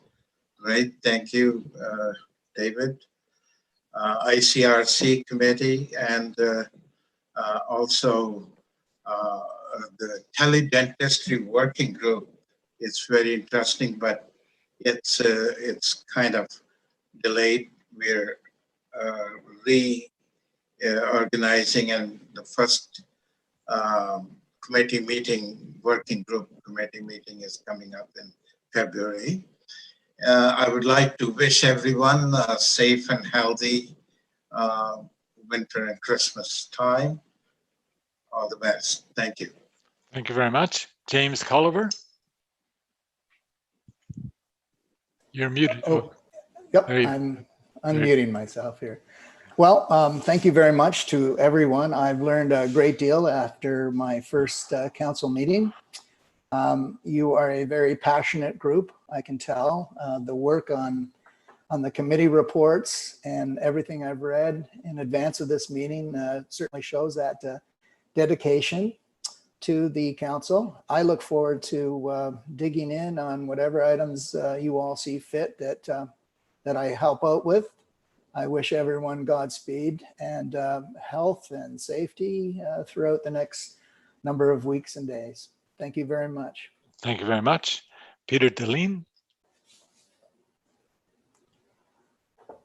You're muted, Peter. Oh, there you are. I'm not now. So thank you very much. I thought it was a great meeting. It gave us a little glimpse into the future, I thought. Those governance changes are going to be a major change to the way council works, probably even the number of people on council, that kind of stuff. So it was a little tease into the future. The other thing I want to mention is, certainly to all the members who won't be back, the elected people who won't be back next year, I want to say thank you. You've been a great help. Flavio, the man who bore the brunt of some of my messages at particularly bad times usually. Thank you very much. The people who have to go through elections, I was fortunate to be acclaimed in my district, so I'll be back next year. Those who have to face an election, wish you good luck and hope to see you back in January. Thank you. And next, Mark Heckler. Thank you very much, Peter. Mark. Yes, want to thank the staff for all their time and the support coming to task with remote putting this on. It's been great. Flavio and everyone else who won't be back, will miss you, echoing what Peter just said, and welcome the new members. And since this is supposed to be good and welfare, hopefully next year, at some point, as soon as possible, none of us and none of our patients that we treat will need one of these everywhere we walk, just when we're working on them. Wishing you all well. Happy holidays. Thank you very much. Ellie Fisher.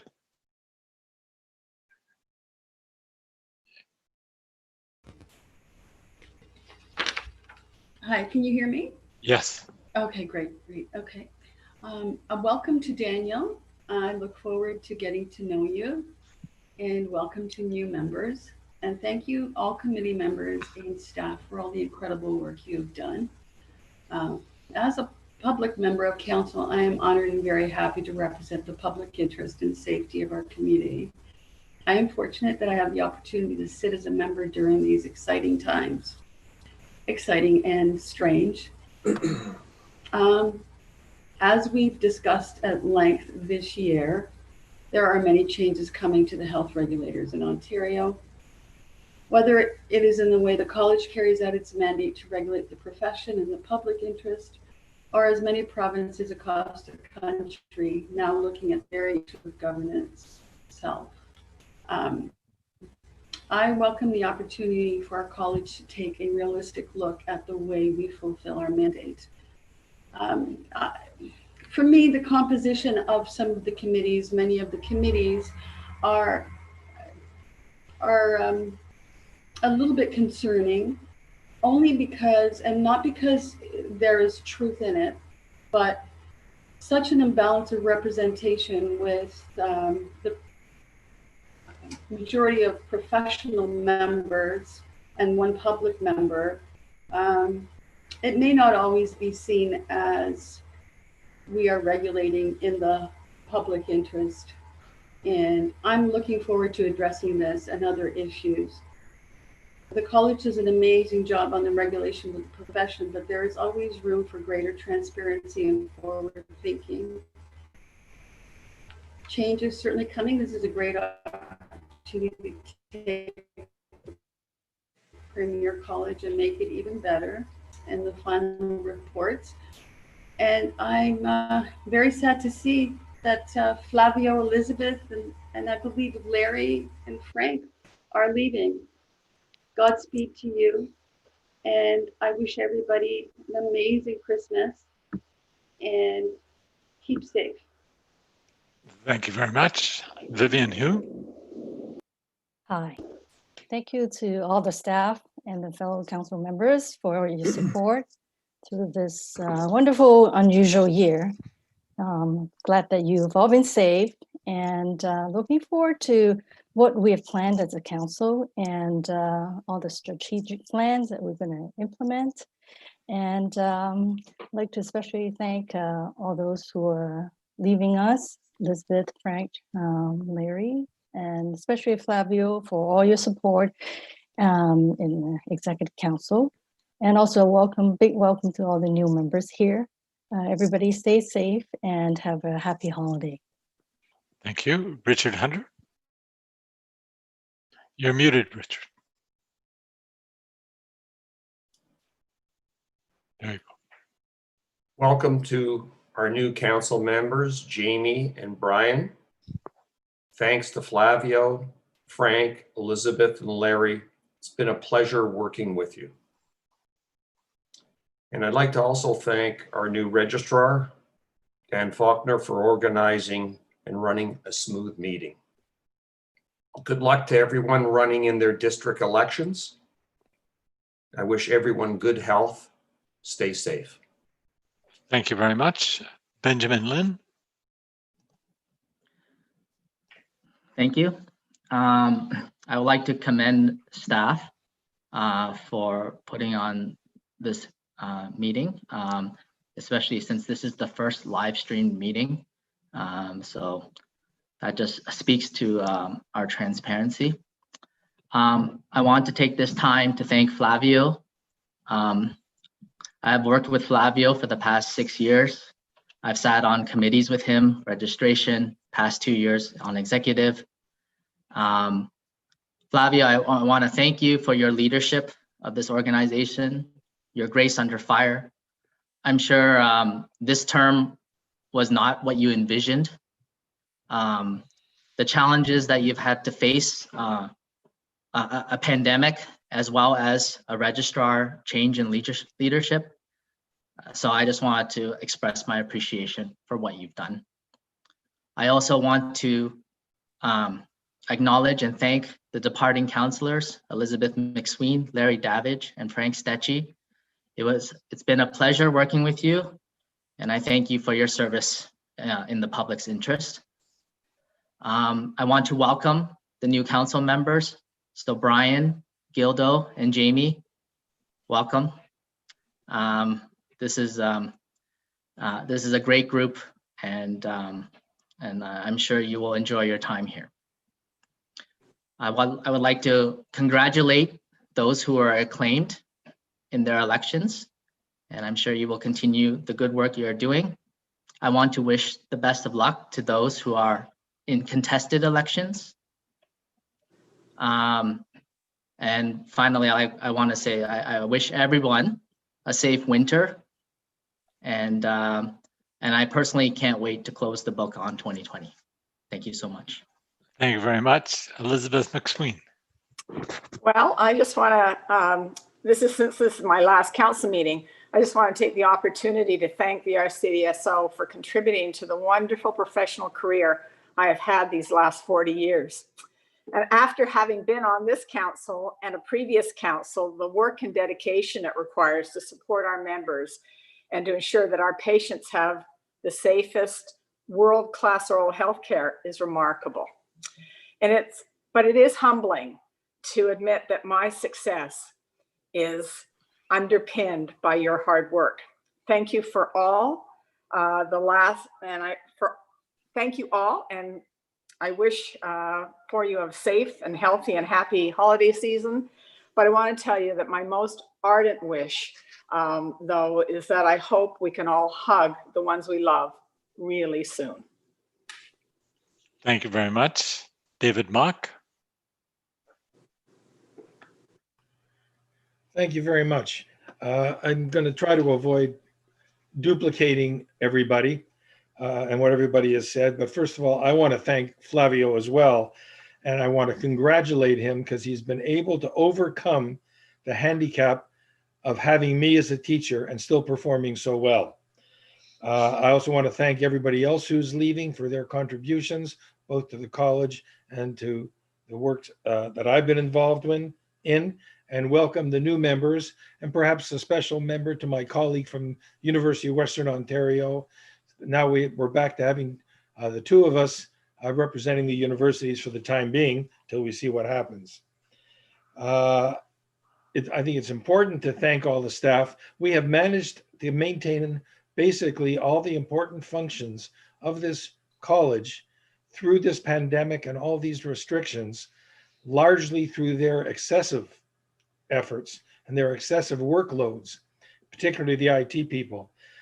It's been amazing to be able to continue to operate, although I must say I miss and I'm looking forward to meeting people face to face at some point in the near future. My wish for everybody, and my standard wish during this pandemic, is that everybody keep safe, and equally important, keep sane. Thank you. Thank you very much. Joseph Richards. Thank you. Thank you, Flavio, Elizabeth, Frank, for your service. You will be missed for sure. Welcome to all of the new members.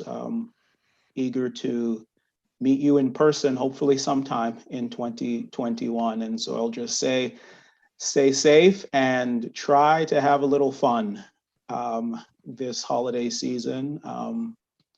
Dwell in those small memories, special memories, and even if it's just playing in the snow. Take care. Thank you very much. Gildo Santos. Okay, can you hear me now? Yes. Thank you very much. I'd like to thanks all the members of the council for the warm welcome that I received today. I'd like to thanks Flavio for his leadership, and we've been working during this pandemic time. I wish you all the best, a better 2021, and hopefully we will get over the 2020 very, very soon. And with open business in January 2021, that would be my wish. Thank you. Thank you very much. Brian Smith. You're muted, Brian. Sorry about that. I'm pleased to have a chance to as well express my thanks to all the council members and the staff.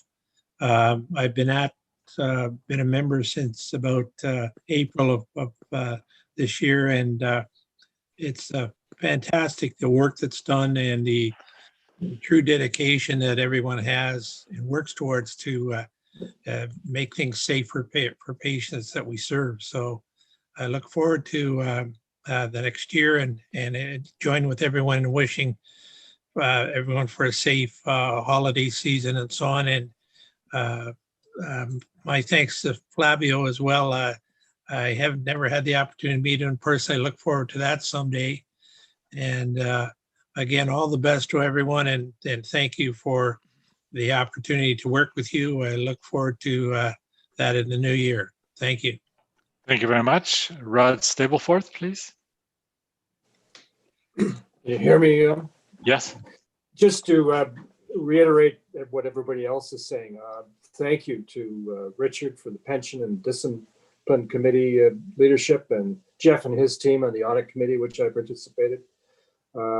Very impressed this year with the RCDSO's, I guess the word is adaptiveness, given the hardships that COVID put on us. But like was mentioned during the meeting, I think it provided excellent change management ability going forward. This may be the model for the future on how to conduct our committee and council meetings more effectively, and also virtually and from a distance. Although I agree with everybody, it's having virtual versus in-face relationships it was not good, which sort of brings up the final, I wish we'd had our send off to Irwin and we could have all got together in a physical meeting. I'm not sure if that's planned in future, but if not, Flavio, say hello to Irwin for us, please. And all the best to yours and your family going forward, and to other members that aren't participating. I myself will be here for 3 more years. I've just been reappointed, so look forward to working with all committees and the executive going forward. So best of the season to everybody. Thank you. Thank you very much. Frank Stacci.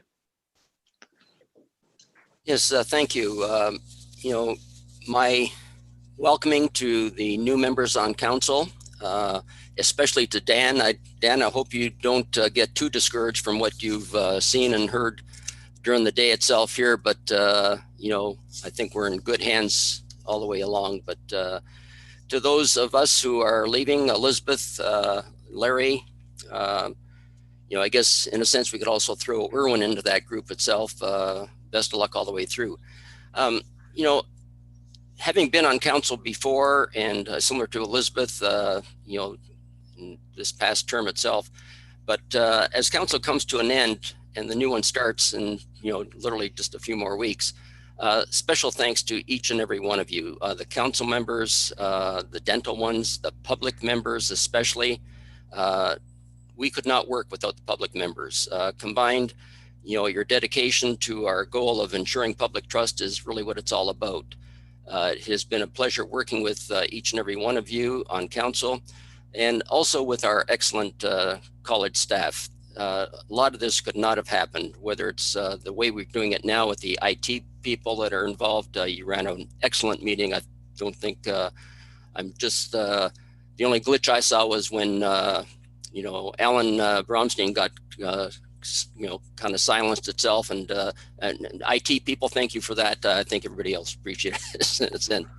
But my hope in the future is that future council can seriously consider a lot of the changes that we've seen currently happening with our college. And, you know, our college will continue to run because of the people like yourselves. But I caution you as well, don't fix what's not broken. There's a lot of things our college has been doing extremely well. And as the saying goes, don't throw the baby out with the bathwater, because we should be proud of what we've done in the past. And it's literally a model for a lot of the other registrar or regulatory bodies in the provincial aspect in Canada to follow. At the same time, however, I've already talked with Dan Faulkner, our registrar, on a couple of issues. I think there's a lot of things that we still need to change, and especially, I guess, because of the fact that I'm losing the hair and becoming a veteran dentist, there's some bylaws that I feel, you know, for the veteran dentists especially, need to be changed, and Dan knows about that as well. And it's going to affect both, you know, the dentists that are practicing privately as well as the ones academically. You know, David Mox mentioned that as well. But I still think that we all have some, you know, contributions to give with our experience, our knowledge, and especially our dedication to the profession itself. Over the past 20 years or so that I've been involved with the college, it's worked extremely well, again, in the public's interest. And I don't think we should, you know, kind of forget about that. The Caton report has really shown exactly how well we have done. Some of the provinces that don't want to follow that, fine, but our college is still the model. One thing that really struck me, and it made reference a couple of times today's meeting, the governance meeting we had back in March or whatever it was. During that, one quote really stood out for me, and it really speaks volumes to what we've been dealing with today, what we've got to deal with in the future. But on that governance issue, pretty well right near the first of it, there was a quote, status quo is regression, and one must keep advancing and be able to adapt, participate, and shape the future. And that speaks volumes to what this college is all about today, what it was in the past, and especially what it is in the future. Regression is the status quo. We've never been the status quo. We've been the model leader all the way through. So my sincere wish is that the future council members continue to also advance, adapt, participate, and shape the future of our profession by following the same wisdom and guidance that the past council members have had, because we have to remember what happened in the past. Again, thank you to each and every one of you, to our staff, council members, for the memories. Be well, safe, and healthy as we all prepare for a new and probably a different way to celebrate the coming festive season. Again, thank you so very much. Thank you very much. Mark Trudell. Great. Thanks, Terry. So folks, as a public member, I'd like to unmute myself. There we go. As a public member, I'd like to just acknowledge and commend the work of this council under the leadership of Flavio, comprised of veterans, some of whom will be leaving us, and rookies. Quite frankly, folks, give yourselves a high five, a pat on the back. As a team, I'm so impressed with the work of this team. The collegiality, just a very positive outcome so far.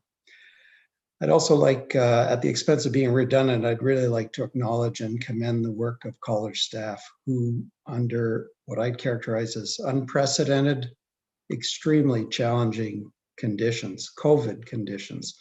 These folks, they just blow me away. They continue to excel in the execution of their duties. They demonstrate commitment, resiliency, in the administration and management of the college. And in doing so, they're fulfilling the college's responsibilities and safeguarding the public's interests. So on that note, I wish everybody best wishes as we approach the year end. Thank you. Thank you very much. Sandy Venditti. So everything pretty much has been said. When your last name starts with a V, all the comments have been made. So anyway, I'd like to just thank everyone. It's been a true pleasure working with you all for these past 2 years. Dan, you got a great group. The staff is amazing, always has been, and I feel they always will be under your leadership. Flavio, you've been a great leader for the past couple of years, and you've had your share of stresses over this pandemic. To Elizabeth, Frank, and Larry, thank you so much for your contributions over the years. To the new members, Gildo, Jamie, and Brian, you will enjoy this group. It's a great learning experience, and everybody is very helpful. So wishing everyone to stay safe, and hopefully I'll see you in the new year. Thank you. Thank you very much. Jack Wasserman, please. Great, thank you. When they finally publish the book of dental superheroes, there's no doubt there will be a chapter of the Fabulous Four, and Elizabeth and Larry and Frank and Flavio will be there. They have made such a meaningful part of dentistry. They've guided dentistry, they've shaped dentistry. I've had the pleasure of knowing all four of them for many, many years. And I thank you. Flavio, personally, you know, I've had the pleasure of working with you in the past, and it was great to have you here as a mentor and to see your leadership abilities, especially, you know, in all these trying times. Thank you. I want to welcome Gildo and Jamie and Brian. And there was something that someone said to me, to our group at our last Toronto East meeting.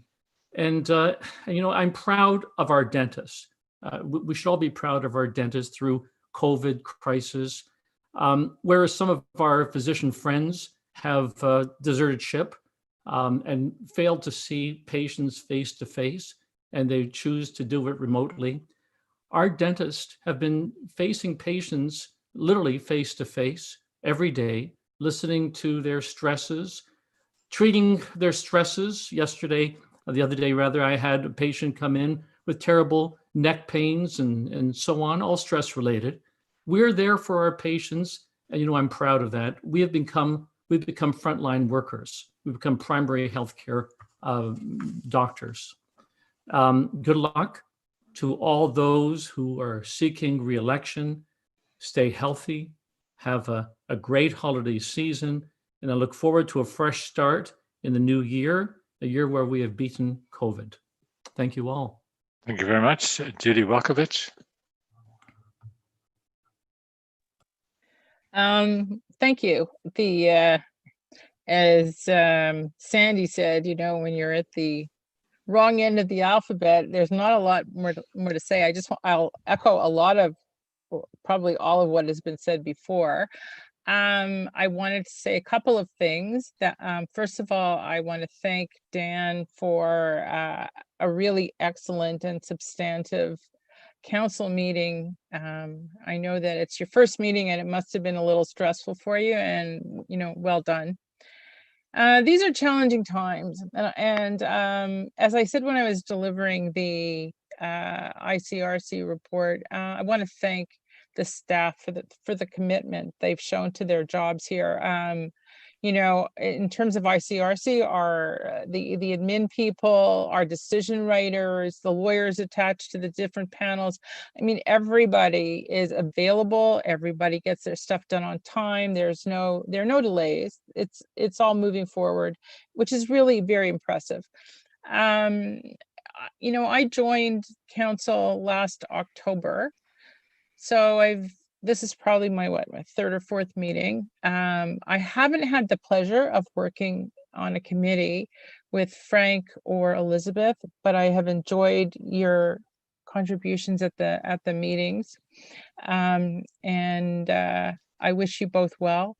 I have had the privilege of working with Larry on an ICRC panel, and I have benefited from his leadership, and I want to thank him publicly for the thoughtfulness and the the commitment that he's shown in doing his work for at the college.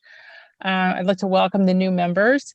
And I have to say that I am looking forward to resuming some in-person meetings when that becomes safe.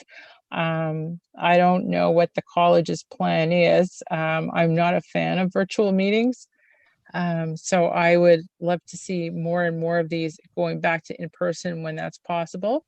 And lastly, I'd like to wish everybody well. I want to wish you all a happy holiday season and stay safe, everybody. Thank you very much. Cam Whitmer.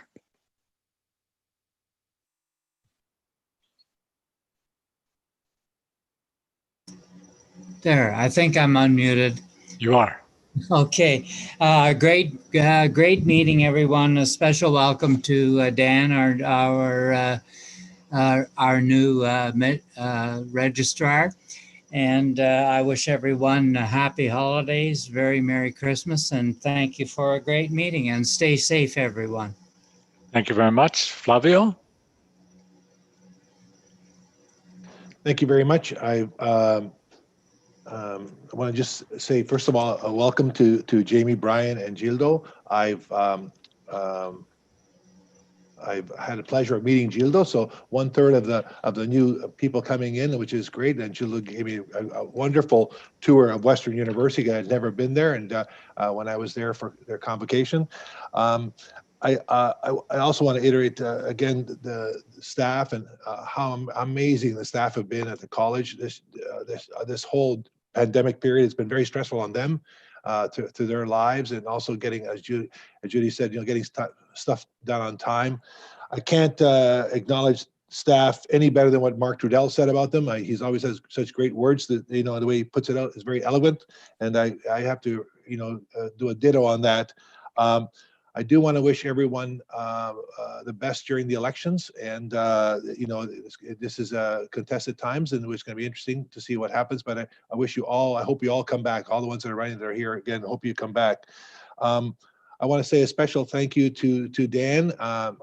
You have no idea, I think, how hard he's worked to this point in time.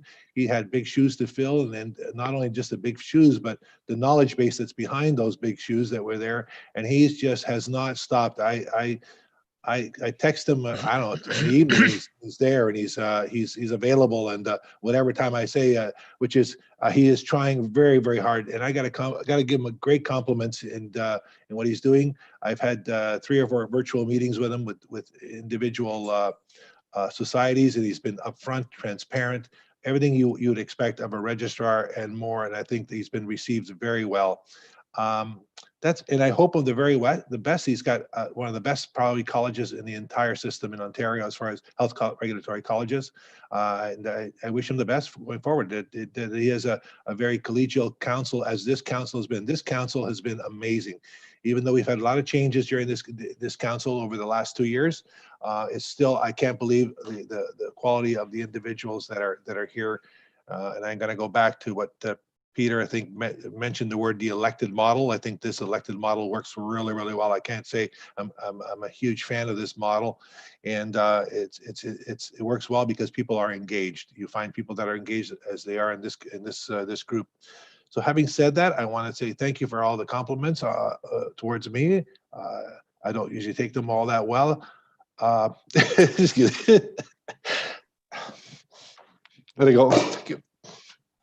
Thank you very much, Flavio. Dan. Thanks, Derry. I wish Flavio had the last word, actually, but I do want to, there's a lot of people to thank, and I can't even begin to name them. This is a team effort. So not only the technology and preparing for this meeting, but all of the issues, all of the people that I've worked with to really understand what's going on with this profession and with this regulator. It's just been a fabulous introduction to the college.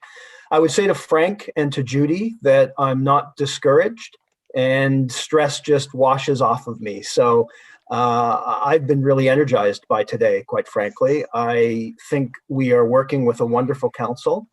I'm sorry to see those who are departing go, because I've had conversations with all of you and watching you today, I think it's a great loss for the college. And for those who are departing and for those who are here, I think this is a tremendous public service that you are committing to.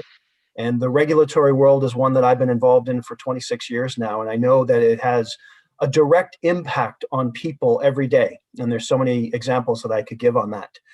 I just want to close by saying that I'm in a unique position to have started a job virtually, meaning that I've been in the building a few times, but there's no one there. So it's rather lonely. And I'm meeting with people like this every single day. It seems like every single hour, which is a very strange occurrence for me and for many others.